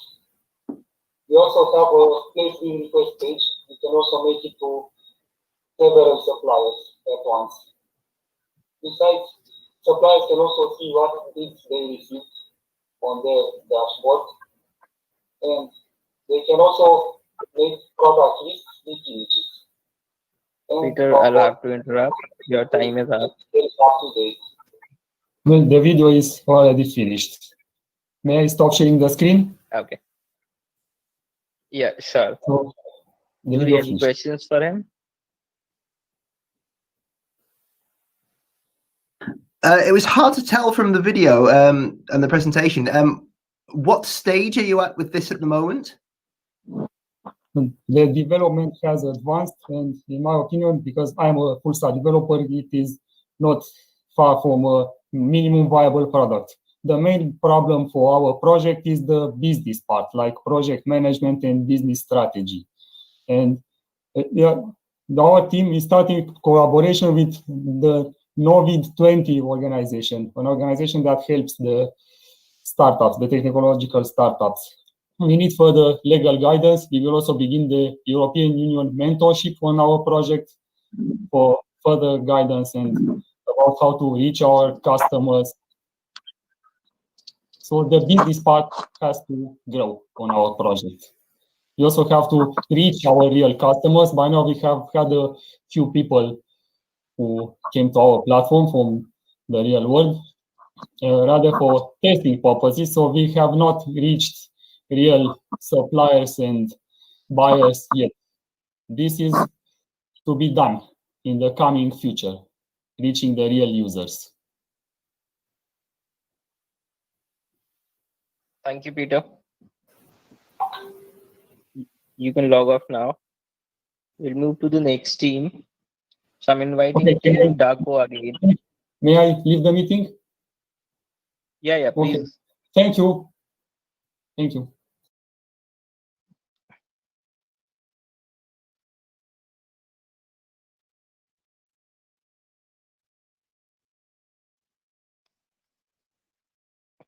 Okay, I'm calling Team Daco Benjamin again.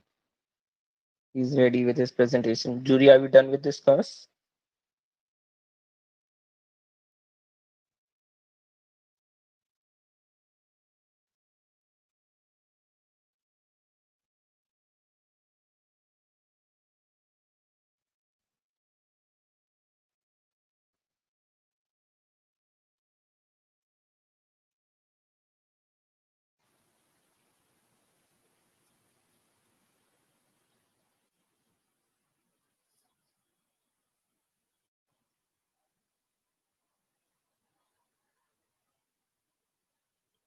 Okay, Daco, you can start your presentation. Okay.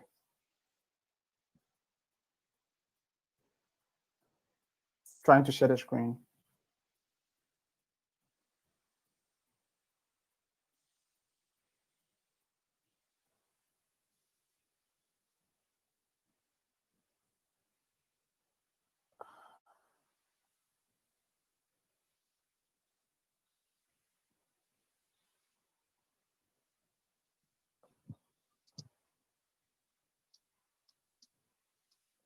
Hello?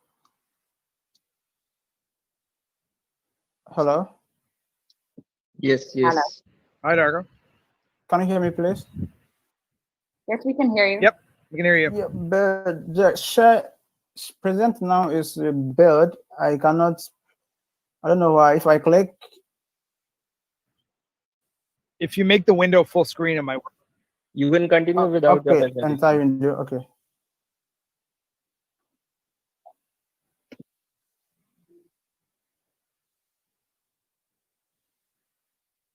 Can you see the screen now? No. Please, can you see the screen now? No, not No, yet. sorry. You can continue without your presentation. Okay. You can also share a link to your presentation in the chat. Okay.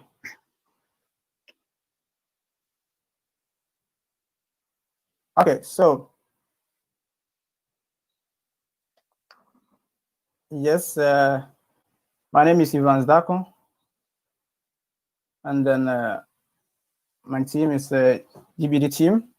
I'm presenting on digital finance.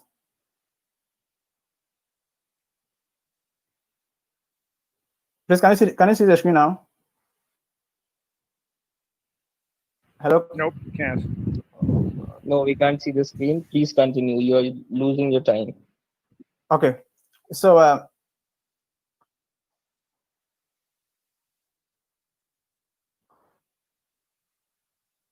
so I'm presenting on a. Please, could you give me another time because my laptop is freezing. That's why I cannot. Is it possible, please? Please, is it possible? Okay, no problem. I'm just calling the next team. Okay. So you can log off. I'm present.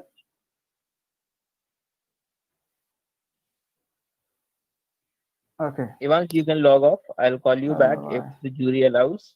You can log off now. Okay. Okay. Okay.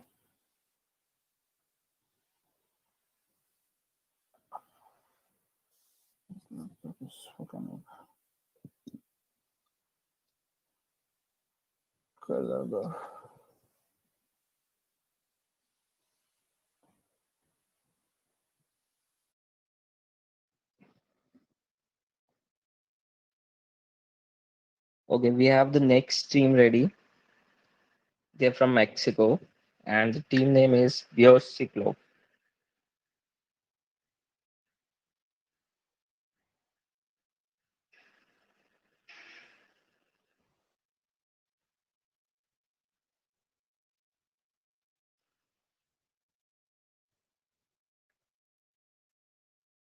Yeah, team, you can start your presentation.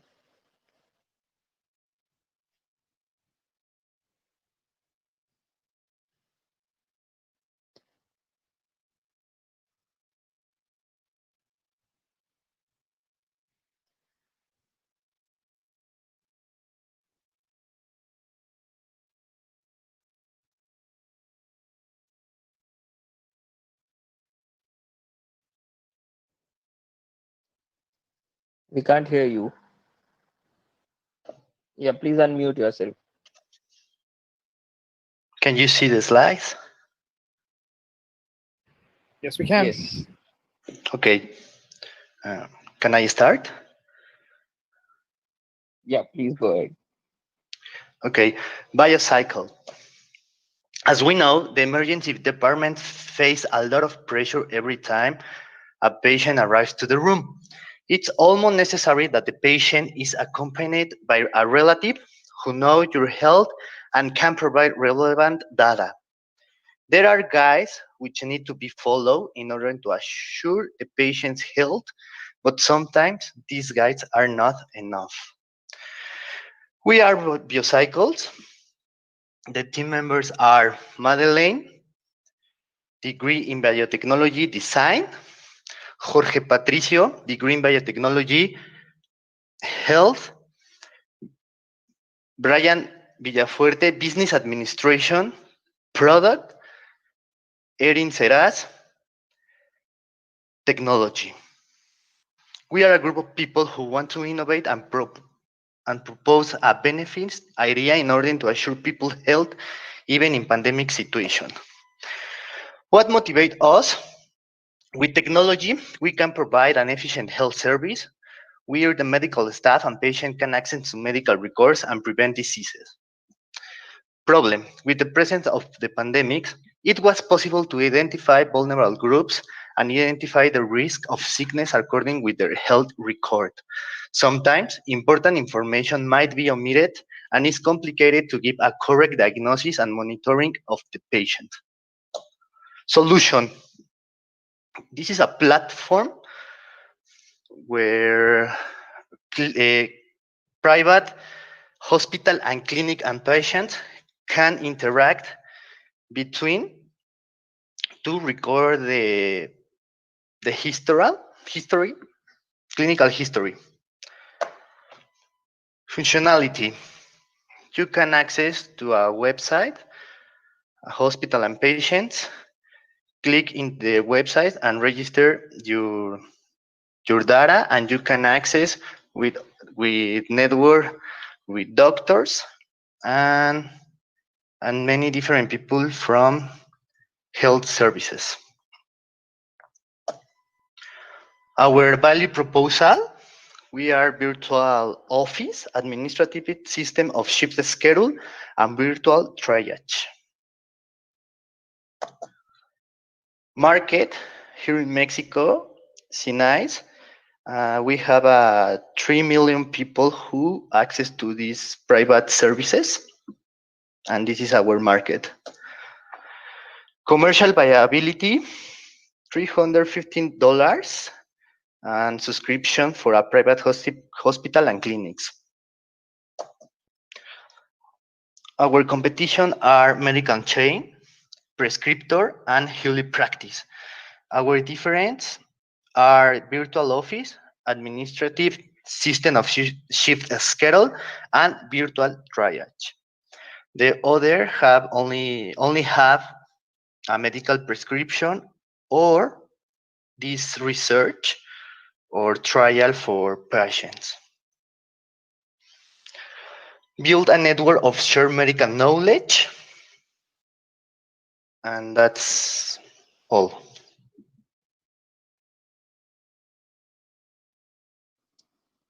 Thank you, Patricio. Julie, any questions for him? Yeah, how do you compete when there is already you have 3 or 4 competitors that you showed, and how do you compete with them, and what's your pitch for the hospitals to sign you up?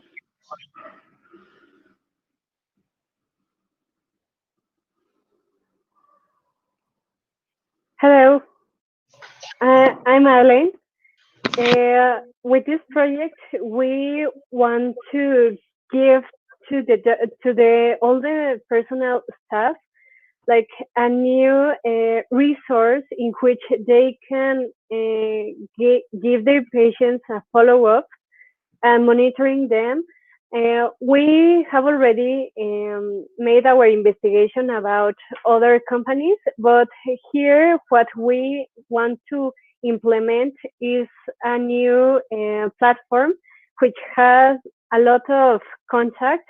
We are planning to expand our idea with labs in order that all the medical staff or your doctor, if they are traveling or in another country, well, they can access to your information and monitoring your possible patients.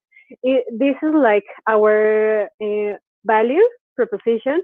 Also, like all the to have all the information about your patients, and well, give them like a particular yes, attention. Sorry. Thank you. Thank you. This is Balaji from Toronto. This topic is pretty close to my heart because it's kind of what I do for a living. So my question is naturally going to be: have you guys thought about health and medical data security legislation, privacy compliance? There are specific regulations, which vary country to country, but regulations around how you can store personal health data in the cloud. Have you guys thought about that from a technology and legal perspective?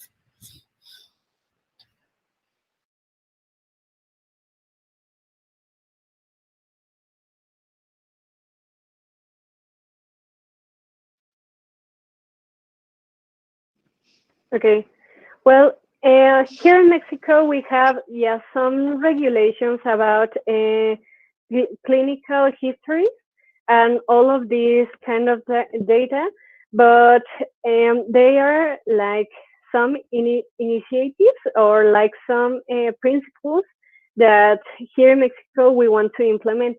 So we will need like lawyers and people who can like give us mentoring in order to in order that we can create a new document in which the patient can read and give their permission about all the data information.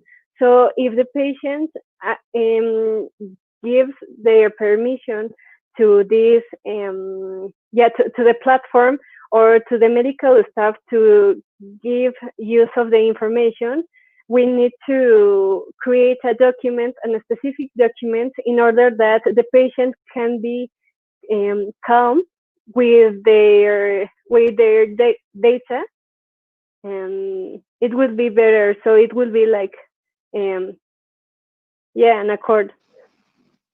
Thank you, team. Okay, you can log off now, and we'll move to the next team quickly.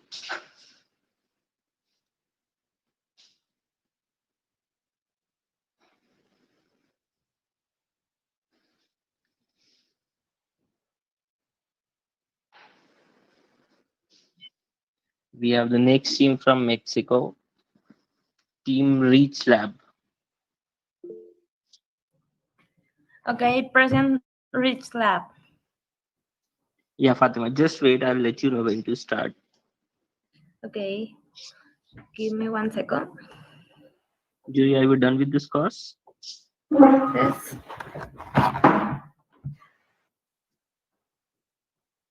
Okay. Can you see my presentation? Yeah, we can see that. Yeah. Okay. I'm ready. Okay. Can I start it? Yeah, please start. Okay, thank you. Rich Lab. Have you ever aware of what happens to the wasted water from your whole household waste? Right. Or interested in these residues and once they are part of the public drain? What about the companies that discard millions of water in this process? This is reflected in many parts of the world, especially in the Ganges River in India, where in addition to providing water for cooking, washing, and agriculture, it is a sacred cult, a cult that is contaminated by this undisturbed water. More of the 18% of the world wastewater is discharged into the environment without treatment. A figure to the rate 95% in some less developed countries. That is why Reach Lab develops a device that will take an immediate reading of how contaminated that water is, so that communities without access the technology can have a reading and give it adequate treatment before consuming the water, obviously. Reach Lab analyze the oxygen demand, determination of pH and temperature, determining the objectives that are emitted in the water. Okay, in a physical laboratory, these results require rich materials, consuming around 24 and 72 hours. Reach Lab performs this analysis, giving you results in 2 minutes due to the algorithms and standardization variables in the device. Why? We have a strategic allied. This is my property. Request you, Fatima. It's a, Hello. Sorry to interrupt. hello. Yeah, you can. Sorry? You can present your presentation again. Sorry? You can I show your can't. presentation again. You just have to. Okay. You just have to pin it. If you click on the screen, you just press the pin and then it enlarges. Yeah. Okay. For everyone, that's why I'm saying. Yeah, Richlet, it's a simple prototype to analyze three variables to taste the water.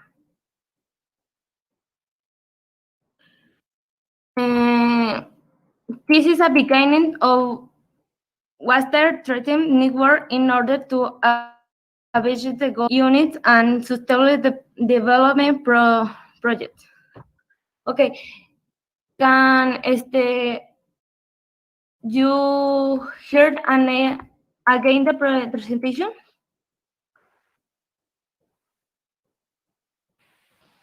Yeah, we can hear. Yeah, we can see and hear you. Keep going. Keep going. Sorry.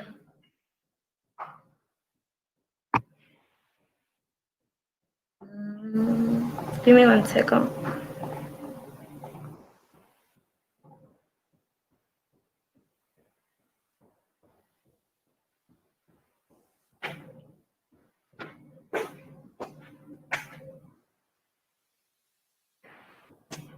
Can you see? Yeah. Okay. This is my value proposition. It's a simple test to water.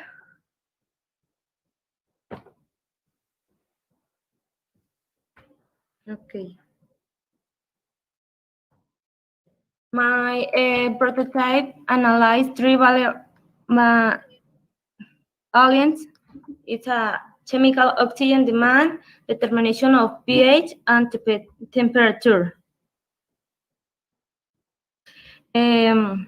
This is a beginning of a water treated network in order to achieve the goals on the units.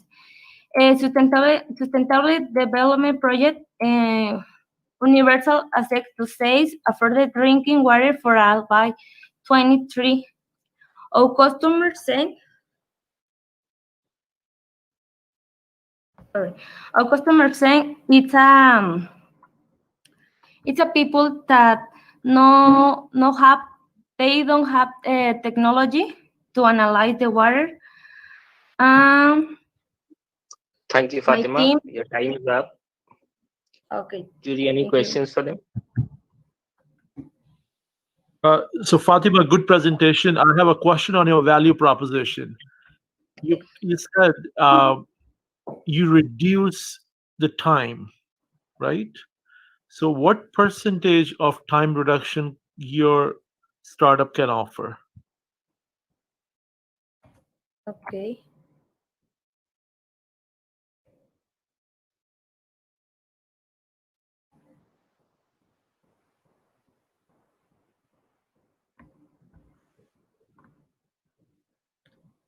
This is my prototype. It's a simple test.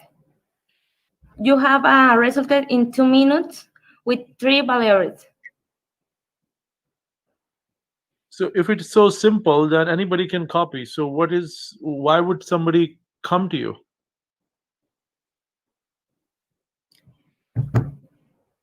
I wanna big technology to help many people that starting potable water. Okay, thank you. You're welcome. Thank you, Fatima. We'll move to the next team You're now. welcome. Thank you. Fatima, you can log off now. Yuri, please evaluate the team.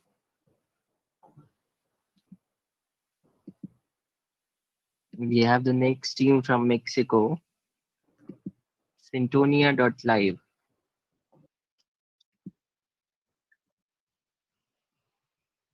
Yeah, 1 second, please. I wait the presentation. Just a second, Oscar. I'll let you know when to start. Yeah, the presentation is right. Is Jai.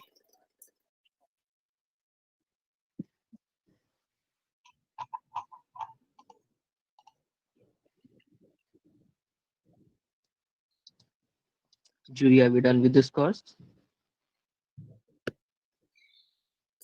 1 second, please. I wait, please.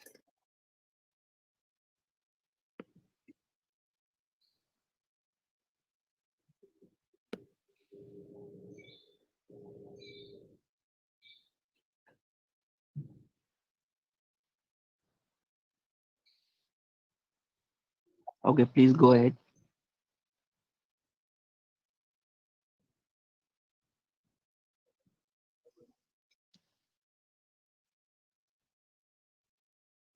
Yeah, please start your presentation. Yeah, Alex is, I'm waiting for Alex. Alex, are you here? Alex. One of our team member is supposed to join. I think he's not here. We waiting for him. Alex, are you here? One of you can start.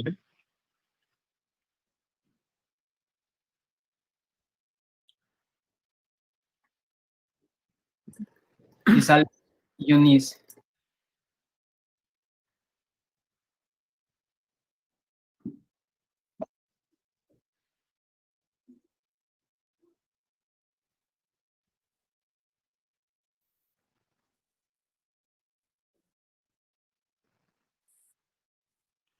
Someone's sharing the screen. Looks like we're ready to share the presentation.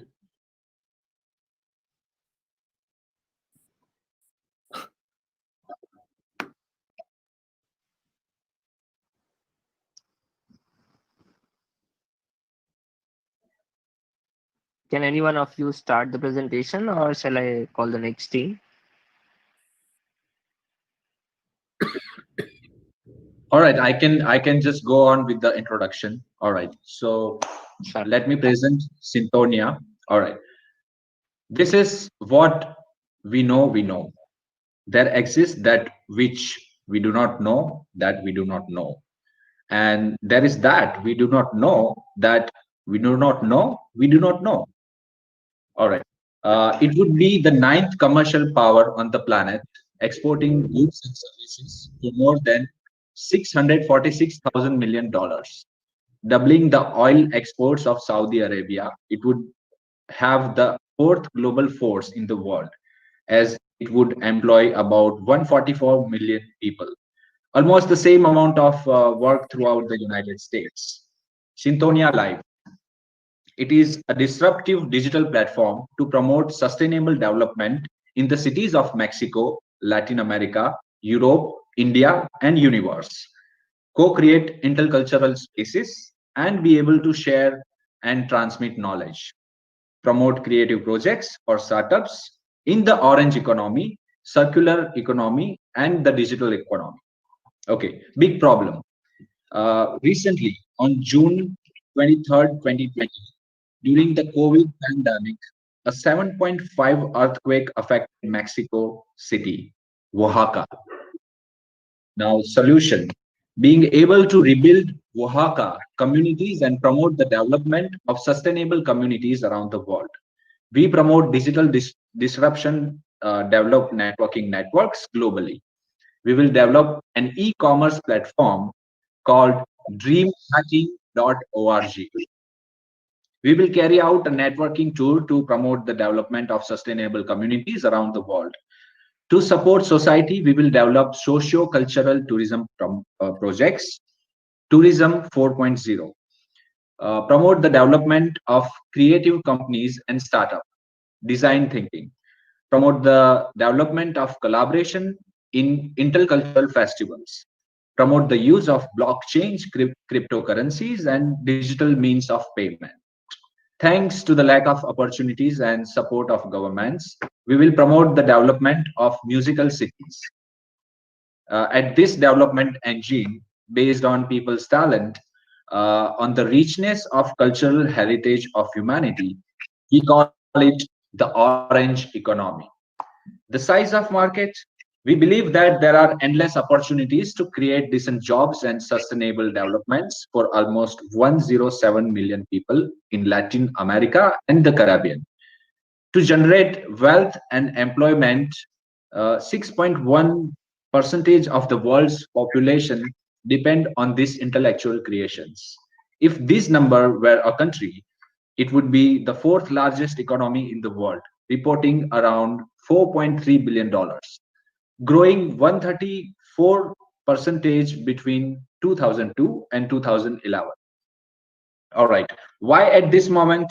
During the mandate of Gennaro Vasquez, the series of earthquakes hit the city of Oaxaca, and to support the town, Vasquez brought together 8 regions of the state for a cultural exchange, which consisted a social gathering at were made up of stories, science, politics, poetry, dance, musical concerts. But then the celebrations ended.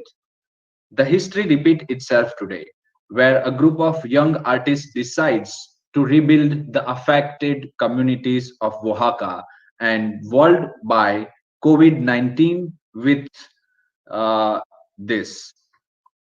Okay, differentiation.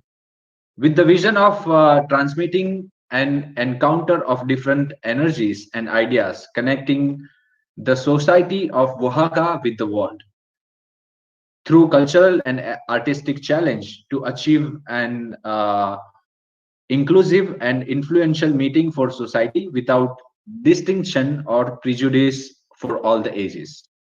With the values in which we believe: peace, love, unity, and responsibility and respect. Our goal is to help rebuild different communities in Oaxaca affected by earthquake, which with the support of different agents of change and donations from all around the world, we will make it possible and continue celebrating the cities in Oaxaca. We will meet to celebrate its roots, folklore, gastronomy, history, and thus be able to promote the education in we now know as Fiesta de la Gela or Gela Festival. To achieve our goals of sustainable and creative development, we need support of artists and sponsorship of companies that are socially responsible, innovative, technological, disruptive, and creative, with whom we can collaborate to build a new reality. Live and work, what we love the most. Be able to transport all the equipment and not in use hydrocarbons, using the green or renewable energy, which is, and in principle, such as wind, hydroelectric, tidal, and solar. Internet everywhere, as much as our work is necessary to reach the most remote communities. Are you tuned?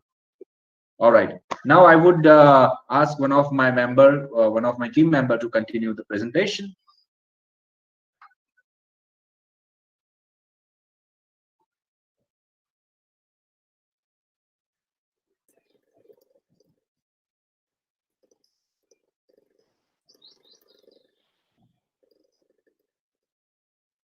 Hi, my name is Oscar. I have a team. Your time is up. So, Jury, any questions for them? Yeah, so I have a question. So I like your, solution, objectives, goals, perfectly aligned with, sustainable and thought leadership. Question: what actually you did during the hackathon?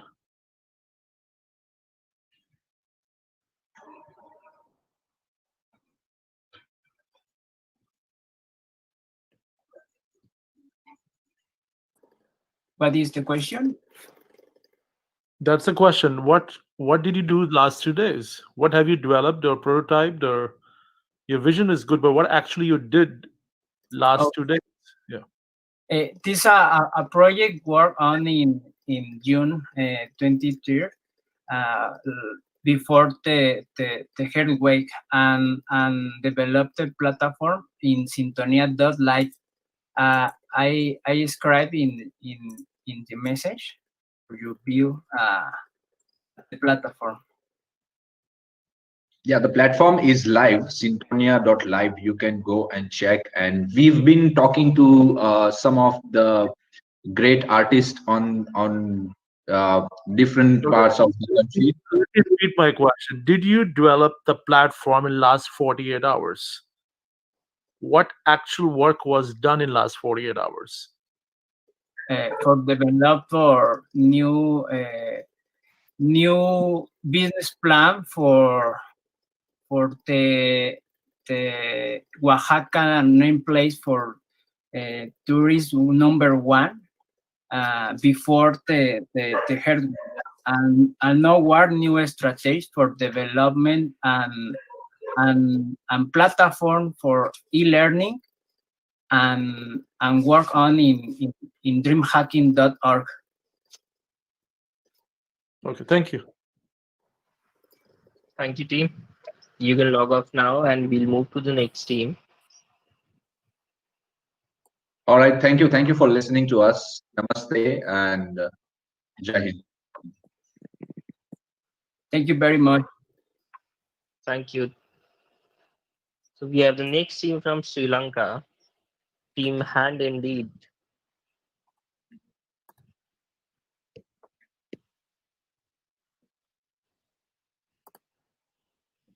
Can you all hear me?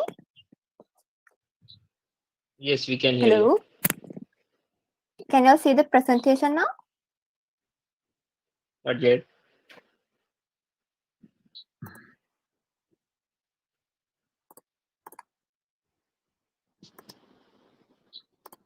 Can you all see it now? Still, we can't see the presentation, Ruben. I think the Can you last see it team. now? I think the last team needs to stop sharing. Maybe I don't know. Okay, maybe they're not. Can you see it now? No, they will stop sharing. Not yet. No, we can't see it.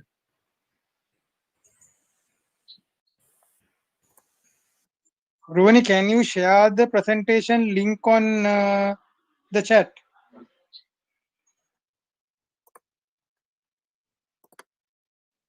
Sure, I'll do it.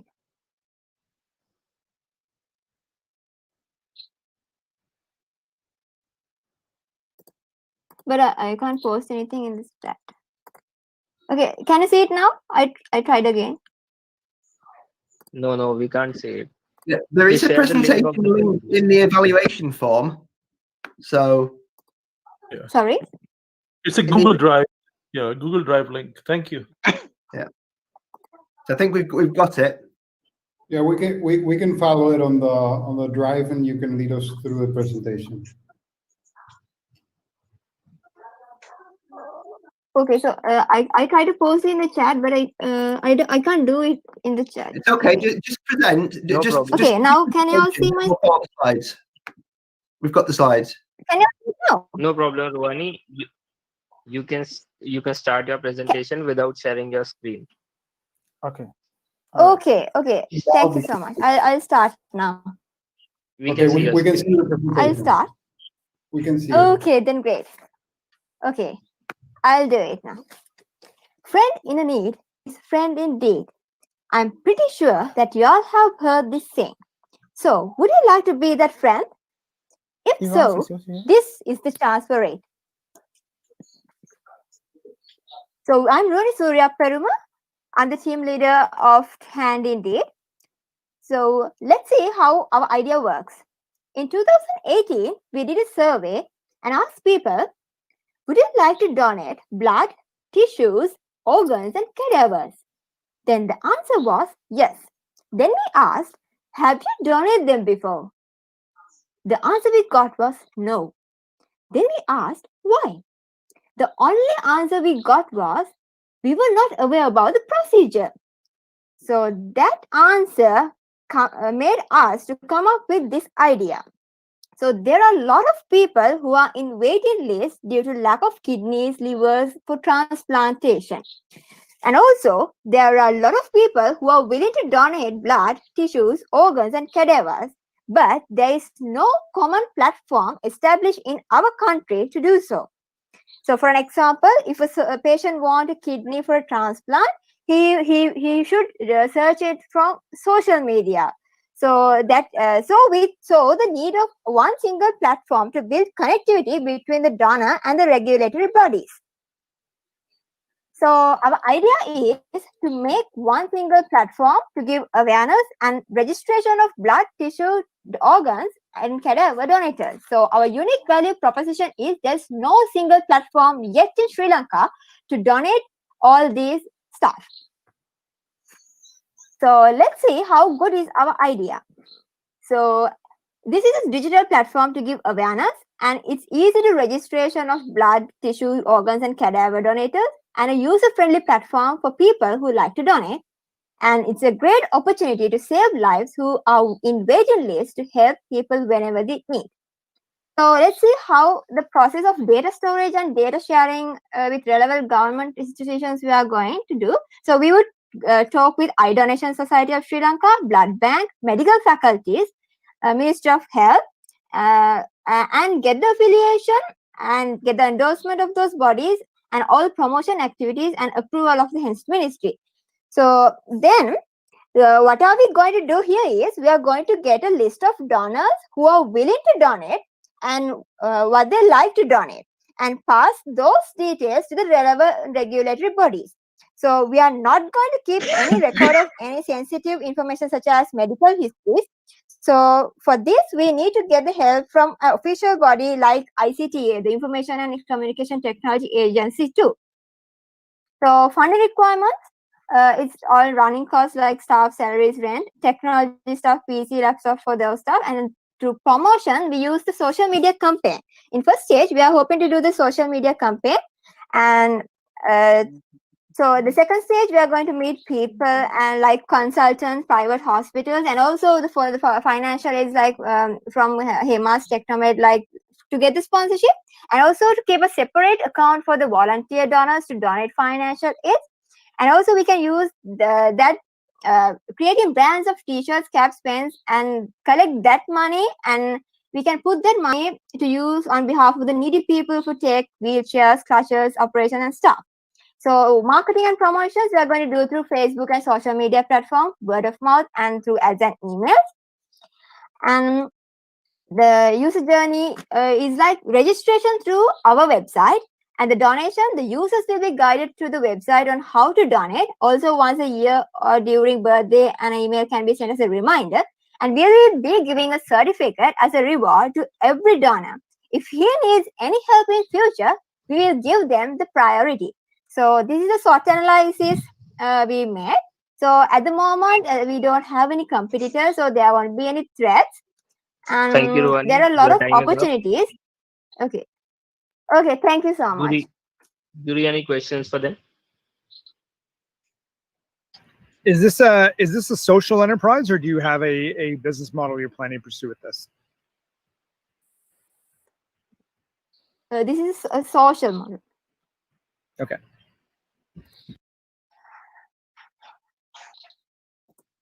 Thank you. So You can leave the room now. I have a question for her. What did you actually, since the survey you did was in 2018, which is awesome. So what actually you learned in last 48 hours?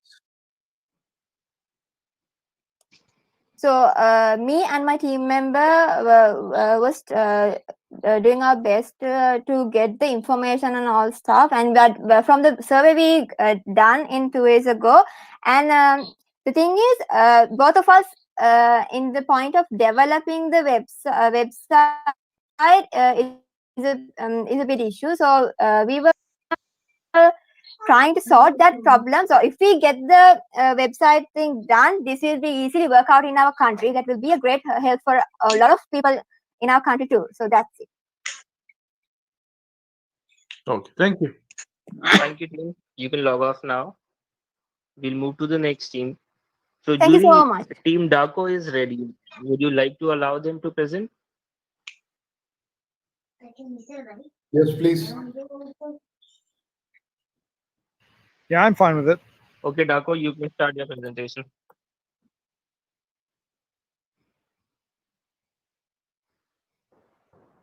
Daco, you are on mute.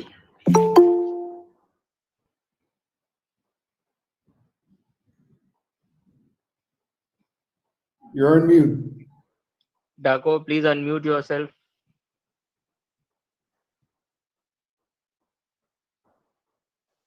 Okay, please can you hear me? Yes. Yes. All Yes, right. we can hear you. Thank you very much for the last opportunity, and I'm glad to be here. Well, my name is Ivan Zdako, and basically I'm presenting on digital finance for SME, digital platform for SME, that's small and medium-sized companies or enterprises. My idea is that we know that the rationale behind my idea is that I was really moved about this unmet financing gap of about $5.2 trillion annually among SMEs, specifically in the developing countries. So I was like, okay, what could be done, especially in this pandemic issue? Because even on the normal period where economy is booming, this is the unmet financial gap, this is the financial difficulties SMEs are facing. So then what happens after the COVID-19? So therefore, I came out with this platform. The idea is, how do we fairly distribute the financial support, financial package? Because we all understand that each government is announcing or had announced a stimulus package to boost businesses, to cushion them. But the point is, how do we determine that the right companies, the right SMEs get the package they need? How do we determine it get to the right people? So that is the basic idea about it. So the idea is to develop a digital platform whereby we will have a centralized database, and database will be linked to mobile applications, which could be a tablet or whatever. Then information could be accessed. That's the SMEs at any location will be accessed and updated. The information will be transmitted to the centralized databases. So if you could see in my PDF, there is a mobile app there showing how it's going to work. So how does my system achieve? What is it going to achieve? Yes, my system can provide accurate EMS overview, their status, their financial needs. Okay, it can also assign solution in terms of crisis like this. The model is also based on data science, digital finance, machine learning, and financial solidity. The system will be linked to national data system like Statistics of Bureau and others. The system can analyze each SME individually. So going forward, my system, the reason why my system is that is we have to my solution is okay, and I think it's going to work for during this and after this pandemic, is that when we consider the global market, the contribution of SME alone stood at 90% when it comes to business, global business, and global GDP of 40%, and then global employment 50%. Again, World Bank has projected that come 2030, we need around over 600 million jobs to meet the current demand, unemployment demands. So therefore, if we underestimate the importance of SMEs in this crucial moment, even and after, it will be very devastating for our global economy. Again, what is our vision, our roadmap is that by August, we want to conceptualize and then launch this project, and then within the 2020 to the end of 2020, project development, and then by 2021, we're ready for the deployment, and then hand it over to the government or NGO that will be collaborating in 2025. So thank you, Daco. Your time is up. Yeah, thank you very much. Jury, any questions for him? So welcome back. Thank you so much. Your voice is super clear. Question. So you use some words called AI, machine learning. Give me an idea of what part of AI or machine learning you specifically intend to use. I want a specific answer. Okay. Actually, we will use data modeling.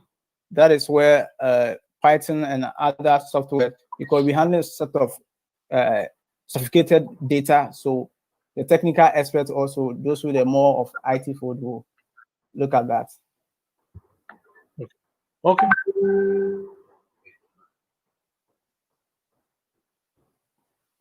Any other questions, jury?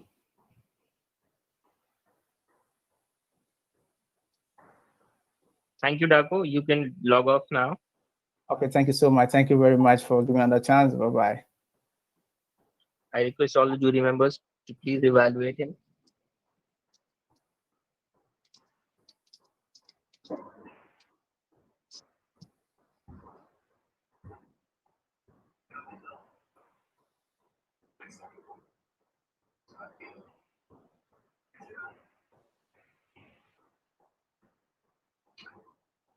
Let me know when you're done with this course. Yeah, I'm done. Yeah, I'm done. Yeah, done. Me too.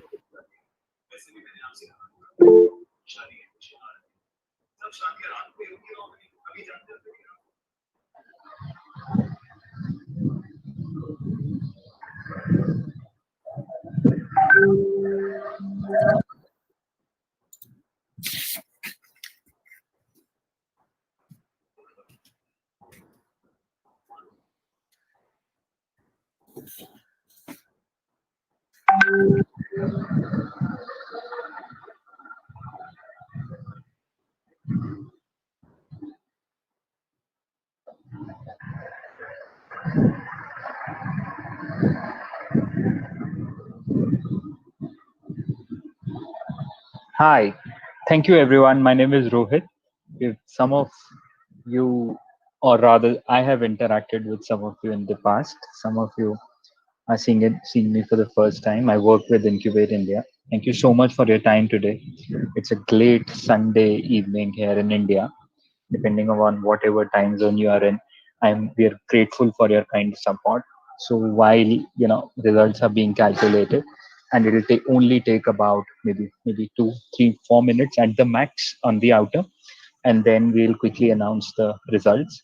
I will make a special request to you as soon as we are announcing the results. If all of you could switch on your cameras, it'll be nice to. In the interim, thank you so much. Thank you. In the interim, I'll request.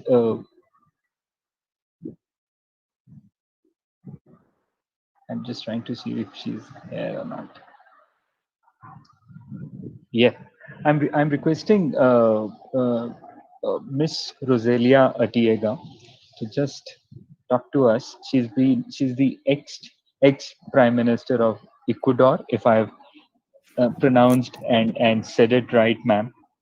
Yeah, and while she will talk, I mean, we would also request each one of you to maybe express in a tweet-like format of what your experience has been, and whatever mistakes that we have done during the journey, and whatever we should learn maybe to make it bigger, better in 2021 or maybe earlier, depending upon how we go about it. Over to you, Roselia, ma'am. Yeah. Thank you. I'm okay. Can you see me? I am. I'm not sure with this with this platform. Well, hi to everybody here. It's still morning in Ecuador, and I'm happy to join you and to be part of this initiative. I have been contacted by Puneet Jain, and really I'm excited to see the creativeness and the effort that the groups are doing to have this better situation and to improve the quality of life of people, making or creating solutions. I'm sure that it's going to extend and to expand a lot. And sorry, I have a phone around here, but I'm really excited about it, and I want to congratulate all of you for the participation, and especially the organizers. Sorry for that. I have to answer. Sorry to say that. No problem. Meanwhile, while I've said my thank you to each one of you, if you have anything to say, anything for us to, ponder upon, maybe in the future, I'll be more than happy to, seek guidance in an open environment, more than one-to-one. I have Rohit, I've done a lot of these kinds of things, and I can tell you that they're very, very difficult to organize. And even when you've got everybody in a room in the same time zone, let alone in a situation. So I think, you know, we had some technical issues, but by and large, I'd like to congratulate you and your team. You guys did a great job. It's awesome to see companies and entrepreneurs from all around the world. I mean, I think the ideas need some refinement, and they had some holes here and there, but it's the initiative of entrepreneurship that we should be celebrating, right? So when we give feedback and criticism to these founders, it's with the intention of hoping that they can build something that impacts the world. And you know, certainly I love seeing all of the ideas targeting society in Africa and Latin America and other such places, in areas such as healthcare and education. I mean, this is what the world needs. So thank you for this, and I'm sure I encourage you to do it again, and I'm sure we can help make it better, and I'd love to help out. Thank you so much. I want to echo what Balaji says. You know, I think he made an excellent remarks, Balaji. Thank you for doing this for us. But I want to again thank Rohit and Puneet for doing a wonderful job here. I think that created a buzz around the world, and I think you know, I was happy to participate and very fortunate to have you know the panel of judges here that I could virtually meet. Hopefully, you know, when the COVID-19 is behind us, I hope you know, we can all meet up in person somewhere in the world, and all the best to you guys. Thank you. Absolutely. Yes, Rosalia ma'am, all yours. Thank you. I'm sorry for this situation, but I was trying to tell you how excited I am hearing you and participating in this hackathon, one hackathon that also is involving more than one country. I had in the past the opportunity to participate in a hackathon about mobility solutions in Ecuador. And I really think that it's a great opportunity, especially for young university students, for young professionals that are trying to make some solutions. And this world, in this moment with this pandemic, needs a lot the efforts of everybody. And I think young people has the possibility to work on it and to find the solutions, not only for the pandemic, but also for the great break that is and the asymmetries between poor people and people that have a lot. Also about how to create a new governance, because we are feeling that probably our generations didn't give the solutions for all these situations about climate change, about the poor people in many countries, health issues, education. I'm the one that is working a lot on educational efforts since I had been a teacher for a long time, and also Minister of Education, previously position in other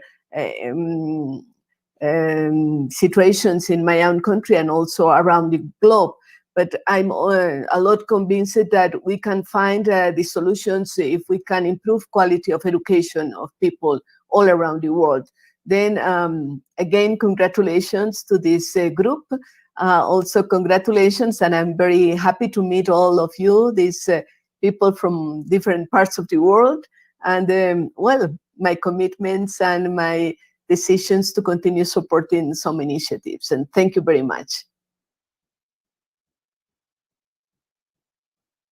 Thank you so much. Thank you everyone. I mean,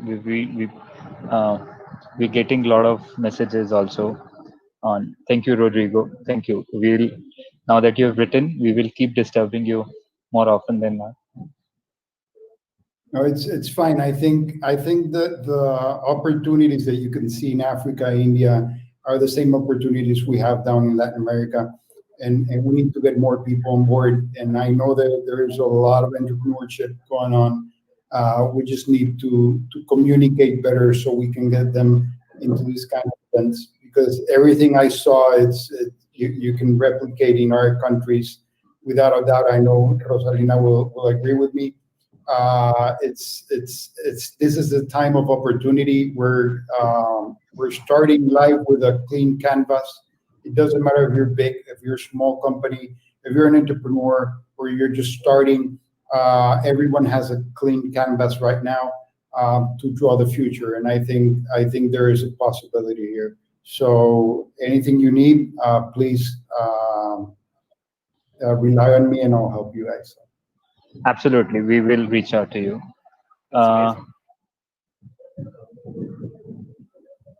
Mr. Sharma, do you have anything to say? We meet you more often than anyone else. So we thought we'll- No, I think it's a great effort, and as Balaji said, cross-country, cross-continent hackathons without and virtually monitoring whether they're doing something. And I know something was consistently asking, what did you do in the last 48 hours? It's very difficult. Some startups have already been in place. Some do some modifications, some do some market analysis and research. So I think it's a tough task, but putting the world together, and having judging from across the continent, participants from across the continents, it just encourages the ecosystem. And I think congratulations to the entire team. And I think a great effort, and you should do it more than once a year. I think with virtual, you can afford to do it more often, I think.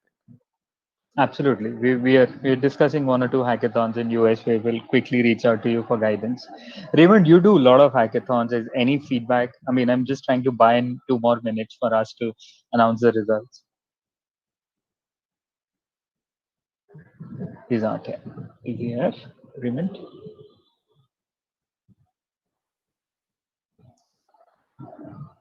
Meanwhile, we have, I don't think he's here. Meanwhile, we have Varat Krishna with us.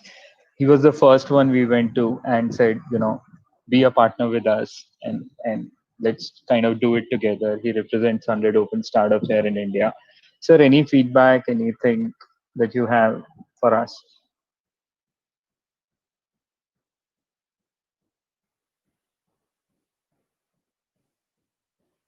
It's phenomenal. Only one line. Okay, I can say one sentence. What you guys have done, pulled off.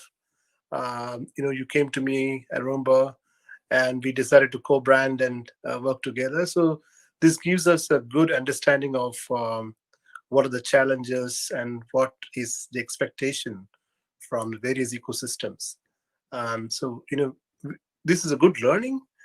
We've been doing multiple country hackathons, and now we know that this is a possibility because that was all done in a virtual mode. That was all done in a virtual mode. Now, if you look at it, we are talking about doing these events both in the physical mode as well as the in the virtual mode. So both are possible. So I'm just talking about an event which we did sometime in the month of March this year, and that was done in the virtual mode. But prior to that, we've been doing, let's say, 50 countries hackathons, and these were done in different time zones, giving them a period of, let's say, about a month to do those events. So this gives us opportunity now to do these kind of hackathons much better, because we are all used to doing physical events, let's say face-to-face events. Now with the COVID not going to go away from us anytime soon, we have to plan on this being around you, and you have to work around it. So this is going to be a new normal, so to say. And when we are creating hackathons and then generating results, bringing out winners, we have to keep in mind all these factors. It is not the same as let's say a face-to-face event. And how are you going to create those kind of experiences that we're going to miss while we are doing a face-to-face or a physical event? So these are some of the challenges that we need to think it through. So we are learning, as you said, in the beginning, we're all learning. So it's a journey that we have to go together, and the next event will be much better. And as you heard from the last speaker, we could do this much better. Every time we can raise the bar ourselves. And at the end of the day, we have to create something more tangible for these winners. So it should not happen that they just finish this event. There has to be a continuity. There has to be a continuity. We take them to market and so on. So I will end my short talk. Of course, there's a lot we need to do, and this is just the beginning. It has been a great beginning, I must say. It's been a great job. You guys, you and your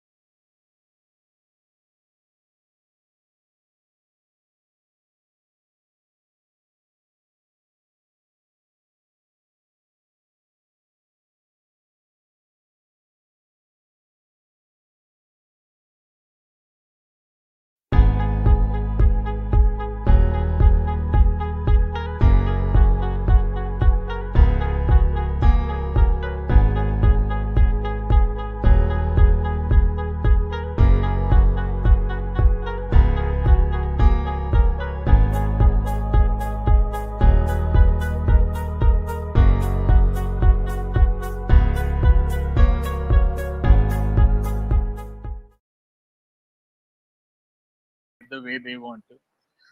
I agree. Yeah. Kaushik, we are live now. Go ahead. Okay, so the results for One Hack 2020 are as follows. We have second runner-up, Team Ali from Nigeria. Then we have first runner-up, Cov Victory from India. And the first team is Team Knights from Kenya.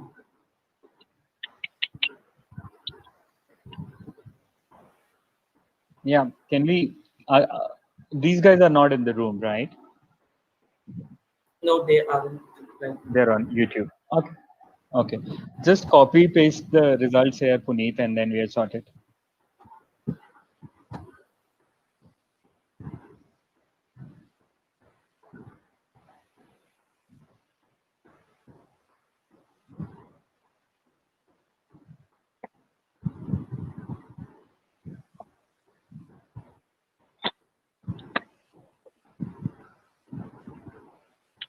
Thank you, Ms. Atiaga. Thank you.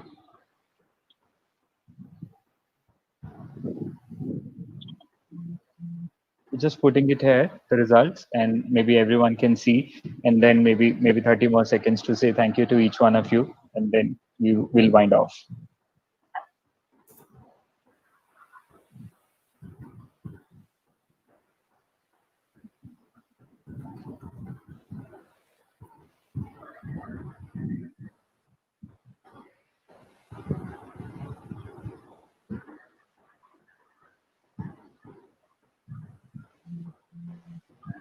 Yes, so results are in the chat.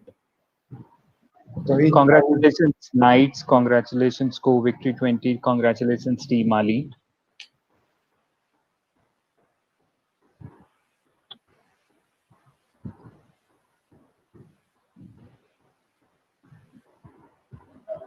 There's one more name that will come.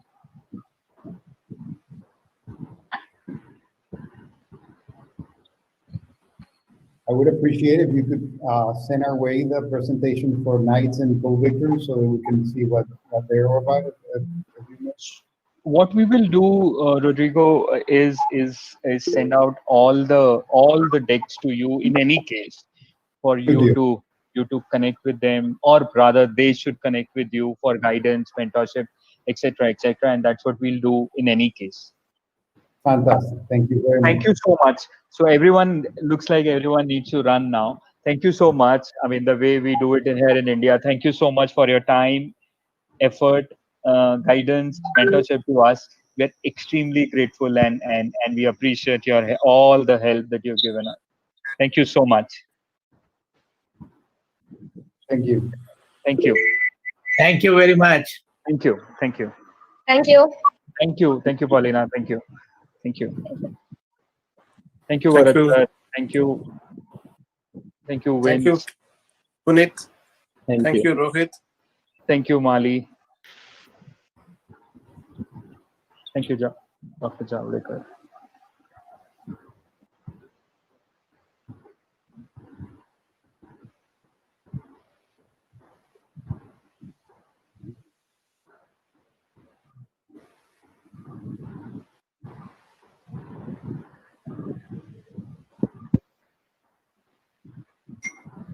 सब अपने ही है ना अभी